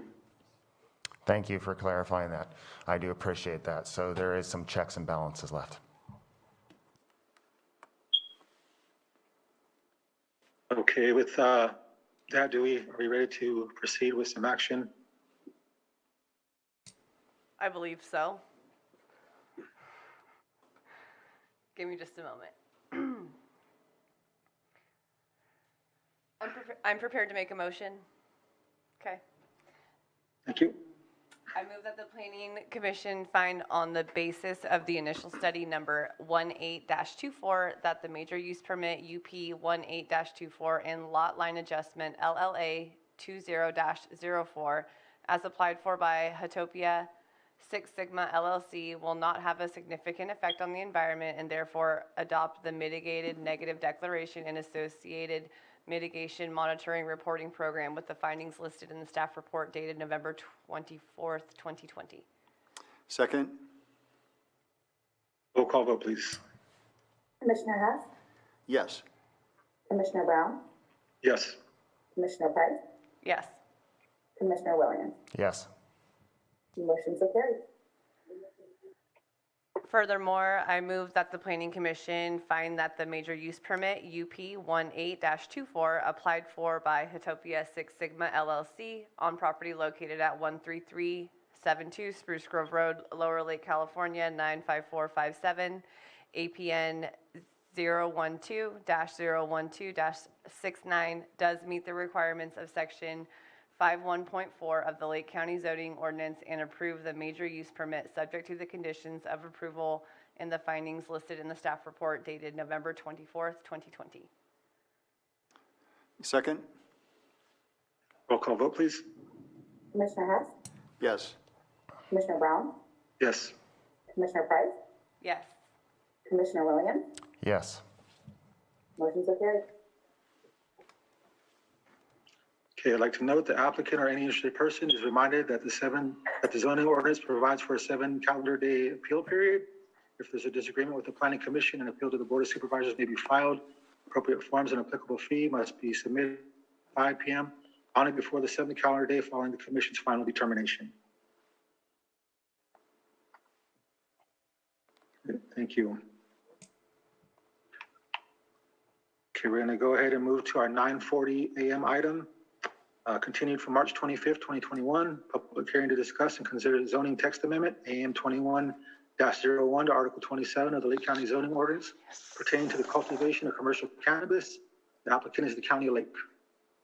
Good afternoon again, Commissioners. This is Tokara Thomas again, Deputy Director of Community Development. As the Chair pointed out, this is the continuation of the zoning text amendment.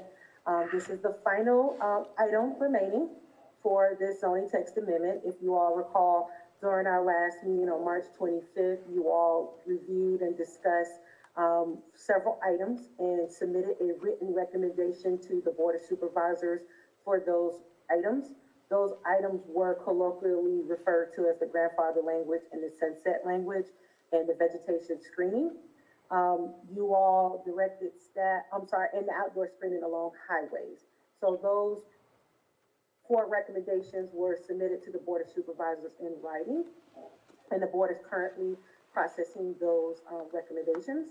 The last remaining recommendation that we discussed getting back in February and then March 25th and then filing out today was the requirement of the buffer between gardens. And I'll just read that out for us to make sure we have it all on the same page. And let me just make sure I navigate there. And that was the final recommendation for outdoor cultivation of cannabis should not be less than 500 feet from a neighboring parcel with farmland designation from garden to garden. You all directed staff to bring this back to you all for final review and discussion and consideration. And with that, staff is available for any questions. And I will end there. Okay, thank you. Do we have any questions for staff? When this was going to be brought back, I guess the question that I had was, how many people would be affected by this? I've been contacted by quite a few people that we have the farmland protection zones currently, and now this is just prime farmland lots and setbacks. It's now getting into April. I believe that talking to one supervisor and many constituents there, that right now I would like to either see a smaller setback or, because we don't know how many people this is going to affect and how many projects we could just stop. But I was asked that maybe we could have this dealt with the zoning ordinance revisions when they come up. I would hate to start anything else, any other problems, because I think that right now at the Board of Supervisors, they are still working with the grandfather language. Also, we do not have the lawyer, and Nicole was very helpful last time on that. And watching the Board of Supervisor meeting, they had 3 different options of what deemed grandfathered, and they seem to be edging more towards if your application was deemed complete and actually put in, and that it had been accepted by the department. So to me, this seems like we might be getting into something. But I would want to open it up to the public because I would like to see if Steve or Brenna is available, because I think that would be the only person that might have some issues with this. Otherwise, the way I understand this, that this would stay status quo, and how we already have it, and there is a lot of setbacks we already put through last commission meeting. So I don't see that we'd really have a lot of things here. I just don't want to all of a sudden stop some projects by saying, well, now you have to have this setback. And so that was just my feeling. So either a smaller setback or really seeing how many projects are really affected by this. I think there's been some confusion between the farmland protection zones and the prime ag lots. So that's all I have to say right now. So I don't know if we really need to deal with this, but again, thoughts, and maybe should we see if the public has something to say? I agree with that. Okay, let's go ahead and open up to public comment. Do we have anybody in the public, in the Zoom room or in the chambers? All right, so we did have one hand come up so far for the Zoom room. I have Julia Jacobson here. Julia, I have sent you permission to speak and asked you to unmute. Looks like you're unmuted. Will you please confirm your first and last name? Hi, this is Julia Jacobson from Astor Farms. Thank you, Planning Commission, for the time to speak. I just have a question of clarification. When we have sent in amendments to our applications or our licenses in the past, we have been told that it is approximately a 6 to 8 month period to review and approve those amendments, as well as a $4,700 fee. If changes are made that affect properties, will we need to go through that process, both paying the fee for the amendment and also waiting that timeline for the amendment? Thank you. Mr. Chair, I'm here to answer any questions, if that's your pleasure. If you'd like to, that would be fine. If there's other people that would wish to speak, maybe they have the same question.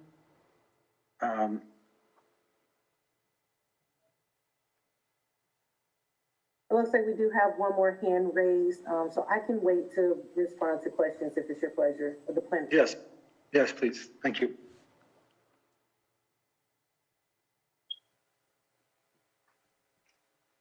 So the next raised hand, Jake. All right, the next hand we have up is from Joseph Gustafson. Joseph, all right, looks like you're unmuted. Will you please confirm your first and last name? Joseph Gustafson. Thank you. Yeah, I just wanted to kind of state on the same thing as I think if we keep changing rules over and over and over, we won't be able to get on path for what we already got going. I know I turned mine in. I have multiple use permits turned in, but just for instance, like I turned one in 14 months ago and in just now getting to go to a hearing. So I know it takes so long and people have so much money invested, and I mean, escrow's closed and things like that. And then just to have the rug pulled out for a quick change, I think the changes should be a lot longer thought out. That's my opinion. Thank you. All right, thank you.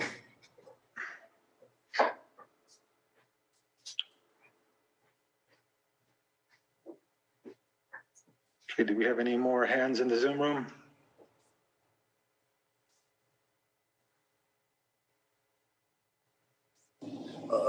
Looks like that was our last hand in the Zoom room. Okay, anybody in the chambers? Excuse me, there's nobody here. There's nobody here. Thank you. Okay, Takara, if you can provide some information. Yes, Mr. Chair. So just as a quick, kind of like a high-level overview of the permitting process, it takes, on average, from 2 to 3 years. That's if everything is perfect and there are no design changes and no changes to the permit application, things of that nature. Per our zoning ordinance, Article 60, if you are issued a permit application and you would like to make any changes, whatever review authority that heard that initial permit would have to rehear that permit application again if you make any amendments or changes to that permit application. So during the pre-application meeting, which is so integral to the process for submitting any development permit application, but even more for cannabis, we try to go over that and try to give you like a sense of what that timeline is and really encourage applicants to kind of shoot for the moon, if you will. Think of everything that you can possibly have or everything that you possibly want so that during the environmental review, the permit review application, you can really consider all of that. One caveat with that is you are able to phase out your projects. So you can permit application. You go, Bella. Yeah, this way. Yeah. You can, over time, as whatever your process looks like, if it's a tiny issue, if it's a monetary issue, you can make those changes over time without having to come back to the review authority. Now, to drill down a little bit further, I believe the question on the table is what would happen for these projects if we make a change to the ordinance and they were already permitted. If you don't make any changes to your project and you already have a permit, you're kind of essentially frozen in time. But if you're still moving through the permit application process, which is the conversation we kind of had last week and is continuing with the board, if you already issued your permit application, you're quote unquote fine. If you are not issued your permit application and is still being processed, it would have to come, up to what the new ordinances are, whatever is the rule or the law at the time of your submission of your permit application. Unfortunately, sometimes rules and laws change and you'll have to come into compliance unless you already have your permit application. But that was the point of the conversation that we had 2 weeks ago, on the 25th, where we submitted those recommendations to the Board of Supervisors to include what we're colloquially calling the grandfather language. So putting that time in place, a date certain that if your application was complete and was ready to go before the review authority by that date, then you would have kind of still be holding to the old rules. Anything after that date, you have to come back into compliance with the new rules. And that is what is still making its way through the Board of Supervisors.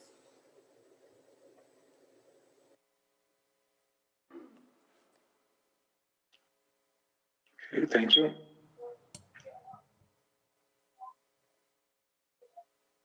So there's no more public comment. We're going to close public comment and bring it back to the commission. Mr. Chair, I have a question for my colleague, Commissioner Williams. I understood your comment, your opening comment. What do you have in mind when you refer to smaller setbacks? Maybe 200 feet. I've tried to look at some gardens in my district and they said, how does this affect me? And they're close to some ag properties. So whether it's farmland of local importance. So 500 feet, they might have to change their whole plan. Or if they've already got their garden set up and they were early activated. So there's some things that have now kind of been brought up, like, what do? Does this mean I stop everything? Do I just take that space out? So I think we would really need to look at certain things to see, again, how many are affected, and look at each. I mean, it's a deep dive into these projects, really. We probably have to look at like 40 projects that are next to these ag zone properties that are currently active and then set up those setbacks. So I was thinking something smaller, and we did not hear to see if anyone from the ag department had anything to say. I did talk to Steve last time about when we made the decisions, and he let me know that he was more concerned about what we passed, and he was happy with that, but he wasn't as concerned about this one. Unless he comes on, I mean, that's the direction, again, preferring just to kind of go, is to push it down with no date, and then maybe this can really, because I don't want to affect any other projects. And it's going to be really, it sounds like it could be expensive, or it could put them so they could not grow this year. And again, as long as they had paid their taxes, and I think they were good actors and doing things the right way, I think that, I just hate making any more changes because we just don't know how many are is it 10, is it 5, is it 1 that could be affected by this? And so that was it. That makes sense to me. We talked briefly in previous meetings too about the trade-off between what you're growing indoors versus outdoor acreage. And it's always seemed sensible to me that why not allow a person to grow just as much indoors in terms of acreage as you would have been growing outdoors. That's something that is negatively affected by this as well. You don't have that option currently to just simply convert it to a similarly sized indoor grow. Yeah. And I'm not sure why that would make any difference. If indoor is required, why can't they produce this on the same number of acres as they would have outdoors? Yeah, and I think it should be as well. It's a different CEQA requirements is what it seems to be coming down to. And I think the Board of Supervisors and the CDD are trying to figure this out about, that would be more of a transition, the whole thing of how to transition it. I think looking at this, I mean, I just assumed that it would be easier to transition a certain way. But if the transition takes building permits and these processes take forever, that, I would really want to see the projects in my own district. In other words, I mean, I could look at them and go, okay, this is next to this, how does this affect, and then add up the timelines. I don't know if our staff really has the time, and I don't want to pull the staff off of trying to get these permits through. And that would just, if one person is not able to grow, to me, that seems like an issue. And again, the other things that we've already dealt with seem to have caused their own issues, and they're still in process. I just would hate to say, here's another one, and have fun, CDD. I mean, I just, so I just think that that right now, I think we've got enough in play, and there's already people that they're working with and trying to figure out how to deal with. So until, and I think that we could kind of find out there's so many projects, let's say 40 or 45. I think last time I must have misheard something, but I thought there was 45. There were an issue with the zoned of the protection zone, but I think the numbers might have gotten, maybe I got them wrong, maybe it's 26, maybe it's 46. I really want to be exact, and then I would want to look at these projects in my district because these are real people, and I want to just go, okay, how does this affect before I even make this vote? I mean, it's. I feel like I'm kind of playing darts in the dark, and I don't want to do that. To me, a smaller setback sounds reasonable. I will go ahead and echo that. If making somewhat of an umbrella adjustment on the setbacks to something a little bit smaller would have a less of an impact, of course, but not so, help me out with the word. Destructive. Yeah, exactly. I feel like it would, we're still setting the boundaries, but it's not so detrimental to the ones that are currently working. Yeah. So I'm open to discussing or moving forward with a smaller setback. Mr. Chair, if I may? Yes, please. Commissioner Williams is right. It was requested of staff to provide some additional details, and my apologies in my initial oral report for forgetting to bring that up. So thank you for that reminder. Unfortunately, I was not able to get any details about the existing agricultural uses that are already out in the county. Apparently, that level of detail is not being captured. CDD only captures permits and land use. So if you come in for a land use permit application, we do track that. But if you're still in existence or not, or if you're still in active agricultural use, we don't capture that information. We do kind of rely on GIS and, you know, the applicants and neighbors to help us with that. So with that said, going through my records, which I do have, we've gone from 160 permit applications to 147. 5 of those 147 permit applications that we are currently actively processing, 5 are located within the Farmland Protection Zone.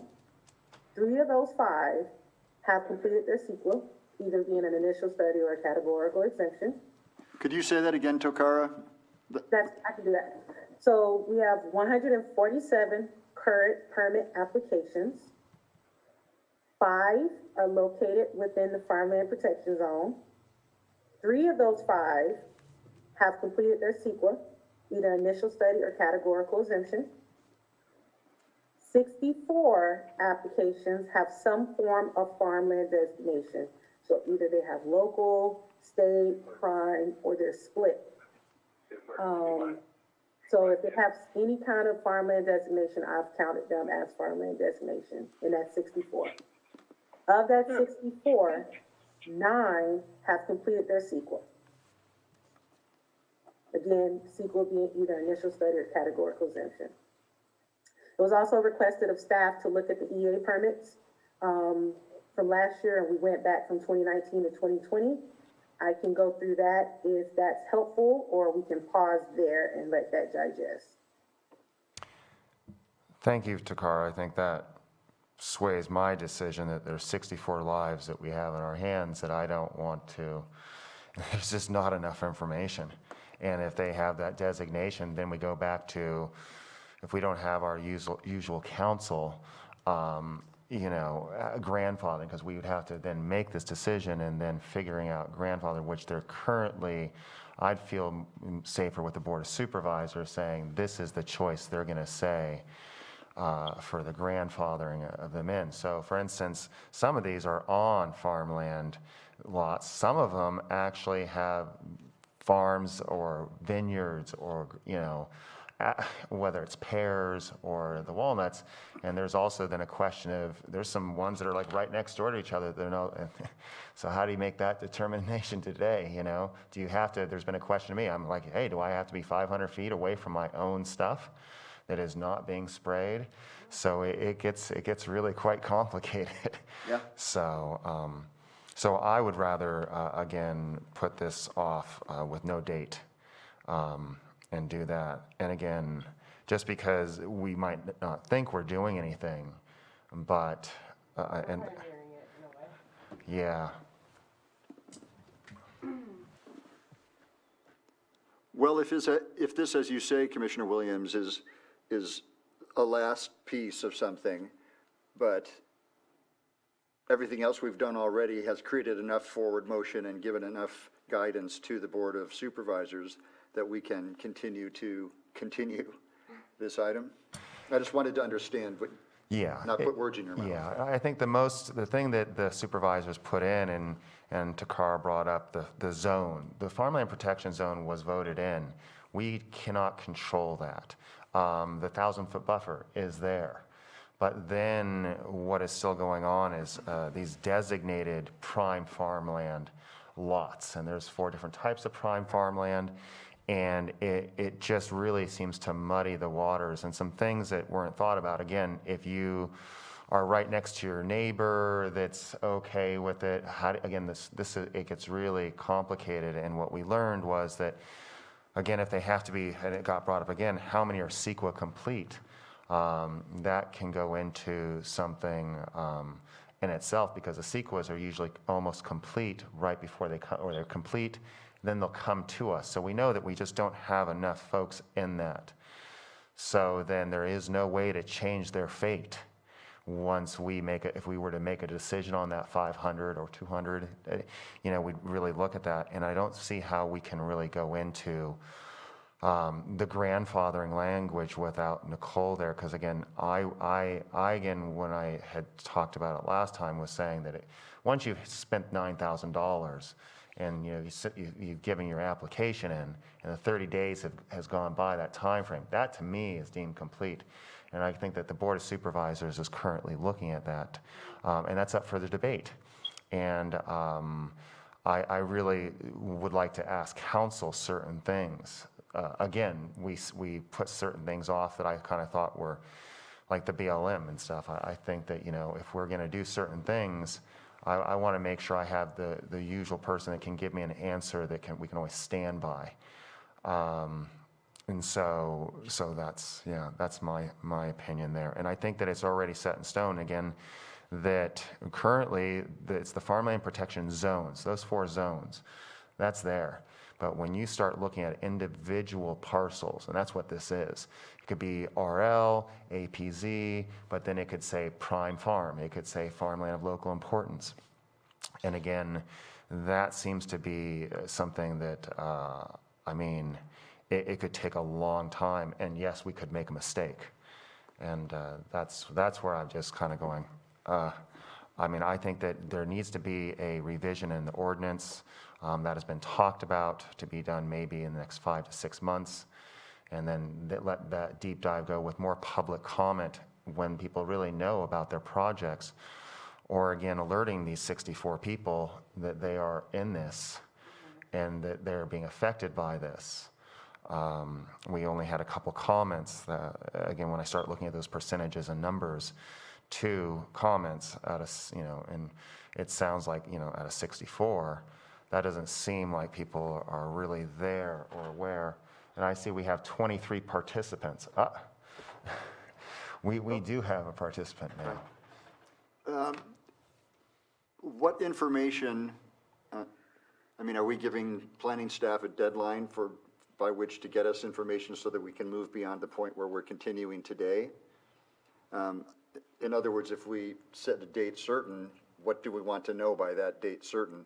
And Nicole also said at our last meeting that, you know, there is a certain inherent risk in this, and that's not our job to eliminate all risk.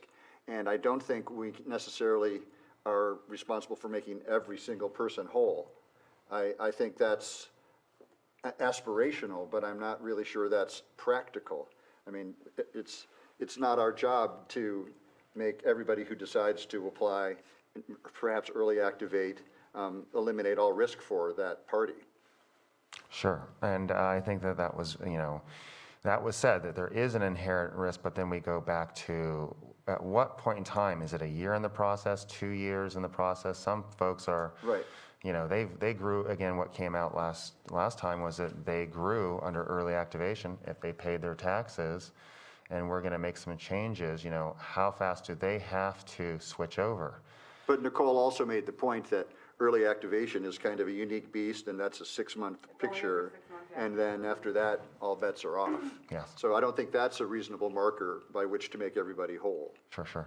Now, I don't know if we can open it back up. I'd like Steve to be able to speak. He, you know, so, you know. So I think the part of it, you know, for me, it's kind of the same thing. You know, we need to come to some type of timeline. You know, if we extend this 6 months and we're still in the same place, it doesn't do any good to keep extending if there's going to be no outcome. And so I again, taking into consideration your comments, Commissioner Williams, Commissioner Hess's comments, you know, there were some things clearly stated by council. And again, the inherent risk is something that I would hope that every applicant understood when they applied for early activation or decided to come to Lake County to, you know, start a business here. And so I do agree, you know, it's the numbers again are a little bit, for me, still concerning. But at what point, you know, can we satisfy everybody's need? Because we're not going to be able to do that. And I think that's the reality. And so is there, you know, public comment is closed. you three would wish to open it up, I'm open to that as well. If there's anybody who has significant input, I think it's important to be heard. Yes, I don't know if you can see it, but Steve from the Ag Department is here, and he definitely has something to say. Okay, yeah, I cannot see the Yes. the room other than you guys, so if we're in agreement, I'll open up public comment for this last round of comments. Sounds good. Thanks, Mr. Chair. Thank you. I was trying to get on for the last half hour, couldn't make it, so drove here. I feel strongly about the 500 feet. I'm Steve Page, County Ag Commissioner, sorry. I feel strongly about the others. There's three things I feel strongly about, just so you're aware. The 500 feet, the farmland protection zone, which is the grandfather clause, and the other one, which is mute because it's already been to the board. That's important. I can care less about the trees. That's useless. That's like sprinkles on a cupcake. So if we're going to lose those first three, the trees don't matter. We've already made the decisions, like the zone, just so the zone is set in stone. Okay. So the zone is there. And so the zone is done, the buffer zone is done. Okay. The only thing today, though, is what we're looking at and some of the problems, and you walked in here, is that we're looking at that 500-foot buffer and how to deal with that. The issue I think we're running into, and you understand farming, is that we have 64 people that projects could all of a sudden be halted, and we don't have the information about if they're going to be halted, all 64, 20, 10, or 1. And so we did make a request to see how these projects, where they are. We do know that they are on farmland designated, so prime farmland lots. And so the stuff that you had asked for has already been done. It's really just trying to figure out right now, and again, we did vote on everything, but again, this 500-foot buffer, and we just don't know. It could stop some projects putting it through. And so I'd also put out there, either to stay this and to deal with this in the ordinance, or to lower that from 500 feet, because we don't know. We don't know how it'd be affected. I mean, and again, yes, there's inherent risks, but it's April. Everyone is ready to plant. And so, but everyone knows that you can't plant currently, and they're going to figure out the grandfathering in those zones, the 4 zones, and that buffer. But I think it does get a little scary that we're being told there's 64 people that can be affected today, and we just don't have the information. Okay. So sorry, so I kind of cut you off, but I wanted to get you up to date. No, that's so fine. Yeah. Good. I cut in towards the middle of the conversation because I was doing something else, and then I heard the conversation, tried to get on, couldn't get on. So, okay. So I guess maybe could I ask you a question? That we have, again, it says you said you felt very strong about the 500 feet. Mm-hmm. And before you came in here, we discussed maybe something smaller. I know 200 feet. Yeah, the 200 I heard feet. the conversations. I'm fighting the tide here. Yeah. But again, from a farming perspective, right now we have those zones protected. Which zones protected? The prime farmland zone. So that would be the Kelseyville. That would be the. I don't agree with that, but that's okay.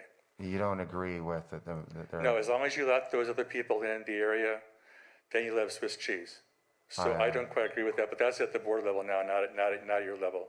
Yeah. The farmland protection zone that the board was talking about previously on Tuesday, they had concerns about how many people should or would be let in basis on how far along they are in the process.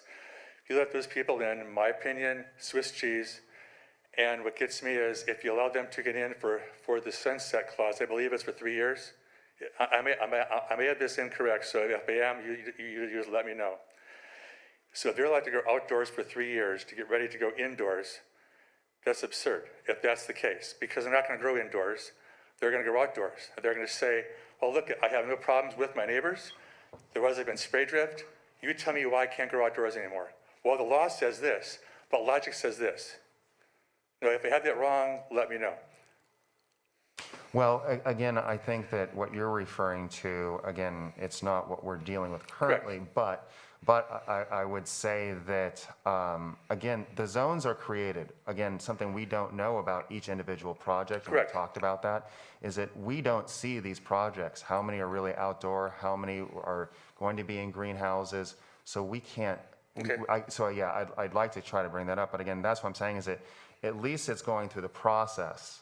And again, my whole thing is that, again, we're looking at a 500-foot buffer, and again, I don't mind staying here and maybe doing a lunch and coming back and trying to figure out what we would say for grandfathering, what we would say if you own a prime farmland property or prime ag, and what gets grandfathered in. You had certain letters that were out there, I think that should be taken into account.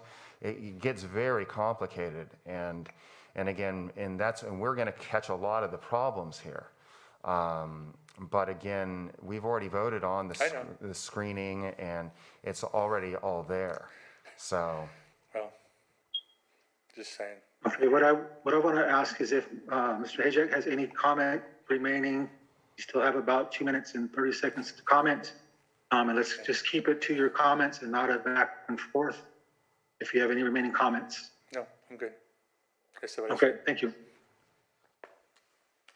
Takar, you had your hand raised. Do you have any? I do still have my hand raised. Thank you, Mr. Chair. What was my comment? Oh, staff would like to respectfully request that this be continued until after we get through the permitting season, which is right now. As I pointed out at the beginning of my oral report, we have 147 current open permit applications, and staff is scrambling to get those out. I have, pretty much been very, very strong with staff that our top priority is getting these cannabis permits out the door to meet the growing season.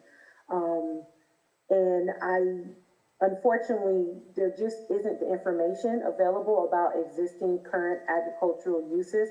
I did reach out to the Ag Commissioner and asked them if they had a list, but unfortunately they don't keep a list of that to that level of detail.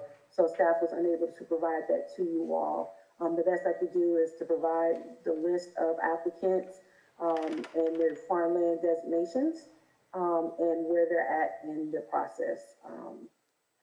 There are about 64 that are could be potentially impacted by this 100-foot buffer. Unfortunately, I just could not bring that full level of visibility to you all because it's not available to me.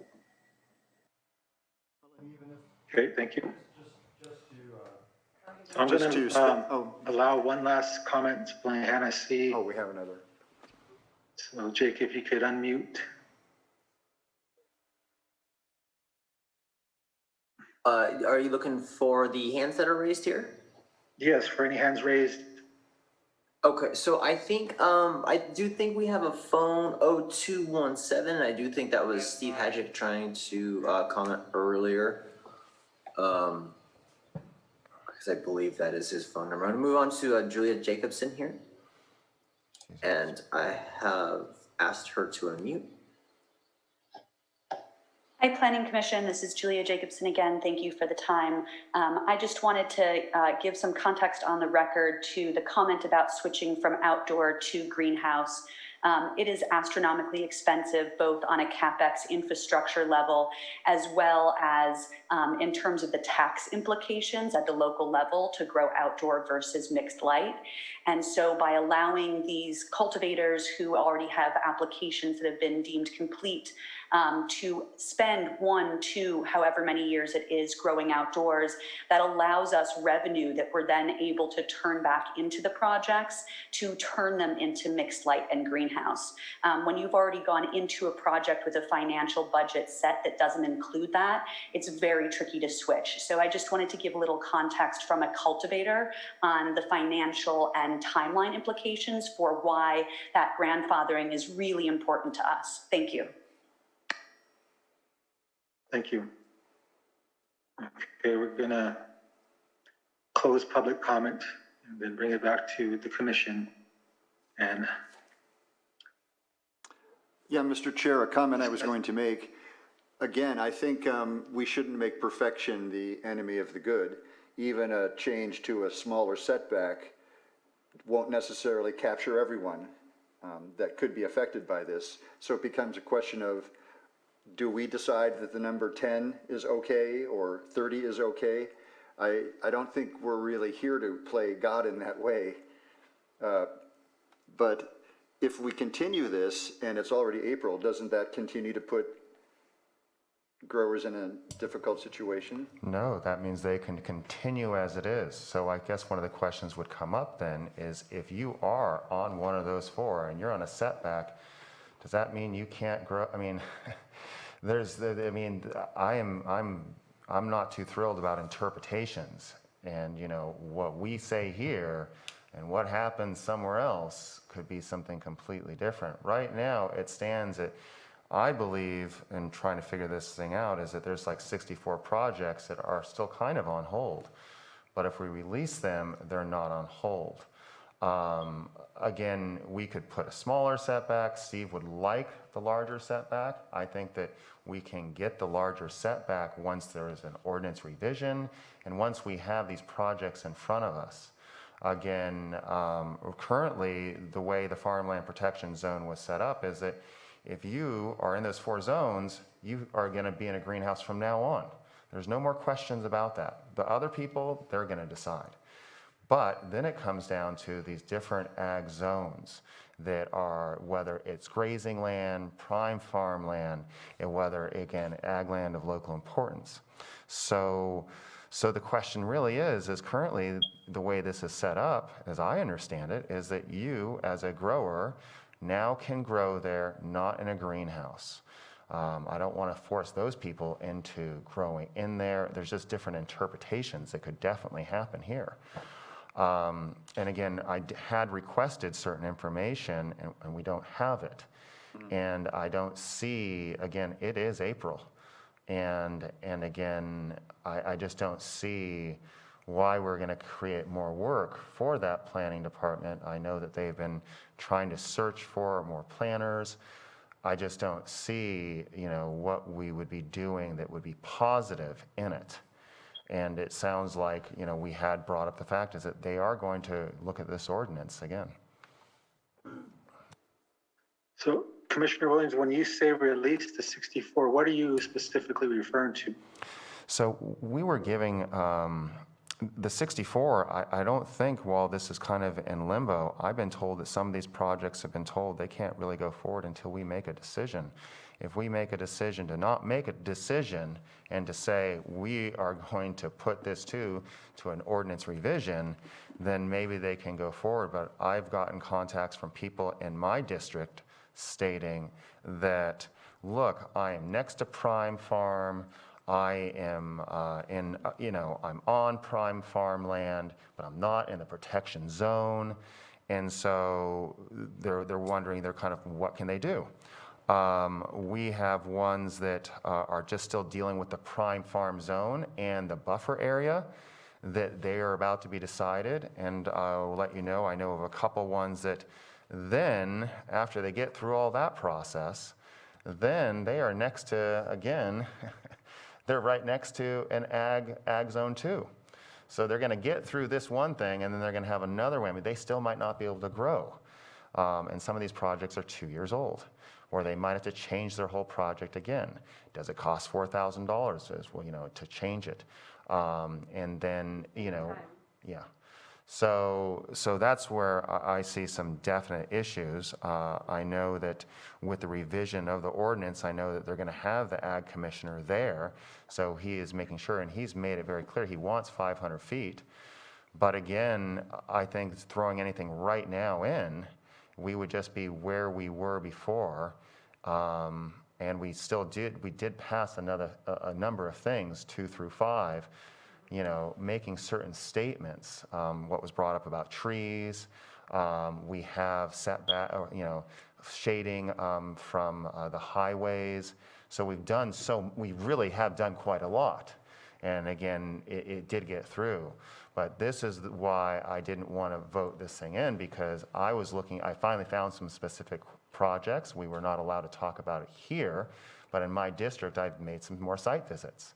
And then I went, wow, okay, this one would be affected. That means that this one would not be able to grow, and it's April. And I think pulling the rug out from, they should know by December, January. But right when they're saying what's going on, and they've been asking for 2 months, 3 months, can I grow this year?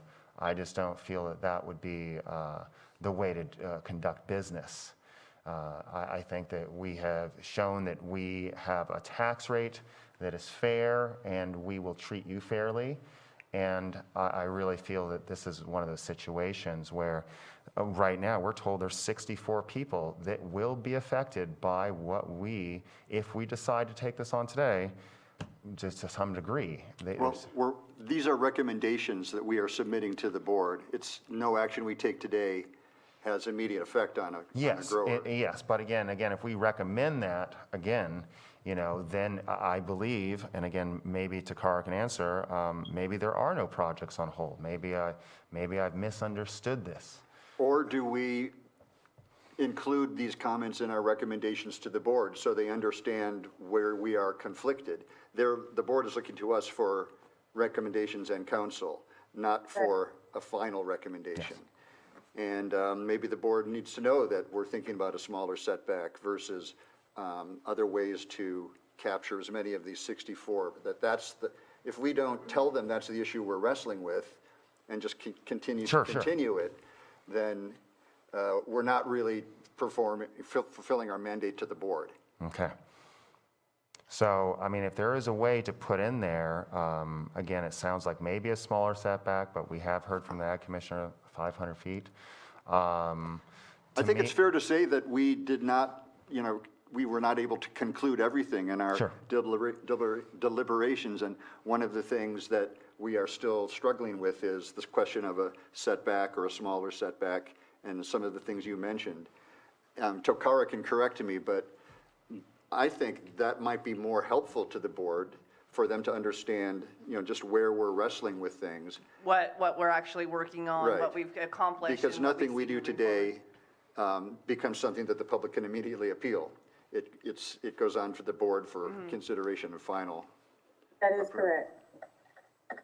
So the purpose of today's agenda item is a discussion for written recommendations to the board so that it can be implemented into the zoning ordinance if the board agrees with your written recommendations and implements them, or the board could take your recommendations as a starting point and expand upon them. So that's correct. But it's okay if we tell the board we have not been able to come to a conclusion about this particular item, and we understand we're making recommendations, and on this issue, this is where we're still conflicted. I don't think. And yes, but also this is not agendized for the board yet. Basically, the board is waiting for the planning commission to review it and make that written recommendation. So there's no time frame on it. The planning commission could hear it today, make the written recommendation. You do have 10 days to submit your written recommendation to the board after you make a decision. Or if you continue it to another date, it's just continued for another date. Some of the commentary that I've heard throughout the discussion from you all is surrounding the actual setback of 500 feet. Should it be 200 feet from an existing agricultural use? And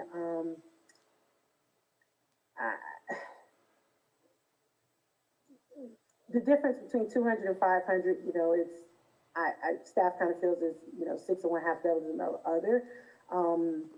I think the bigger part of is just making a decision about whether or not you're going to have this setback period. Staff doesn't have any energy around the actual size of the setback. Okay, thank you. And one of the questions I have too is Commissioner Williams' area the prime area for the applicants being impacted? Because I've not received one call from anybody in District 3 around this area with any concerns other than a few people who have come and submitted comment during public comment period. And so that's kind of one of the things where I'm trying to really understand where the impact is really coming from and whose district is it coming out of. Yeah, sorry, it is my district. It really is, because I'm the ag district, whether it's the Red Hills, whether it is Proper, Kelseyville yeah, proper. It's all happening right there. So I'm going to these projects kind of going, I only have certain answers. And I took this on. I didn't really think about that I was going to be in the ag district. And so there is a lot of things coming up. And yeah, you pointed it out. I didn't even think about that. It's really affecting my district and the people in it. Yeah, it's not something that people stop me in the street about, but I absolutely understand what you're saying. I mean, 64, I think I probably have 50 of them. So in terms of, they're being affected, and a lot of it's in the Red Hills. So it's the Red Hills, but again, most of that's now been decided because of the protection zones.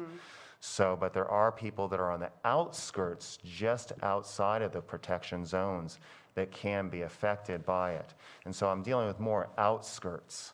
But there are obviously, there is prime ag everywhere in the county. In some places you wouldn't see it, but I don't think a lot of people are aware of it, and so yeah, and that's again where I just want to make sure I'm fine saying a smaller setback, the same setback at 500 feet, just as long as there is someone, if they have already early activated, that they're good to go. I just want to make sure that nothing is going to affect this season at this point in time, because I've looked at some projects and there's some questions that have not been answered. Again, I went out into something actually in Upper Lake, and there was a vineyard right next to a grow, and they said, is this going to affect us? Well, currently it doesn't. It's on their own property, but so I think that we could say that this could be 500 feet, 200 feet, but again, that we have to have some waivers, or again, I know that Steve had looked at some projects. I'm getting some projects that some of the farmland protection zone was, dealt with originally. So again, I say that, I think we're all on the same page. I mean, it sounds like I think we're okay with some type of setback, but I think making sure that the Board of Supervisors knows that we don't want any projects truly stopped for this year. At this point in time, it is April. By the time they get it and make a decision, that's May. And I think that is kind of, they're going to be paying taxes in June. So a lot of folks are getting ready, but it is, I'm a heavy district where this is happening. But I do get some questions about, is there like letters for, in hemp, you could get a letter from your neighbor. Do I still need this setback? Does this apply to, again, people who don't spray, who are organic? Most people are like, oh, it doesn't bother. So it is complicated. And again, we could start going, we could maybe work through it, take a break, and then kind of look at certain issues. But I think that right now, again, one thing that was put out there by Takara was that, they want to get these permits out. And again, this is something that, again, I think the whole community really has to speak out on. And we are going to do an ordinance revision. And currently, as I understand it, it would stay the same. They're going to decide the farmland protection zones. If you are in these 4 types of prime ag, what this means is it's now isolated. And so this was kind of designed to fix what was an isolated area. But there are some things that I don't know if we can, take on. But again, I think we can make a couple recommendations. But again, my recommendation would be not until the Board of Supervisor gets it, to each look at these projects and see how they're affected. So that's what I'm saying is that for me, it's hard to make a decision. I don't have access unless the people contact me. for each individual one to see these projects. And again, we only had 2 people comment so far. Those are in my district, I believe, or one is right on the border of my district. So I respect those comments, but it's not the job of a planning commissioner to approve or not approve individual applications. And in that sense, what we're doing is more general. I mean, even a discussion of 500 to 200 is general because it's not going to capture everybody. And I fundamentally don't believe that my role is to guarantee everybody's individual application.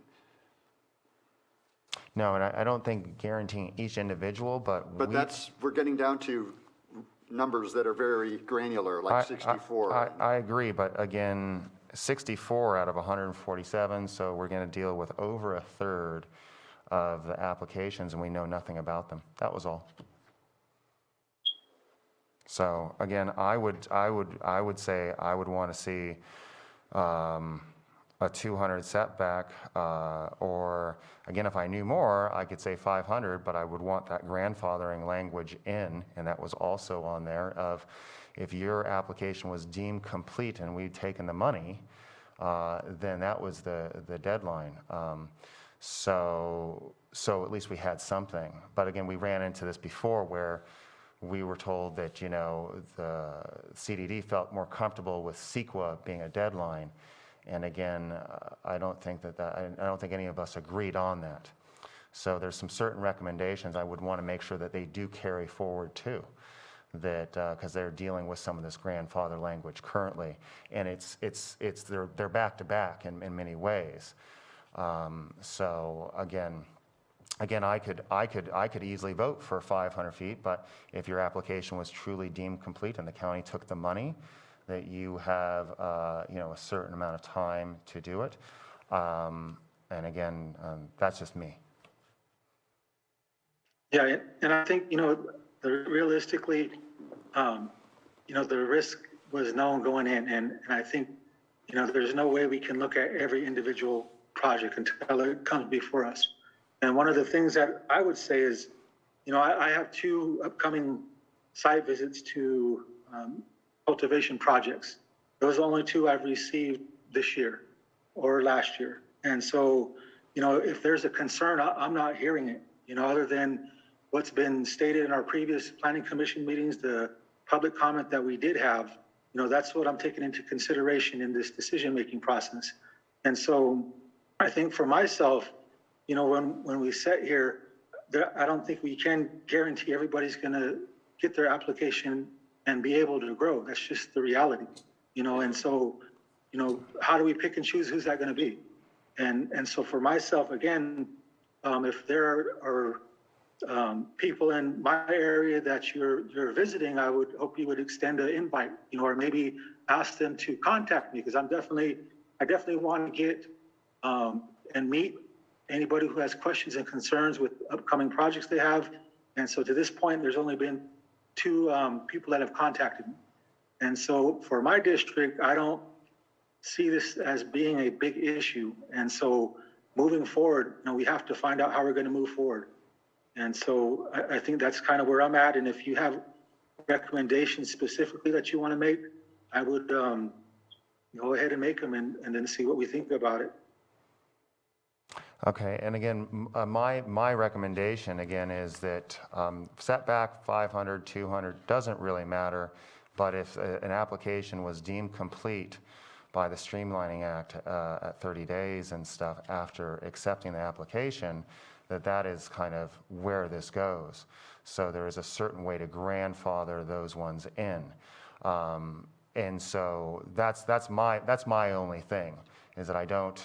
At a certain point in time, and again, this is part of the discussion as well, what do we feel, again, that grandfathering in? So again, we're not making more work for CDD, and we're not shutting down any projects that some currently have state licenses. And I understand, I have asked people to reach out to Eagle in your district, and it might be some of those spots. In your district, there is, again, you only have one ag zone. That would be the Upper Lake that It's the farmland protection zone. And so then you also have some ag that is done with the wineries and stuff. So, but again, I have asked people to reach out to their particular supervisors and planning commissioners. But again, a lot of people are not aware of it. But again, I have so much flat land and so many vineyards there that were used and they're being transferred over. May I ask you another question? And it's not to put you on the spot, and it's a hypothetical, but let's say we continue this and staff does a deeper dive and comes back to us with more detailed numbers, and the bottom line number is not 64 but 40. I mean, is that a number you could live with? Well, I think that, again, there was talk at the Board of Supervisors to simply open up this ordinance, because we had agreed every year to open it up, and it really hasn't been gone into. Well, the ordinance is severable. I mean, one can take up this piece of the ordinance without having to open up every other piece of the ordinance. Yeah. But there is an annual ordinance review, yes. Well, yeah, so again, so when you say the 64 and then the 40. No, I'm just wondering, is there a yeah. number you could live with at the end of the day? 'Cause Well, we're if not I gonna saw make that 40. We won't make everyone whole. We Yeah. can't catch them all, is that what you're saying? Right. Yeah, and I don't think we would, but let's say it's 64 and then 40 are approved. A lot of this thing comes down to, again, my recommendation is based on the grandfathering in language that we were told, again, that CEQA complete. Some people deem CEQA only complete, actually, after we've made that decision. So that's a complete use permit. And so, I don't think after, that's 64, so we know 64 people there aren't CEQA complete, depending on how you look at the definitions. Only 900. Yeah. So that's all I'm saying, is that I could easily put down there to say 500 foot, but application deemed, because again, that's what I feel, or 3 months after being deemed complete. That they've sat there and they've obviously spent money. I think I brought that up. When someone buys a property in our county, to me, that means that they've spent and really believe in this, and they've, going through the process. I had my pre-app meeting. Okay, they said do it. This looks good, and then I got my project ready to go, and then I applied with my use permit. And then it was deemed complete. So I mean, and by that time that could take 6 months. Currently, your pre-app meetings, I think, are out till September. So they're going to wait till September, then get do this thing. But you see, it takes 8 months. So at what point in time, when we are saying, come to our county and, come here, or if you are local to work here, at what point in time? And I think that that's something that right now that they're still looking at, and it seemed to be, again, more towards the fact. So again, I have no problem putting anything through, but again, my recommendation would be not CEQA complete. And I believe that, again, we have the ag commissioner here. If he wanted a 500-foot buffer, I think that that's fine. But again, I just really would want to say what is deemed complete, and just kind of go from there. And I don't think that, I know that there are certain risks. But I mean, telling a farmer that has been planning and getting their soil and getting everything ready right now in April, that there's going to be even more changes. One of those things. I just don't see any way to eliminate risk from the equation. I mean, you could be hired to pick pears for a season or work in a vineyard, and all of the soil amendments and expenses could have been made up front, and then your packing facility burns down. Or something happens on the vineyard and... Usually they're insured. Well, my point is that things happen, not just in the cannabis growing business, but with grapes, pears too. The bottom falls out of the walnut market, and they're not worth anything more per pound or per ton. And that affects who gets employed or who was brought on to work and then is let go because there's no profit in it. It's equally unfair to those individual people who came to the county to work with certain expectations as well. But it's not our job to fix it for everybody. We're planning commissioners. I don't mean to sound insensitive. I understand your point pretty well, I believe. And I've always wanted to create a level playing field for the cannabis community as well, you know, vis-a-vis regular agriculture, so to speak. But I feel like we're really caught on a point here that I feel we're not performing our due diligence or our duties to the board by continuing this, as opposed to making a recommendation, which they're perfectly free to reject. It's just a recommendation at that point, correct? So, my thoughts are maybe let them know how we feel about, you know, like you said, whether it's 500 feet or 200 feet, not a big deal. If we could shed some light on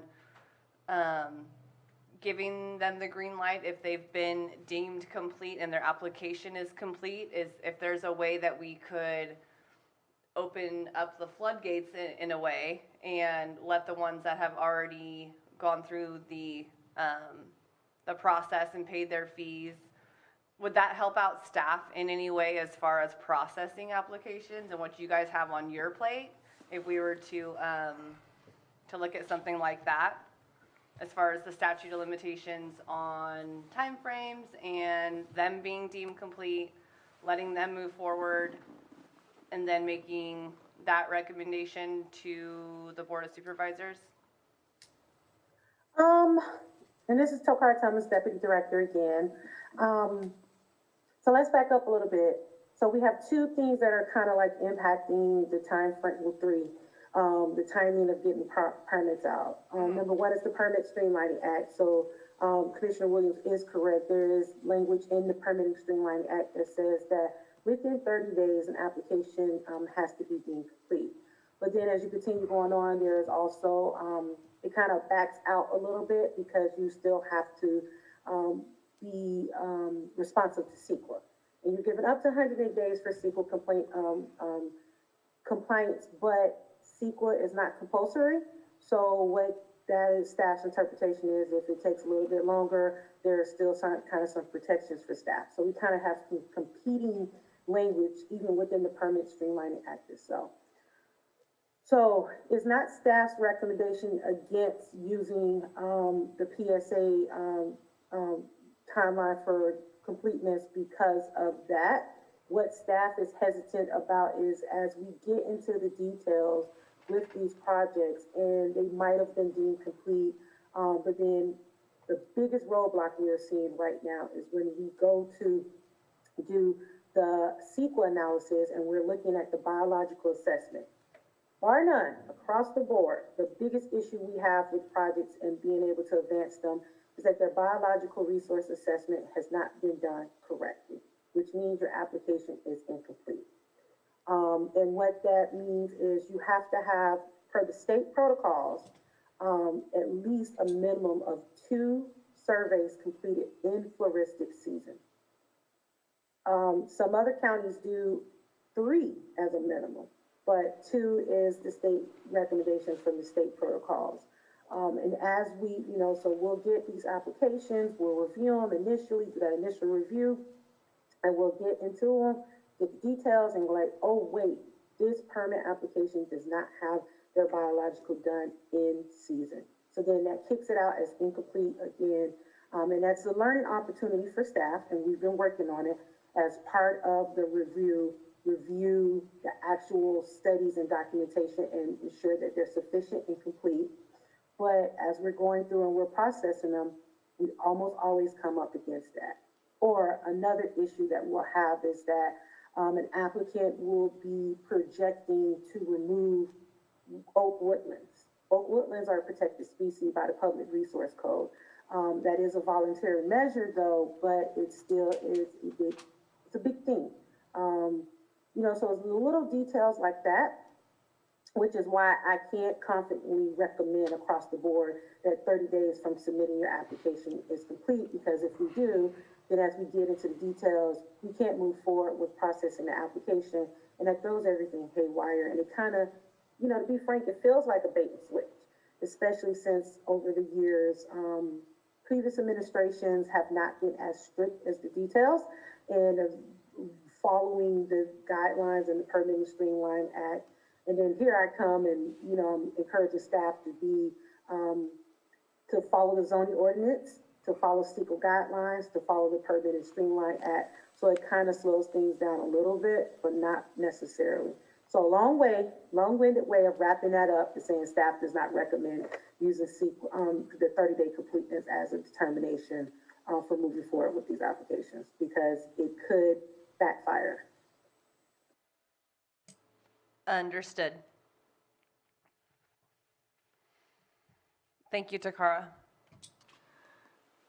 Would you guys mind looking at the sample motions that were prepared in that memo? Is it the recommendation? Right. Meaning, is there, do we see a place to insert language in number 1 that in a way that we could express our ambivalence or lack of certainty to the board? I think a legitimate recommendation is to say, we've wrestled with this and we've narrowed it down to 500 versus 200. Yeah. These are the areas where we're still conflicted. Perhaps the board wants to take a deeper dive in that, and they'll decide. They're the deciders. Yeah. No, I agree. I mean, I don't want to stop the whole process. Right. I just really want to make sure. And I mentioned item 1 simply because that does refer to a setback of 500 feet. Takara, is it possible to work with us to craft language so that we can, in fact, be responsive to the board, but insert some of these questions we have?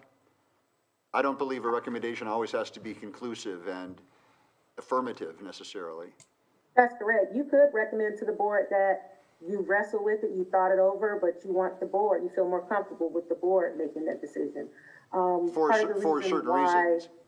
This has zoning ordinance amendments have to start with you all as the planning commission and then finalize with the board, depending on the type of ordinance amendment that is proposed, is because the board has delegated land use decisions to the planning commission. So that's why this is starting with you all.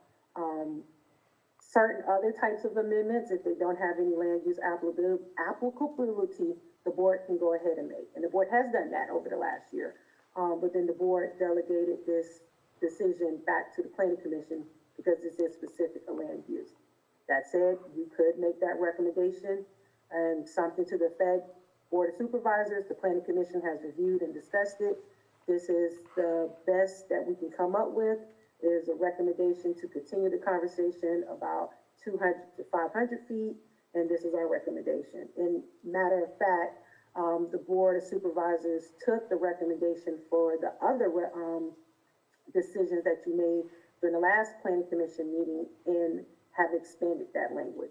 So long story short, I'm sorry, I'm a little long-winded today. I think I've had that third cup of coffee that's hit me. The long story short is, yes, you can make that recommendation to the board to continue the discussion at their level. I don't think the board would think any less of us if we made it clear that, we have continued this 3 times and really wrestled with it, and these are our conclusions. We didn't want to delay feedback to the board any longer, and they can in fact turn around and say, thank you, go back to work on it. They're free to order us to continue to come to a more definitive recommendation. But I don't think it's bad to. Mr. Chair, I want to share again that staff's recommendation is that we do not make any more changes. Because again, it extends the time frame out, and there are projects that are on the board that are hanging in the balance for this ordinance amendment. Staff recommends continuing this or recommending to the board that this discussion be held after, till at least we get through some more of these permit applications. But again, the staff's recommendation, it is up to the planning commission to make that decision. Does that not freeze people in place? No, that's what I'm saying is it keeps everything open so this can really be looked at. Right. I just want the board to get that feedback from us sooner rather than later. Yeah, I mean, I would hate, I've seen it happen where sometimes we don't make it, I wasn't here, but no decision, it would go back and then come back. But I think that it would not freeze things up. And again, I know that there's some projects that they're saying, well, you know, if this 500 foot does come in, then they might hold them a little longer for early activation, because they're like, oh, well, it's almost decided, you know. But if we say we're not going to decide this right now, then that goes. The good news is, again, you know, I mean, I think we're all on the same page. 500, 200 feet. I really liked what Takara was saying, is that, you know, we could put some grandfather language in, but again, we don't have to make it set in stone. Is that I think that, yeah, the second biological study and the archaeologist study is there as well. So we know that there is no, there's no sensitive areas that are being disturbed too. Because to me, that's when a CEQA is truly, you know, close, where we, as a county and as people of this county say, you know, then you can go forward. But I don't want any sites disturbed. I don't want any plants destroyed. And so that's, to me, and again, I think that's why I was saying, I didn't really feel like, you know, that 30 days. But again, that 30 days, but then most of the time, they should have a complete. But I think what Takara was saying is that it was known that some of these ones were done off-season and no one had caught it. So, I mean, but that's something I think that if we put that in there, we're seeming to be in agreement, we're going to see some of these things come up again. And again, for me, I could care less if it's 500 or 200. And maybe putting in there something that there can be some exceptions, that it's up to, you know, there can be some exceptions that could be looked at per the CDD. I mean, if we have it just one rule, I mean, that's where I think we run into problems. So if they have it within 500 feet, it's still up to the discretion of CDD as well, because they know some of these things. And I don't think they're just going to willy-nilly something, just let it through. But I think when we make it so strict, or we recommend it and it gets lost before it gets to the Board of Supervisors, and then all of a sudden they've put something through. But again, that's where I would say that, again, listening to at least one supervisor, again, that there was the speaking of, we've got this thing going, that people, you know, up at the CDD know certain projects are sitting there and they're on borders. I mean, and again, I won't name any specific ones, but I think that that is there. But I think we're there, that we feel that, you know, there should be a setback, because again, that was what was decided, that there should be some kind of setback. So yeah, so I don't know. I was looking at what you said, number one, and I think that there is maybe a way to put that in there. So. Well, it's certainly not number two. Yeah. Speaking as one commissioner, I would much rather act today rather than continue.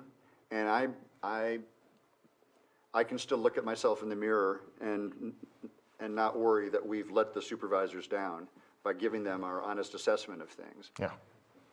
Yeah. And, you know, I think that we still do have, again, that buffer that we already decided with the plants is what we recommended here. So we do still have that. This is, again, it was just pointed out to me that, again, 500 foot garden to garden is where some things definitely come into play. But again, that's why I would want some discretion on that, you know, unless it's under, and again, I think the discretion should be the CDD. And that would also encompass, well, look, we know this project has been in this pipeline for that long. So I think we're pretty much there. Mr. Chair? Yes, I am back. I did miss about 5 minutes of the discussion. I did come back at 2:52, so go ahead, John, any recommendation, comments? I was wondering what you think about moving on items 1 and 2 here, and perhaps taking a break so that additional language for item 1 could be created and added? I am open to that. How much time are you thinking? It's 3:04 now.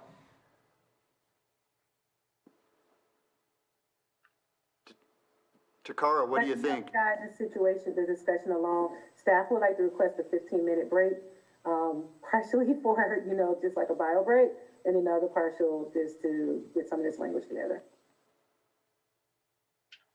Okay, it's 15 minutes, that's what I heard. Yes. Okay, we will come back at 3:20. Okay, thank you. Call meeting back to session. Takara, do you have some information for us? Yes, so I did a very quick search of our partner counties and how they're handling the situation and could not find anything conclusive. And I'm specifically referring to the buffer between existing agricultural uses and proposed cannabis cultivation uses. They don't really have anything out online to speak to this. Also looked at our bylaws and some recommended motions that we have, just some language that we have printed up to help us with preparing recommendations and motions. And then I also looked at kind of the separation between hemp and cannabis, just as kind of like a primer to kind of prime the discussion. And just for your all's information, there is a buffer between hemp and cannabis to prevent the cross-pollination between hemp and cannabis. And I'm just sharing that as an FY that there is a precedent for a separation of uses to something to this effect. And if you can't hear me, please just let me know and I can speak louder. So based off of all of that very high level review of information that I came up with and a direction to come up with some recommended language to the Board of Supervisors, I was able to put together this language, and I'll share my screen and I'll also read it out for a motion for the report and recommendation to the Board of Supervisors. I move that the Planning Commission report to the Board of Supervisors that the Planning Commission has thoroughly reviewed and considered the Board of Supervisors zoning proposal for the Planning Commission to discuss, consider, and submit a written recommendation to the Board of Supervisors. This discussion has occurred over several sessions, the February 25th, March 25th, and April 8th Planning Commission meetings. The Planning Commission submits its written recommendation to the Board of Supervisors that the Board of Supervisors consider and make a decision on the proposed zoning text amendment. The Planning Commission has thoroughly reviewed the proposed language and defers the decision about the implementation of a 500-foot buffer between proposed cannabis cultivation and existing and active agricultural uses back to the Board of Supervisors. And I just want to know, I did not have a chance to review this proposed language with County Council.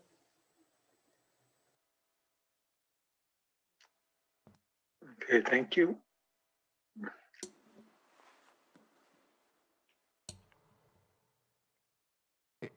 Is council on right now?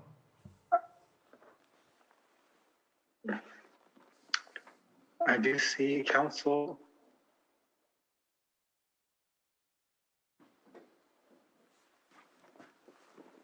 Can you hear me, commissioners? Yes. Yes, we can. I'm sorry, it seemed my mic was, something happened to it. Yes, I am present. I think if the commission has some concerns about perhaps the exact wording back to the board, but also not wanting to set it out so far and it's in sort of indeterminate future, perhaps delaying it to the next commission will give time for CDD to liaise with my office to perhaps come up with better language that might meet the desires of the commission.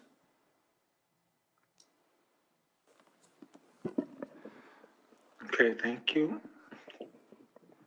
So any comment from the commission regarding the language? Mr. Chair, Recommendation. this is John. Yes. I don't want to overload the language, but I wish it could reflect in some way why we have decided to defer that decision rather than just say we've deferred it. It doesn't seem to me to reflect the good faith effort we'd made to consider a lot of permutations and come to the point where we are kicking it up to the board. I suppose if we continued this and let council and CDD staff work on language that we could look at right away at the next meeting, by continuing it, we wouldn't delay anybody who wants to get pots in the ground. And we might be able to come up with, okay, oh, here, I see there's new language here. Sorry, I'm just looking at the new language.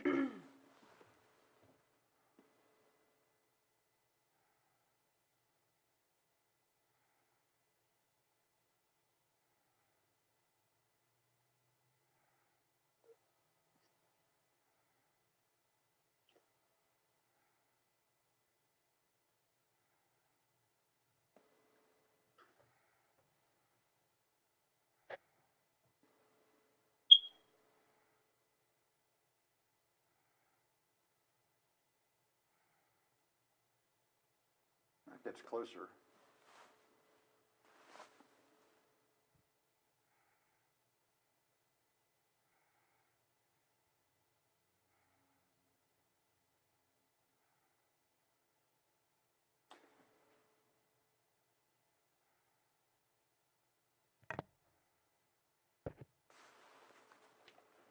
Okay, so based off of the conversation that I've heard, just in the last couple of seconds, this is the new language to amend that. The planning commission is deferring this language, Referring. this zoning text Not deferring. amendment discussion back to the board of supervisors due to the lengthy amount of deliberation that the planning commission has conducted and is ultimately unable to reach an agreement on a cohesive decision. So my question to you, Takar, does this help the CDD out? In other words, is this going to make it so there is a path forward, or will you then be waiting on their decision? I think that's because then I feel, and I think everyone has made it very clear, that then they feel like they haven't done their job, and then I've kind of obstructed it. I think that we want to make sure that we go through this and that we are doing our job. So does this help your department continue to move forward, or is this going to be, stopping things? I think that's what I think the final thing in my mind is. Again, we want to do this, but obviously you had recommended that the CDD has said to make no decisions on this, and then let the growing season continue. And again, I've heard that from people and a supervisor. So does this do what needs to be done? And I'm quiet because I'm trying to process my thoughts, right? I've sat with this for a couple of days since our last planning commission meeting, and even during this planning commission meeting. So bear with me as I get my thoughts together. I actually think that the vegetative screening that was approved by the planning commission and was recommended to the board of supervisors might help mitigate some of the issues. If we strongly encourage that parcels that are designated as farmland designation, not farmland preservation zone, and that they are not attached to a lengthy, and they're isolated from the other parcels. And if they have a vegetative screening, that might be okay. I believe that the vegetative screening might help with some of the issues, because it's my understanding that all of this came up about pesticide drift. And the planning commission did approve the vegetative screening. And we talked through fast growing vegetation to help with that. And really it's just to help, this 500-foot buffer, to my understanding, is to help provide an additional layer of protection for everybody. So that said, I think that deferring this back to the planning commission, or deferring this conversation till after growing season, would not necessarily prevent the movement forward of processing permit applications. And I'm very, very careful to choose my words, because again, as I've stated, there are other things that could slow down or prevent a permit application from moving forward. But I think that the inclusion of the vegetation screening could help defray any potential issues. What this all is hinging on is the original interpretation of the farmland of local importance and whether or not parcels were isolated. But I think with all of the other measures that were implemented, kicking this back to the Board of Supervisors would not necessarily impede permit processing. Does that make sense? It does. I just really wanted to make sure that, this wasn't going to put a hold and we were going to hold more things. I also would wanted to say that I think it's the spray, but it's also what we've heard from some of the people, whether it's true or not. Again, the smell and selling grapes. So I think we've all agreed that we really want to make sure, and I think we feel strongly about it, that we have that vegetative screening. I also believe that we could say any new applications must be, because I think we all agree, any new applications, I really want them 500 feet away on something like that, any new applications. So we do make some decisions that maybe are set. Sorry to throw that in there, but unfortunately, this is not as easy as it is, but I kind of want to make it easy when it does get the Board of Supervisors too. So I just wanted to throw that in there. And then there is some definitiveness here. So I just wanted to throw that out there. But again, my main thing is that obviously I don't want them holding up any applications. Obviously they are supposed to do the screening. And then it could be any current applications, and upon review of CDD, any new applications, and then any current applications, that the CDD could make that final call on. Because I know that everyone wants to, I don't want to kick anything down the road. But I also want to make sure that, again, CDD saying, they don't want any new changes. And again, so just want to throw that out there. I wish it was just so easy.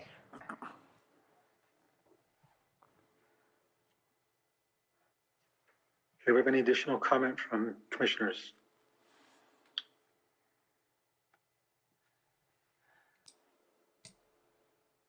I don't have anything to say.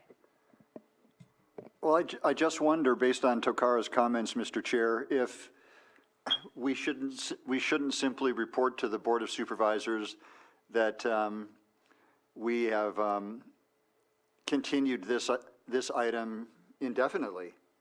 That doesn't prevent anybody from moving forward with their work now. Right. And I think we could spend another hour picking this language apart, and Sure. I'm not sure that's all that productive at this point in the day. But we are informing the board that we intend to deliberate more seriously by continuing this at some later point, and say nothing more in terms of a recommendation. Yeah, and I agree with that. And then again, people can get going and they can do what they need to do. And I think putting it that direction, or again, we are going to deliberate it, or again, it's going to be in that ordinance opening up once the end of the growing season. For the is there. review? Yeah, for the review too. Because again, obviously we don't want to create any more work for people that are struggling right now. And so, yeah, so I support that. Mr. Chair? Yeah. Any thoughts on that? I'm in agreement. I think you made a good statement, and I agree with where Lance is going. So I'd like to take some action.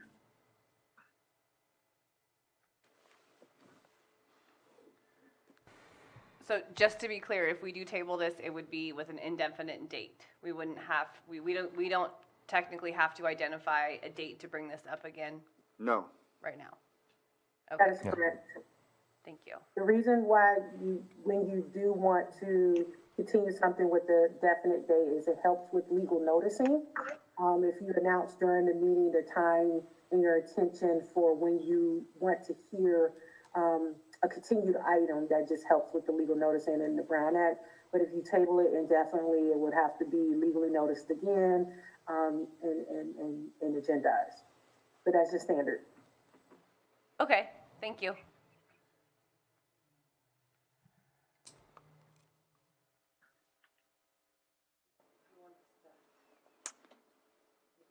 I'm just not sure we're all on the same page in terms of continuing versus, or or does the recommendation to the board consist of informing them that we have decided to continue this item indefinitely so as not to delay the season, and in order to come up with better recommendations to the board in the near future, something like that? Mr. Chair, may I jump in? Yes, please. It is well within your planning commission's purview for what type of recommendation would you like to make. This is presented before you all in the way the zoning ordinance is set up. You have to review it and then submit a written recommendation to the board. As far as what that written recommendation says, it's up to you based off of your discussion. So I'm hearing a couple of things. One, submit the written recommendation that the item is continued indefinitely. One is submit a written recommendation saying that the Board of Supervisors, the Planning Commission is deferring to the Board of Supervisors to make this decision. And then the third one that I've heard is that we continue this item and bring it back for discussion at the Planning Commission and then continue the process after that.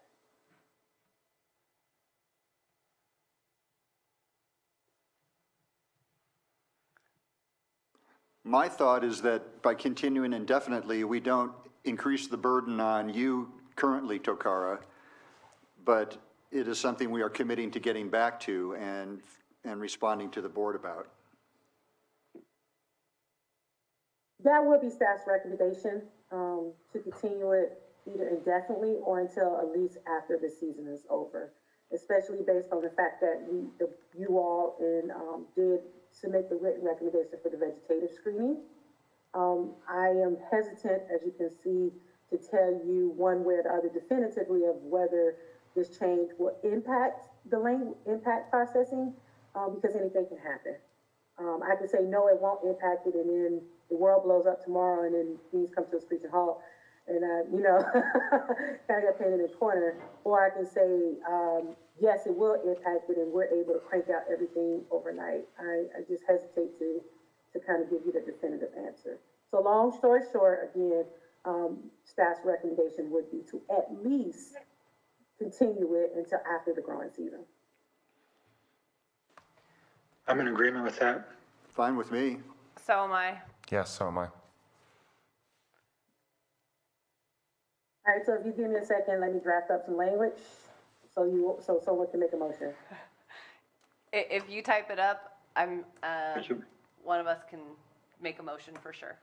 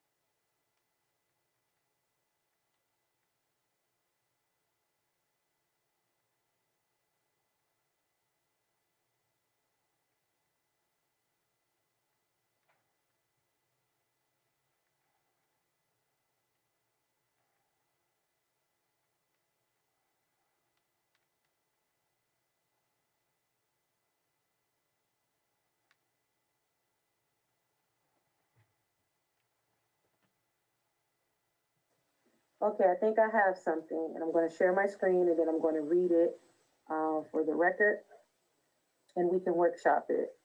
The proposed language for the motion. I move that the Planning Commission report to the Board of Supervisors that after thorough consideration of the Board of Supervisors' resolution of intention to the Planning Commission to consider and discuss AM 2101, item number 1, implementation of a 500-foot buffer between proposed cannabis cultivations and existing and active agricultural uses, that this item be continued until the earliest December 2021. The Planning Commission is deferring this zoning text amendment discussion due to the lengthy amount of deliberation that the Planning Commission has conducted and is ultimately unable to reach an agreement on a cohesive decision and the desire to not further impact permit application processing. I like it. I think that, excuse me, I think that covers a lot of the concerns and it's worded very well. Oh, well, thank you. I mean, I'm going to pat myself on the back. No, it is well worded, Takara, because it's important, to me anyway, that the board understand that we've actually really grappled with this. And it's an important topic, and I appreciate that. Yes, thank you. Thank you for the compliment. I joke, but it really was a workshop effort from listening to you all's discussion and trying to just parse it down. And it's 3:45 and I get a little punch drunk. Hey girl, I'm a little so silly there. around the end of the day. So there. I'm hypoglycemic.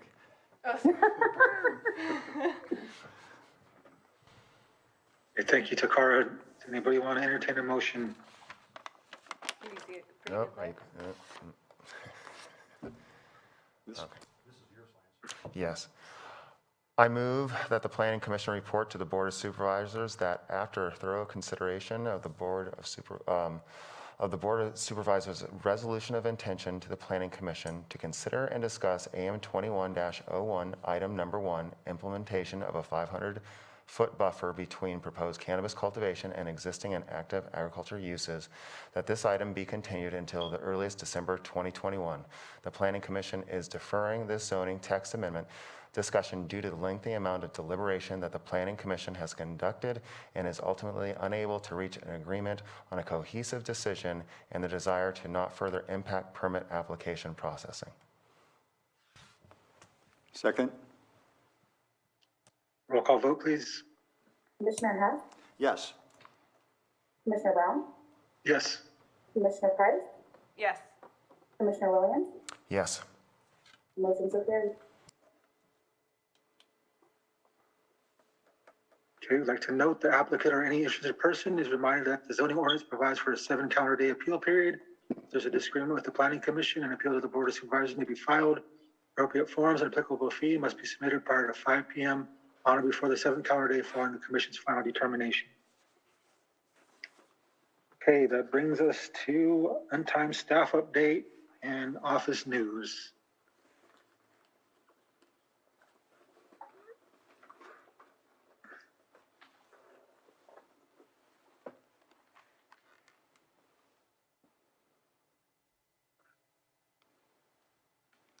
Do you have any office news or updates? Oh, sorry, I was talking, but I was on mute. This is Deputy Director Thomas again. I've said this a couple of times and I just can't say it enough. I want to give a special shout out to every single teammate in the Community Development Department. They have just been rolling with the punches. We've been under immense stress and, we're in the middle of a global pandemic and we have not missed a beat with continuing to serve the public. Even when I've made some missteps, like the phone tree, that was a misstep. And my team tried to tell me, but I didn't want to listen. But, we learn from those things and we learn the lessons, right? Chief lesson number 1, listening to my team. But that said, we've not missed a beat with providing stellar customer service to the public. I will admit, and just put a fine point on it though, that we do have a lot of permit applications. We've gone from 160 to 147. And staff has just been cranking them out. We've implemented overtime. We've implemented some other administrative changes. We've implemented updating the website to provide more clear information. We've implemented the cannabis inbox and the planning inbox to provide additional customer service and other avenues to reach a staff member relatively quickly. At the end of the day, though, we are still working really, really hard to process permit applications. My directive to the planning division is process cannabis applications. And as you see, we had several on today for cannabis commercial cultivations, but we're also still processing other permit applications too, because we, purview of the community development planning division, we have to process all our permit applications. But I think the planning commission will be pleased, at least some modicum of pleasure over the next couple of planning commissions. I think we have about 12, either 12 or 10 permit applications that are commercial cannabis coming before you all. So we're coming out with a good clip. Having the consultant is very helpful. And really is just getting into the details of those supporting documentations to push out the initial studies. That's the last hurdle. And staff has just been nose to the grindstone and pushing them out. And I would ask you all to help me in thanking staff in getting these permit applications out. I can't sing enough the praises enough of community development department. And I know it's stressful times, but we are working so diligently and extra hard to process out these permit applications. One other thing I would like to point out, I've been updating the cannabis website, and I will show my screen just to help provide that visual. Just as a reminder, we have a cannabis section of the website, provide more information. Got some FAQs. We have Article 27, top of mind, the different license types, a high-level primer about when can I plant, a procedure about I do not grow, and then we also have the newly created subpage about known environmental consultants. And then if you click on this page, it provides more information about the new process that we are still using on a case-by-case basis. Every day we're learning, it's a learning opportunity, but the main thing is we are now accepting initial studies from outside prepared consultants, but you have to follow the process first. The application must be deemed complete. The RFR process must have concluded, which is 30 days. AB 52 consultation must have concluded, 30 days. The biological assessment must be followed completely. Oh no, I'm sharing my wrong screen, sorry. Sorry about that. The application must have a completed biological assessment that follows the state protocols, and a CEQA determination must have been completed by staff, whether it's initial study or categorical exemption, before the initial study can be submitted to CDD.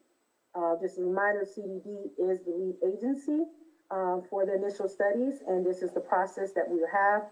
Essentially, it behooves applicants to wait until staff gives you the go-ahead to prepare that initial study, because if you submit an initial study without staff's to go ahead, that could slow down your permit processing application, because those other steps must have been completed before the initial study stage can begin. We also have a list of known environmental consultants. This is just a list for information purposes only. CDD does not make any representations about the consultant's workload or qualifications. This is just a list of consultants that we know of that are providing these services. Essentially is buyer beware. And again, I can't stress enough, do not engage with the consultants for an initial study until staff is giving you the go-ahead, because we do not want to delay the processing of your application. I'm gonna stop sharing my screen. I don't think I have any other, one last thing, grading must be done in conjunction with your permit application, not before, meaning you cannot grade a mountaintop and then come in and submit your permit application, there are some ramifications that go along with that. So just a gentle reminder, grading has to be done with your permit application process, the review for a grading permit. And you cannot grade until you get that go-ahead. Again, just to wrap it up, staff has been cranking out these applications. I know it's slow, quote unquote, but staff is just working so hard over time to get these permit applications out, and I really can't thank them enough for that. And I think the planning commission and the cultivation